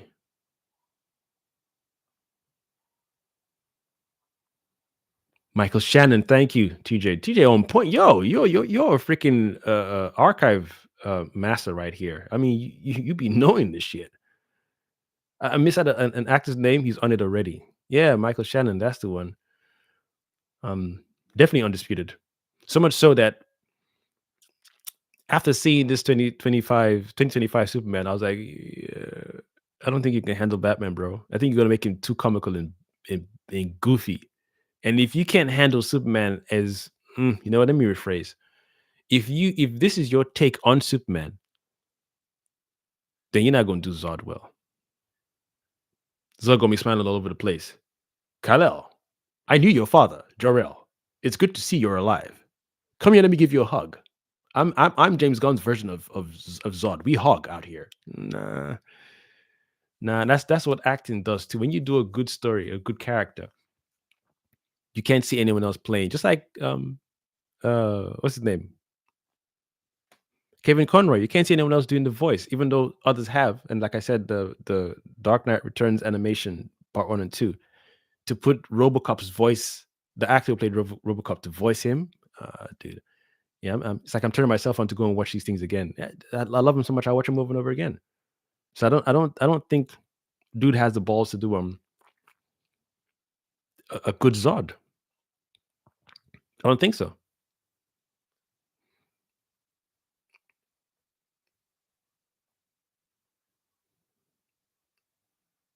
Have you seen the Krypton show? I have. I don't know if you're asking me, TJ, or asking Devscape, but I've seen the Krypton show, and the first season was good. The second season, I think they were brave to introduce Brainiac, but it was smart-ish because you're saying, wait, wasn't his introduction of Brainiac like he came from the future, right? So he's messing with time. So that's not saying that was his origin story. It's like he's messing around with time, so he's happened to come back to try and stop. Yo, yeah, right, stop the lineage of Jor-El's bloodline. So he's going. Okay, I remember now. I think. Yeah, it was the first season was cool. That's what we saw. The new Green Lantern guy, the Aaron Pierre. Is this Jor-El? Am I? No, he was one of the houses anyway. One of the houses in there, and he was pretty cool. Menacing face. And I was like, all right, cool. I can see where this is going, but I think it's another brave thing to do when everyone is expecting something but not what you're giving them. So I always got to give kudos to people saying I want to try a thing, and it works to an extent. So second season I didn't watch. I was like, nah, I can't hack this one because the guy they even casted for great the bloodline of L. I was like, nah, you're not. I don't know. Didn't really work for me, but I didn't mind it. I watched it to the end. I just didn't watch the second season.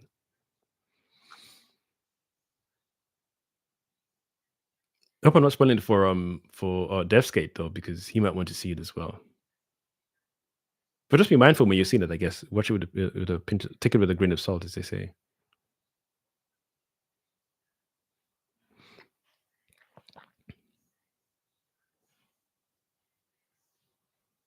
Just get pissed at Warner Brothers again, exactly. Doomsday was created.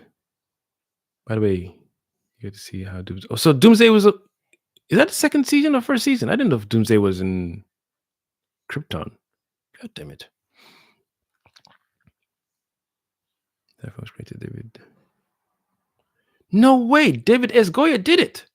Isn't it the same guy who partly wrote Man of Steel? No way. Okay. Can you believe I'm saying what I'm saying, but I'm reading your comment after? Yeah, these eyes been moving slow tonight, boy, but it's all good.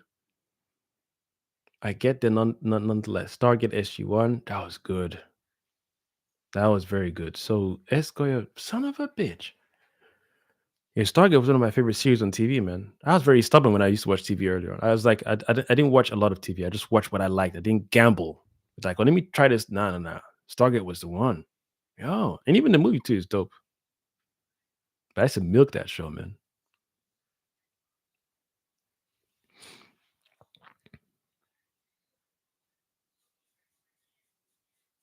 Holy snap, TJ. You say what? James Gunn's favorite Batman is George Clooney.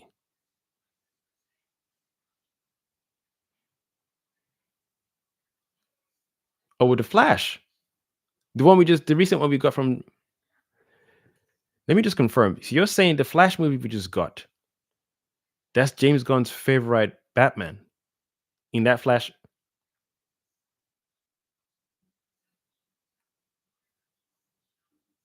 Oh, that's why he's in the Flash.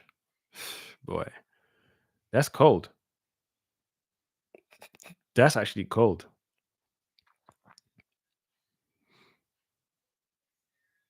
This bug, you're really getting on my nerves. If just land where I can see you so I can clap your ass out, that sounded nasty. Yeah, a little nasty.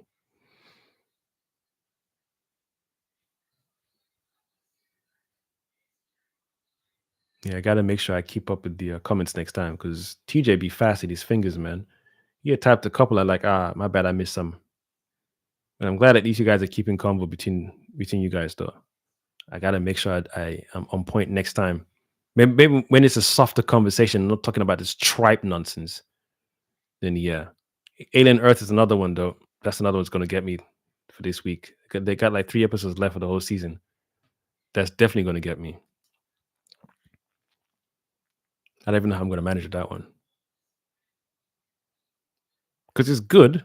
It's okay. And I'm going to say it's good. It's okay. And nah, I'm struggling right now. Some things I just don't like incompetent things or things that don't make sense because it just breaks my concentration. Like, why would you do that? And then I got to reset myself and just ignore that and let it play through. But I hope it's a good enough setup. But all right, peeps, Def's sake, TJ, and to all those who joined earlier on, I salute you for sticking with me for 4 hours long. I salute you. I thank you. Thank you very, very much. TJ Archie in my head all the time. I'm like, yo, dude, he's right here. He's doing what I'm thinking about.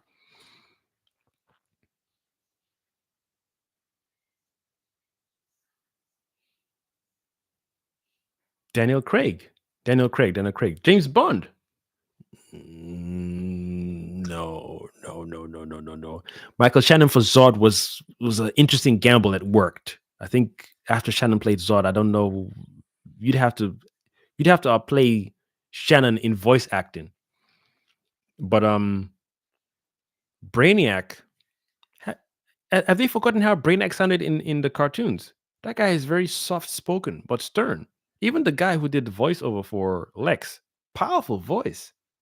Even when he does live action roles, and I think he did Grodd, right? Gorilla Grodd for CW. So no, you just don't cast Daniel Craig for Brain of all the people you could have casted. That's almost as bad as Ezra Miller. And Ezra just looked different. He didn't look like the Flash we're used to. I was like, well, okay, they casted someone different, cool. But then he made it worse with that stupid running thing. Golly. They said I've never been in a fight. I just push people out the way or whatever. And I was like, oh, this is not our Flash. What is this? Oh, it's year one Flash. So give him a break. No, don't always do this year one nonsense. Give it to us as is. Daniel Craig from James Bond. Now, he's an awesome Bond. Casino Royale is one of my favorite Bond of all time and of his. You want to give that? I'm glad they didn't do it then. They would have spoiled it. No offense to Craig, but no. No. That doesn't. Brainiac has to be someone where not only once you do the CGI and whatnot on his face, yes, but he still has to be. Oh, my bad. I forgot. Craig doesn't have the chops. I'm sorry. Craig doesn't. I don't feel Craig can pull a menacing AI well. Saying Daniel Craig was going to be casted for Brainiac is almost like saying you cast Johnny Depp for Brainiac. No. I think you need someone who can do the voice well. And when you hear the voice, like Kevin Conroy's voice, you're captivated. Like, this guy is damn.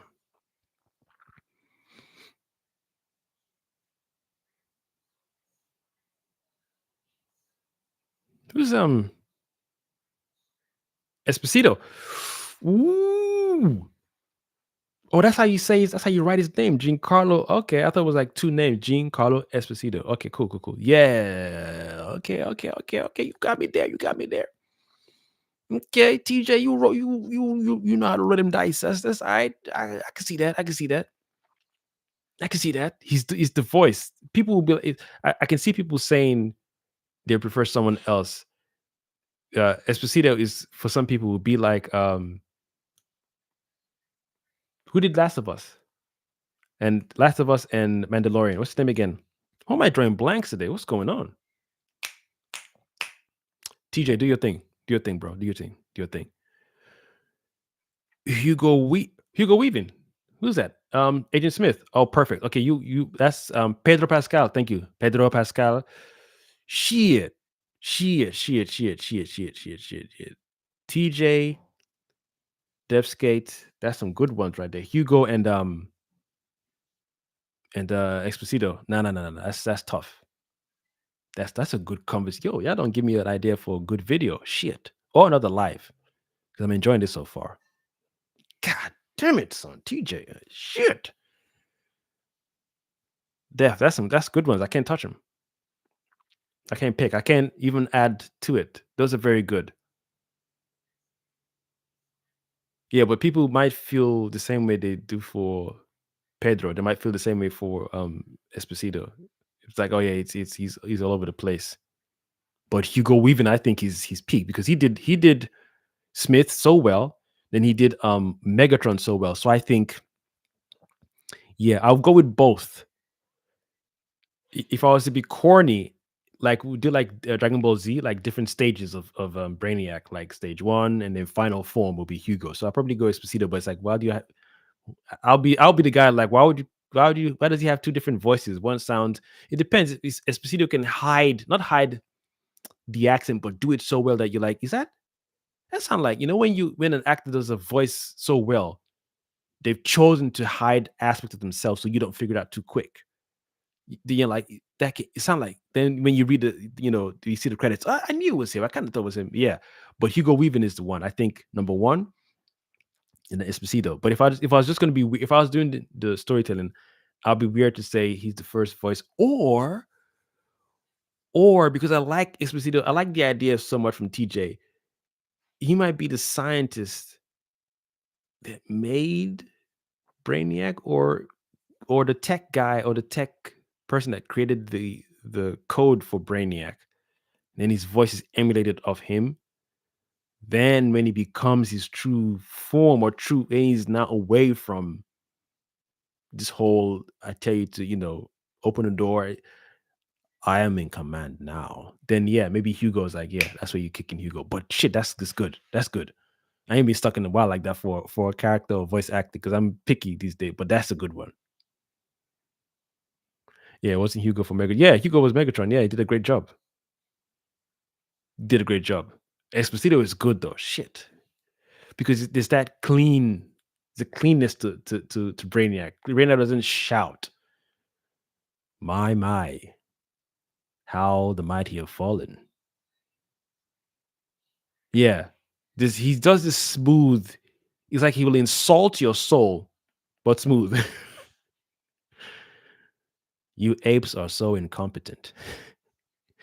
Lex, you think you can take over my computing power? Yeah, he's cold, but he's calculating how to insult the motherfucker back. Yeah, damn. But I think just for that dark richness, it's got to be Hugo, especially if we're doing it in Zack Snyder's world. But I can't even visualize how this dude is going to be done because you have to. If the audience is so used to James Gunn right now, if you do Brainiac in James Gunn's world, the fact that they even do him in the sequel makes me feel worried a bit because it's like he's trying to fast track Brainiac, get it over and done with, and then boom. In fact, the same James Spader, the same dude who did we're talking SG1 Stargate earlier on, the same dude who did Ultron's voice, I think he can do. But then again, it could be like a little cop out. Of course, you're going to get James Spader. So, damn it, Hugo Weaving. These Death Skates, yeah, that's a good one. But I can still feel Spader doing it. I can just about see Spader doing it in Gunn's universe, but I feel Gunn wants to fast track Brainiac. I don't think he can write Brainiac well, especially what he's done in Superman. I don't think the same way I don't feel he can write Zod better than Man of Steel. But then again, for those hardcore TJ, you seem like you're a comic book fan as well. It's a comic book, but how is Zod depicted in the comics compared to Zack Snyder's Zod? Because for me, that's my first imprint of Zod is Zack Snyder. And when I say imprint of how I see someone as militant as he is, doesn't mean I haven't seen Christopher Reeves. Christopher Reeves Zod, the face, yes. That soft spoken, yeah, but Michael Shannon did it, man. Like Shannon it's like he just put I can't remember the actor's name, but he put that dude at the back. Knew before Zod, yeah, put him at the back. He did, again, nostalgia, childhood. I respect that, but Shannon brought something different. I was like, yeah, I don't know who can top that. And I don't even remember how Zod sounds in the Superman animated series either. Or was Zod ever featured in the Justice League? See, it's like they're afraid of doing their own characters. So yeah, let the brother know, man. How is he depicted in the comics and in the cartoon? Now I gotta go. I guess it's fun for me. I'm gonna rewatch the whole series again, and that's what I intend to do for the Superman. The Batman thing, That damn, he flew away too quick. I mean, doing live and trying to fight a fly at the same time.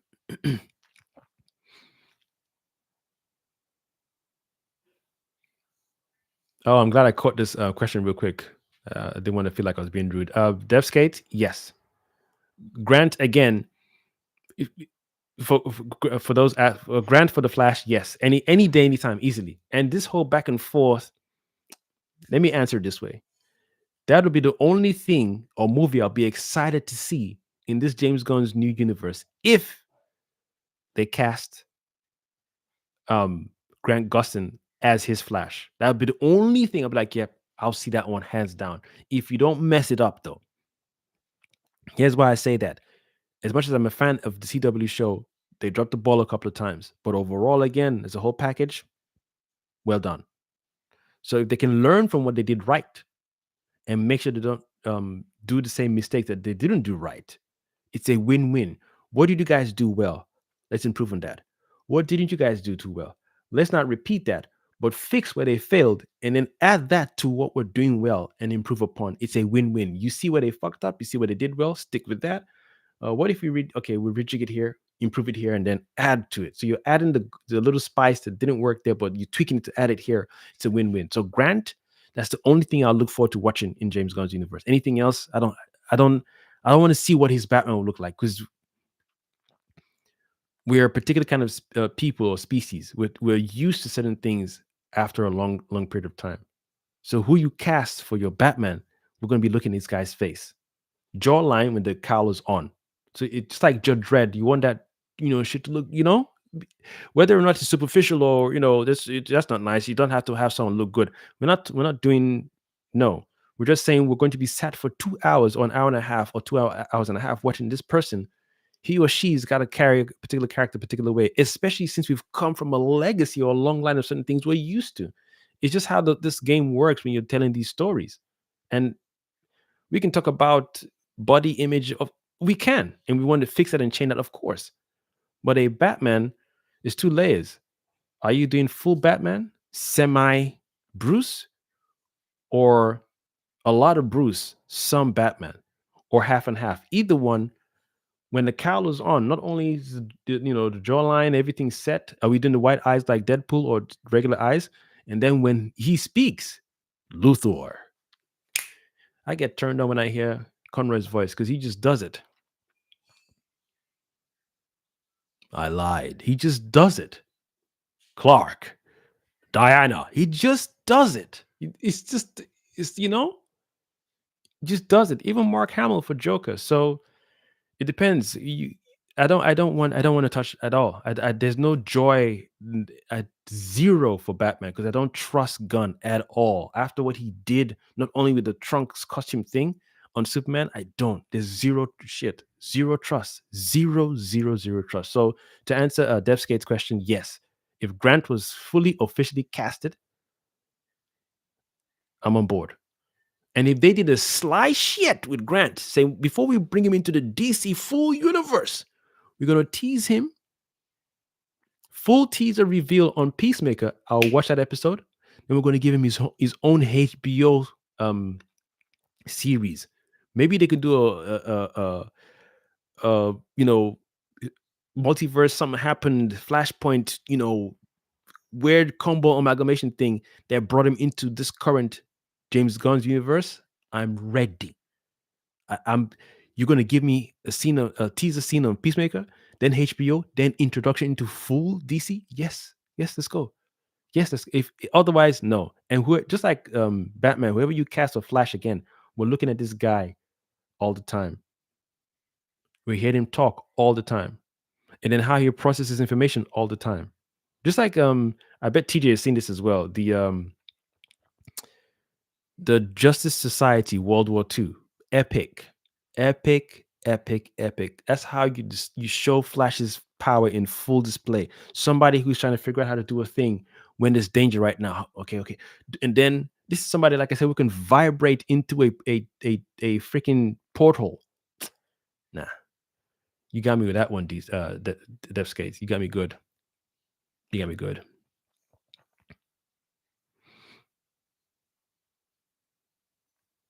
Where did that question go though? It's like it disappeared. Did it disappear? How come I can't even go back to your old questions? Heresy.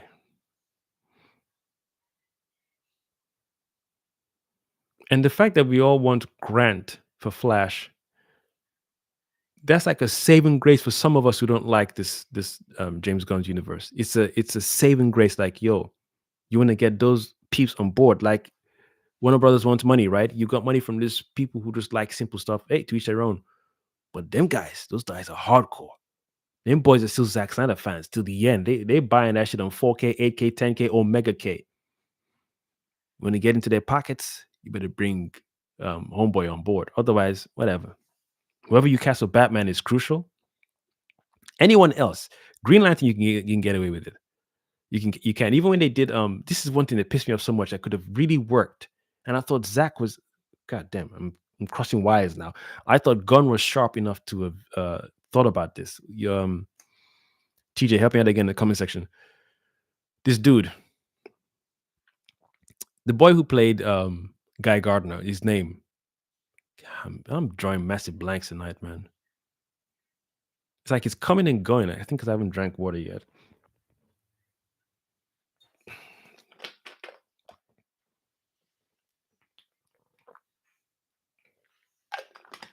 $4 hours straight though. God damn, somebody give me my flowers. But I appreciate Danielle for the first super, by the way. That was dope. Nathan Fillion, that's the one. Thank you, my dude. I knew he would get there. I was like, yeah, just give him time. Give him some time. Drink your water. He's gonna get at you. Nathan Fillion, he voiced Green Lantern in the animated movie like twice or three times. He would have been a perfect Hal Jordan just in this world because of that voice familiarity. It's like you close your eyes. He voiced. Oh, it makes sense. It just worked. The Guy Gardner thing, I guess, but I get it. I know Aaron Pierre and the other dude are doing the Lantern thing, but it just shows how fragmented they are in DC. They're not patient enough. Nathan Fillion would have been a massive win for this thing, massive win. But whatever, man. Whatever. And they bring Wally. They should bring Barry first and then bring Wally. If it doesn't make sense, Barry's original Speed Force. Yeah, you see, now you're doing some heavy lifting, Deathskate. See, but this is what people would say. Oh, James Gunn is a true fan, and like you said it, you'd expect him to follow suit as you said it there. Bring Barry first, and then Wally. They're playing with fire, boy. The rumors that James Gunn wants Wally West Flash. Even the rumors that I don't even care. Even the rumors I don't care about. But yeah, out of wanted him to be Nathan Fillion to be Hal Jordan. And is the Lantern show tied into? Is it tied into James Gunn's universe as well, or is that Matt Reeves? Or is that do we have 3 universes now? Do we have Matt Reeves, the Green Lantern show, and then James Gunn's universe? Or how is it working? Because I know Clayface is in James Gunn's universe. You clarified that for me earlier on. And I know Batman is Matt Reeves, Penguin is Matt Reeves. But I want to know who Lantern is. Is Lantern Gunn or separate universe? And Matt Reeves kind of feels like it's part of okay. All right. That's cool. That's cool. So that one, well, I guess it's part of the universe, but someone else is helming the story. So it's not a James Gunn story written by. That's cool. That's going to be my new thing now. If I hear a new DC project coming out, who's directing, who's writing, who's overseeing? James Gunn's not over it. All right, cool. We can have some conversations of what could or what might happen. But after this movie, nah, too much noise. Too much noise, man.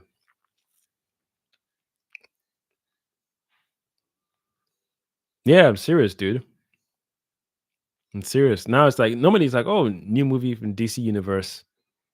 Even the way they changed Jason Momoa.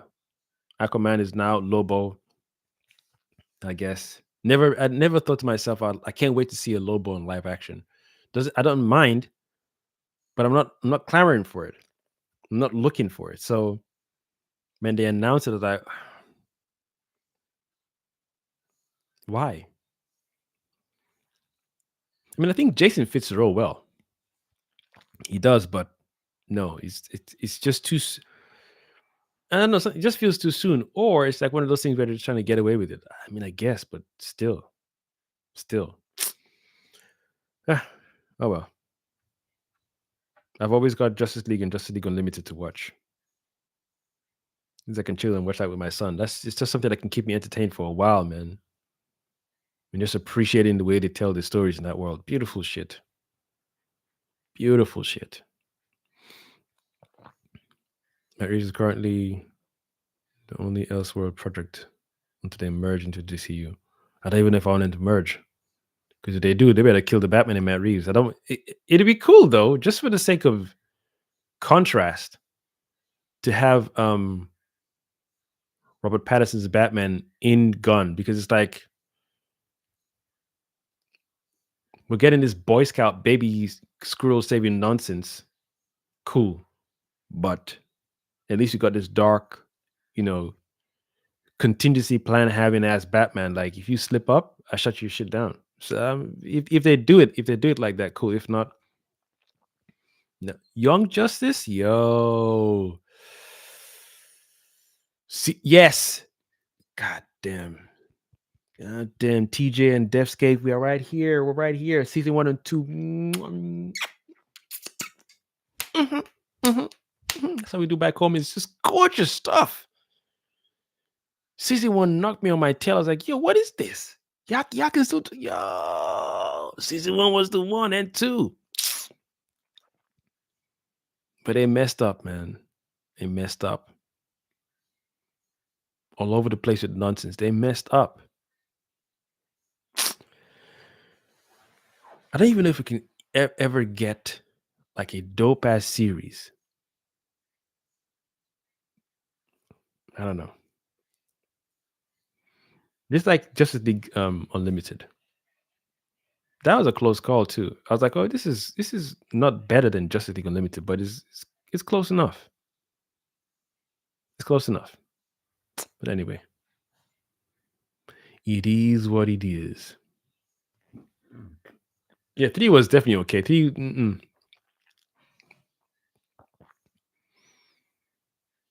yeah, but at least when you know the others, like if it's a 4 season run, you can say 2 were good, 3 wasn't, 3 was and the 4th one was alright. You can still, you give the person a heads up. But the first season had me hooked. I was like looking forward to the next one. So when the second season came out, like the third one, I was like, I don't know where y'all going with this one, boys. This is you're doing stuff no one's asking for. It's cool. It's cool because you're expanding the whole thing, so people feel um, present and involved in the thing, and that's gravy. But just be mindful of terms you're using when you're describing these things. Just terminology is very important. You don't want to yank someone so far out of your thing, it then sound like you're doing, hey, we just tick the box. Huh? Yeah, we just ticked another box. No, and then it's like, am I watching or you? What we doing? Am I? I'm now. I'm like, am I watching? Or is that why you? So you put the thing in? So she's in there because you're trying to tick up. Oh, god damn it! Then you spoiled the whole sauce, man. You spoiled. Then you not only are you ticking one box, you're stacking. Then it's like, well, realistically, that person, they don't. That's not how it. But oh, so what you're trying to say is, oh, now you're over the top. Oh, that's not a no. You don't call that thing. I'm like, what? It's an alien. What do you mean you don't call that thing? Nah, they spoiled it for me, man. You're trying to do too much. It's like when they did in uh Star Wars Acolyte, when the Badger creature had shown up on the spaceship, and I think somebody said something, and one of the characters said, I can't remember. Basically, you're trying to put agenda, or not to put agenda on the creature. I was like, wow, gender is a human. That's you leave that for Earth. This is Star Wars in a galaxy far, far away. Why are you now putting extra things on top of? Did they make any sense? Like I recently read Batman Beyond 2013, 2014. And Justice Lord Superman. CDC is bad. Yeah, I gotta go check that one out then. The only episode I liked was the episode where saw Dark Side Son Orion. Not knowing that he was claustrophobic. Is this the comic or cartoon? Orion. No, this is the cartoon you're talking about, right? It's gotta be the cartoon you're talking about, because now I'm confused. I don't want to have to go and watch that series again, dude. No, I think I'll just go and and then explain on YouTube. Yeah, I don't want to watch that series. Yeah, no wonder. Nah, nah, nah. I was half asleep and I watched season 4. I was in and out. I was in and out. I was like, nah, whatever this is, I've lost the zeal for it. Because you said Orion, I'm like, Orion, isn't that that's like the something gods, the upper gods and lower gods, right? Another thing I'm looking forward to them doing is Mr. Is it Mr. Miracle and Barda, Big Barda? Was it Captain Miracle or Mr. Escape? What is it called? Mr. Miracle or Captain Miracle? I think it's Captain. No, Mr. Miracle. The guy who does the escape artist thing, and he flies on these two disc flying saucer disc on his underneath his feet. He's got the cape on with his high collar cape mask, and then Granny Goodness raised him right, and then Big Bart is this chick. Oh, is this chick? I think she's this chick. Mr. Miracle. Okay, cool. So I was right then. New Gods. Thank you. That's the one. Yeah, that'd be a cool thing to see. I know Matt can't do that, but I don't want James to touch that either because there's something about that world that feels different. So you want to give that to a different director that can give birth to that. Nice. There's something about it. The color palette, the costumes, the way they speak. Yeah, there's something about it. But yeah, even New Genesis. I think there's a thing is the over place is called New Genesis. I think I could be wrong, but however way they do that, they might have to keep if they can get away with the Matt Reeves thing where they don't cross universes for now, then we can get that on HBO at least, or even a movie. Yeah.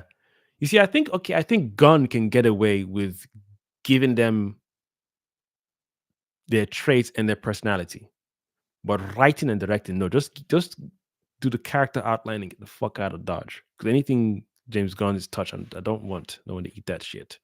He likes tripe. I don't. I don't like tripe. Yeah, if he just outlines a character or their traits, because I gotta give him kudos for Guardians of the Galaxy. For me, part one, not two and three, just part one, and how they all played in the Avengers grand scheme of things, the Infinity War, and then after that, Endgame, and then even the Thor movie as well. Just little sprinkles here and there, but they played off nicely in Infinity War, especially um Star Lord. So if he just outlines their quirkiness, then yes, and then give it to a director who appreciates the source material and go from there. But if you're not doing that, then no, thank you. I don't have time for that nonsense. If you don't, yeah, you're trying to bring your own. This is how I want to run in my Flash movie. Yeah, don't do that. Don't do that. Don't. That's the one. New Genesis versus Apocalypse. But then when they do that, then you have to cast someone. I think if we're given Exposito Brainiac, then I think we should give um uh what have I, yo, I'm tired. It's okay. I take it. I'll take it. I'm tired. Agent Smith, Apocalypse. I think it's a win-win. Then we get to have them both. Hugo Weaving. That's it. We get to have them both in the same universe. So Exposito for Brainiac and then Hugo Weaving for Apocalypse. I mean Darkseid, sorry. I think we can do that. I'll be okay with that. I'll be satisfied with that. By the way, have you seen Sandman? Deathscape, no. I haven't seen the second season. The first season was cool.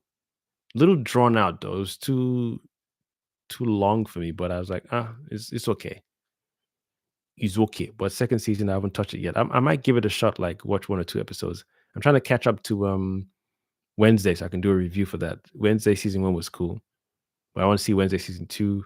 I'm still stuck on Alien Earth, but at least in between Alien Earth, I can catch up on Wednesday, and then maybe um Sandman, but Sandman wouldn't be no, that wouldn't be like heavy watching.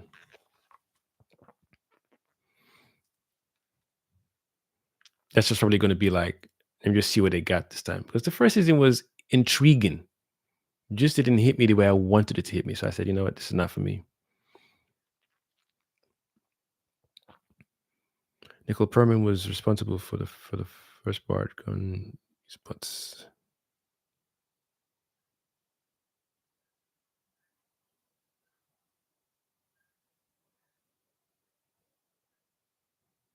Bottom part 3. I'm a little lost on that one.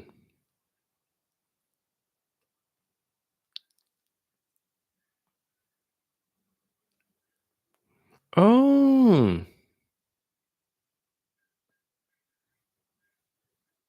okay. Then I don't think I should fantasize about New Genesis and no,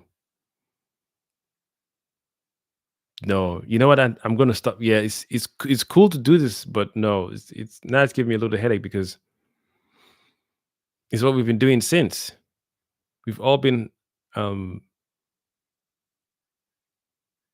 yeah, all been theory crafting and hoping we're going to see something, but then when the thing comes out, it's not what we're expecting or hoping. I don't even know if Gunn is already spoken about doing Darkseid in the first place. I mean, if you're doing a Superman story, it makes sure to get to that point eventually, and I think get past that point because there are other villains that are out there against Superman, and especially if Warner Brothers wants to get that money from the Justice League. That's the only thing they haven't perfected, which they could have perfected a long time ago if they hadn't disrespected Zack Snyder and at least helped him, like do other things to help him do it well. They brought him on board and said, "Yeah, you got other people to help you out." I think they'd have gotten that money from the MCU that lost. They were lost after MCU for so much. They wanted that whole Avengers money. So yeah, you can get it if you do it well. You can get it if you really want. You can get it if you do it well, man.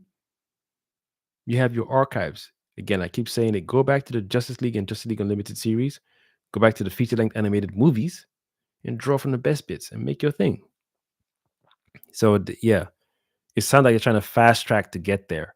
But I feel the three people you need to take time on: Darkseid, Brainiac, and there's a third character I'm missing. Darkseid, Brainiac.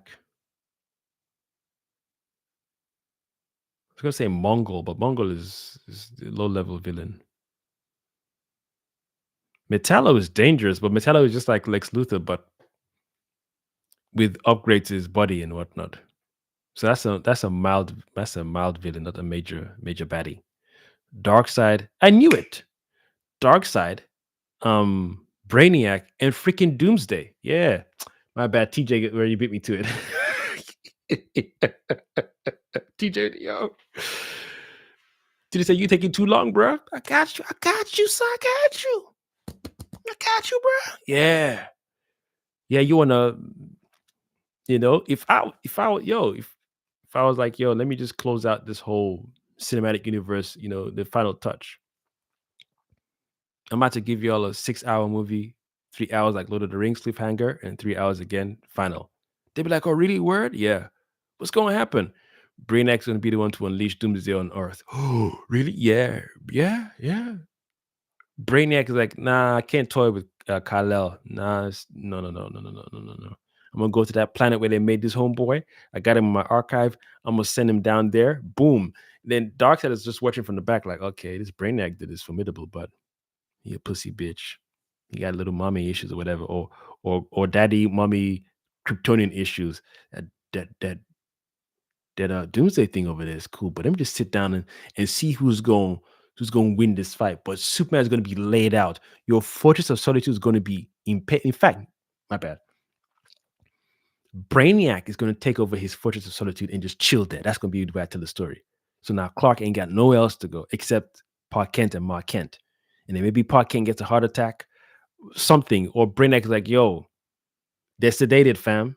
They're in a coma. You mess with me, they're dead. Only I can bring him up. I can wake him up. So just get this ass whooping from Doomsday, dude. dude. And even then, Brainiac is just hovering whilst they're both fighting, and then Doomsday turns to Brainiac and tries to reach out to him. Like, oh shit! He pulls back like, hey, the fight is between both of you. But because Doomsday is just what he is, like, hey, something in front of me, I'm reaching out to it. But then that just gives that edge to like Superman, like, oh, so you're not in full control of this thing, okay? But he wouldn't even have enough time based on what James Gunn gave us. I don't even think Superman could last a good full hour bout with Doom. My bad. Let me rephrase that. I don't think James Gunn's Superman will last long with the animated version of Doomsday we got in the original DC universe. You're finished. He will hand you your backside wrapped up in your beautiful cape and your trunks.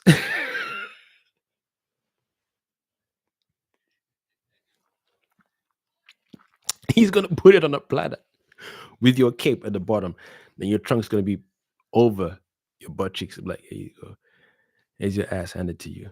And because Doomsday can talk, eat your own ass. Guys came over, son. Nah, because I know if James Gunn is doing Doomsday, he's going to nerf him in some Diddy way or whatever. He's gonna nerf him. He's going to nerf because one of these guys has to be Endgame. Has to be one of these three: Doomsday, Darkseid, or Brainiac. Brainiac, I feel, has longevity. That's AI. That's tech. He's going to find a way to be like, you know what? Do your thing. Whilst you're doing your thing, let me just copy and paste myself in this little key card right here. There you go. Hey, Lex, come hold on to this for me for a little while. Thank you very much. Wink, wink. So when Lex like, oh, it's key card. Thank you, Brainiac. Wink, wink. Then Superman is, putting all his energy in. By this time, it doesn't even make no sense that they haven't even formed a Justice League, not the Justice Gang nonsense, Justice League. So that way we get Aaron Pierre. I don't know about the guy playing Hal Jordan because he's an older guy. So I don't know if the contract can allow him to do more, stunt work, or he might die. If he dies in this one, who gets his ring then? Or are they trying to hand over the mantle to Pierre, but we get to see Hal Jordan? I don't know, some people like Hal Jordan over John Stewart. So I'm just speculating. If you're saying this is in and out for Hal Jordan, and then the permanence for John Stewart, some people won't like that. Yeah, some people is that's like Superman and I'm gonna say Winter Soldier. No, Captain America. Some people are like, he's not Captain China or Captain Brown America. It's just Captain America. It's got to be one way. And hey, we didn't make it, so some people like it a particular way. Hey, nah, it's not. That's not. I'm not clamoring to wear someone else's moniker or someone else's suit because we got other names. So some people are like, no, Hal Jordan is my guy. So it depends. When I see people cast older actors, I'm like, you want this guy to be in how many movies? You better start making it back to back because stunt work is got to be on point. Aaron Pierre is still in good shape. That movie he did on Netflix, he can, and especially if you want to keep him grounded, floating in the sky doing beams and whatnot is cool. But if you can make him switch, pop, pop, pick up someone headbutt and then Green Lantern ring, if you can weave that in, it'll be slick. Because John Stewart in the animated series is dope, but if you want to, because he's ex-marine and ex-marine or ex-soldier, what I'm trying to say. If he can go from you know combos to ring, guard, and you just got to mix it up with how he moves. So he stands out from the other lanterns. So it's not always ring ring. He can use it, but he's not avoiding to use it. He still knows how to. And then we get a suit on. Yeah. I can see Aaron Pierre doing that for long term, but to see the guy who's playing Hal Jordan do that, he's old. I'm not saying I don't want him to. I'm just saying it doesn't make sense for long term. Plastic Man can beat everyone. Plastic Man, where the hell did that come from? God damn, just give me Southern beef. Plastic Man can beat everyone. Plastic. So that's like that's like Reed Richards, right? Homeboy, you came out of no. I didn't even see.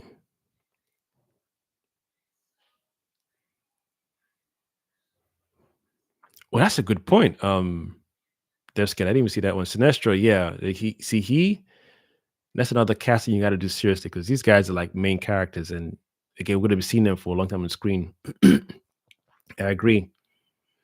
World can be an intriguing plot. Yep, agreed. I can see World being done well. Definitely. I agree again, Devscape. I don't trust Gunn with that. Yeah, it's like you can these are great concepts, but just because of how he handled Superman, it's like you get excited, like he could do this, but I don't trust the dude. What if he did that? I don't trust the dude. So now it's like one feels deflated, like you can't even have hope or excitement for something anymore because of how he treated the current universe. Sinestro could, yeah, if Sinestro gets the yellow thing and then gets corrupted and good, yeah, that could be a long thread. If Sinestro is on the Lantern series, it has longevity. Then you make him bleed into the main universe. There's longevity. I think you want to keep someone like that around. Another guy with the one eye as well, one with that had the purple energy. Yeah, there's ways to keep the franchise alive, man. Then those manhunter robots with the staffs that they had in the big ones that apparently that the Guardians had made them first before they got the rings made, then gave it to different designated lanterns. Those guys would be cool. Not cannon fodder, but those guys would be a cool threat for the new Justice League. And when you start forming superheroes like Green Lantern and Flash eventually, Batman, you want to make sure that the next villains you have for these guys is not only from their main the main rogues gallery, but you want to make them a major threat for all of them. One of them, but for all of them at the same time. So that way it's not like well, this guy just shoots, ice beam from his gun. No, this guy is smart. You find a way to separate you lot as well and then deal with you guys. So you don't want them to just tackle each of the villains in the individual movies only. Tackle them and maybe have some still lingering in the corner there, but then bleed into the main Justice League universe. And then maybe they can still pull off the Flashpoint story. But I think a brave thing to do is a post-apocalyptic Earth that would, after we're used to seeing Metropolis and Gotham, in its different tones, everyone is cool, metahumans cool. Then Darkseid comes, yo, you do like a Lord of the Rings trilogy arc. First movie, first 15 minutes, Darkseid decimates Earth, and it's all post-apocalyptic, just like the original animated movie where Flash had to do the reset. Then Loki, when Flash trying to do a reset, Constantine jumps in, pulls a few characters only from the world we're in now, seeing that it's all decimated. We have to do something, but I need your speed, your know-hows, and my magic and whatever. And audience is like, what? And it's Keanu Reeves as well. Oh my god, what the hell? What are we doing? And then you can just cut the movie. Hell no. Then the second movie is the spell working with Flash's speed, jumping back into a particular timeline to try and stop a few things. Dude, you can do it good. You can. You can do it good. A good 3 hours each for each trilogy, and you start the movie with the all-out attack on Earth from Darkseid, and then you see how Superman just crumbles, especially this Nene Nancy James Gunn's version. Dude, your Boy Scout ish is gone. It's left. And maybe you kill Lewis in this one. Yeah. How about that? Maybe you kill Lewis in this one, and it's like, yo. And then what, Boy Scout? Lewis is not, she's gone. What are we gonna do? I think you can pull it off. I'm yet to see. I think only Lord of the Rings pulled it off in terms of how dangerous this quest was in the first movie. There were times where it gave hope, less hope, more hope. Like, it just, this yo-yo dance was done well. Each time Frodo put on the ring, you're like, oh, dude. I mean, I would have done the same thing, but you keep doing it, and you forgot what happened to Smeagol.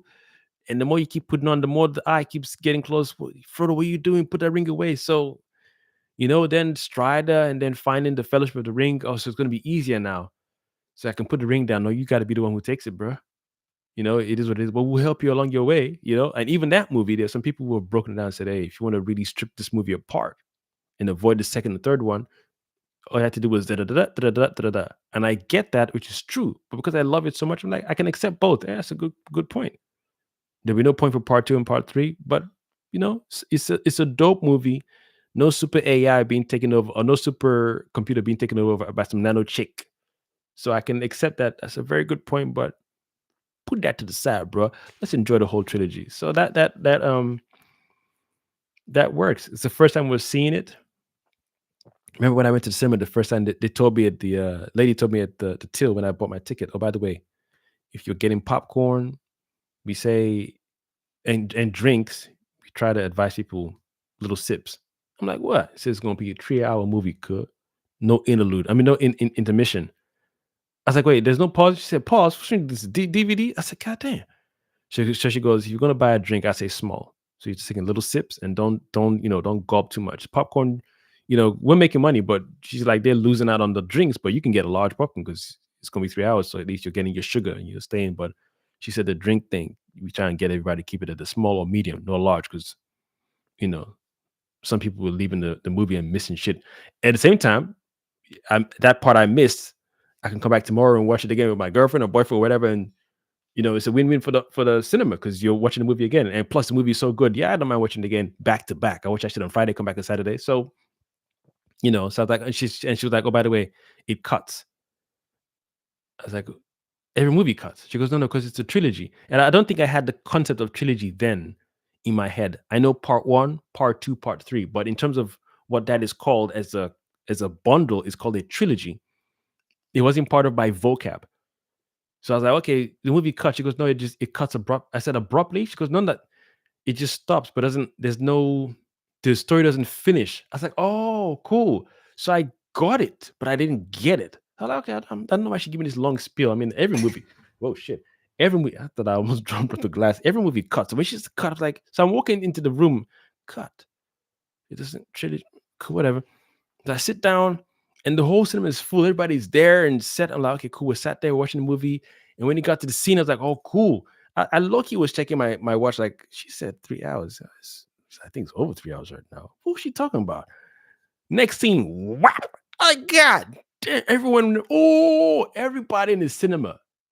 All full strangers. I didn't see this with any. I went solo. Everybody in the cinema was like, what?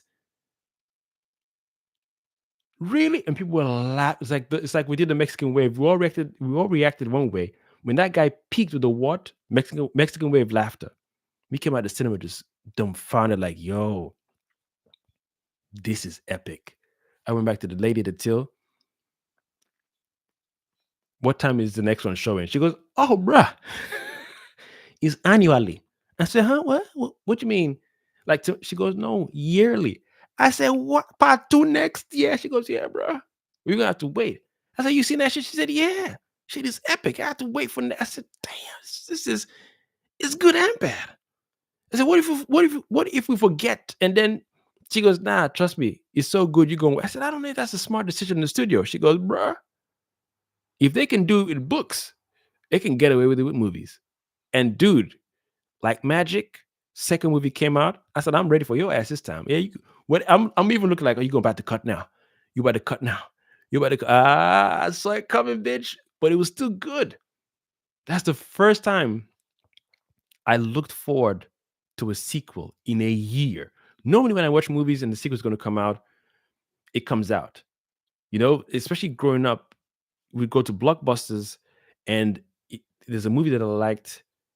Part two is right next to it. So I guess because of how we grew up, school and everything else, by the time I started watching movies at a particular age, they already done the sequels. So I don't remember waiting for a sequel of a movie in my childhood.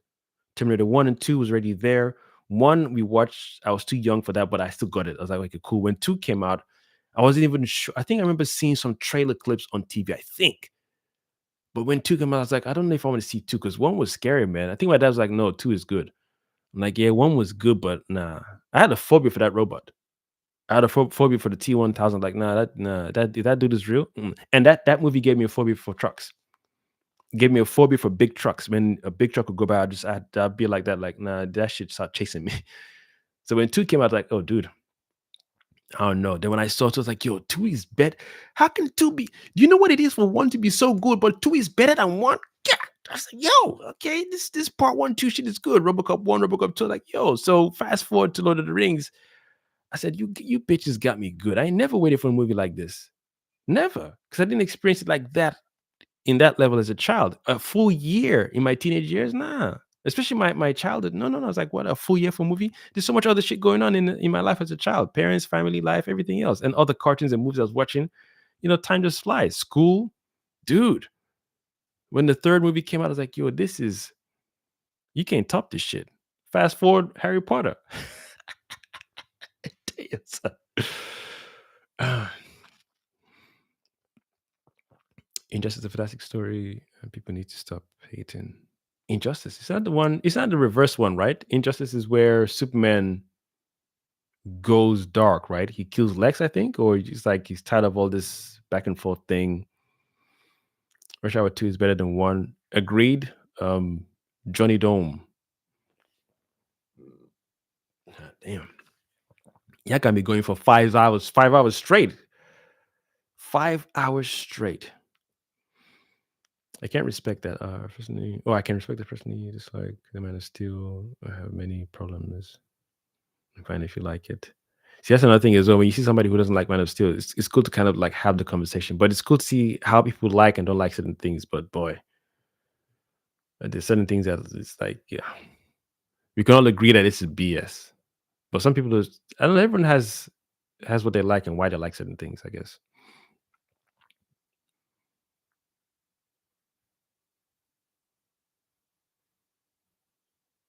There you go, fans just hate it. Yeah, yeah. And then that's a good point, TJ. Who has time for hate, man?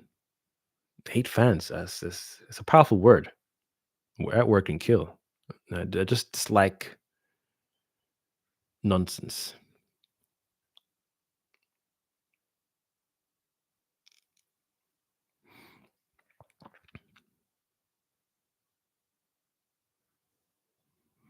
Everyone here. No, no, no. I can see why you said that, TJ. Nah, Johnny, don't hate the guy. Just don't like. This said in my previous video, I said the thing where if someone told me Stephen King was going to do a comedy cartoon for children, I wouldn't say I wouldn't watch it, but that we're not used to. That's not your thing. That's not your forte. So giving this huge world, DC, and then Superman to James Gunn. I mean, he's cool when he's doing certain things, but no. And you can't be in a world where there's a constant threat on your existence, and you're worried about a squirrel. That kaiju should have killed a lot of people, man. Should have killed a lot of people. It's a huge ass thing and didn't step on somebody. So when people do things like that, I'm like, yeah, you're doing your own thing. It's cool. Spider-Man 2 is one of the sequels. It blew me away. Yeah, Spider-Man 2 was pretty cool, actually. Who's that one with again? That's not Venom. Venom is 3. Spider-Man 2 is Doc Ock. Yeah, that was good. That was actually cool. I enjoyed that one.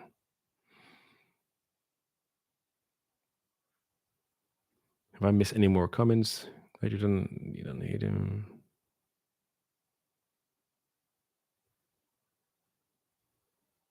Okay, y'all are having a one-to-one meeting. Okay, that's cool. That's cool. Kyle Rayner. Did I make a mistake? Someone Kyle Rayner? Sounds familiar. Kills of Men Justice. Can I be next? Lantern.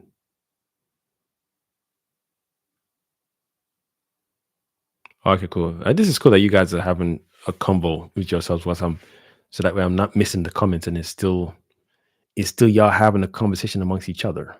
That's dope to see. Oh, I can't see that super chat anymore. Is it gone?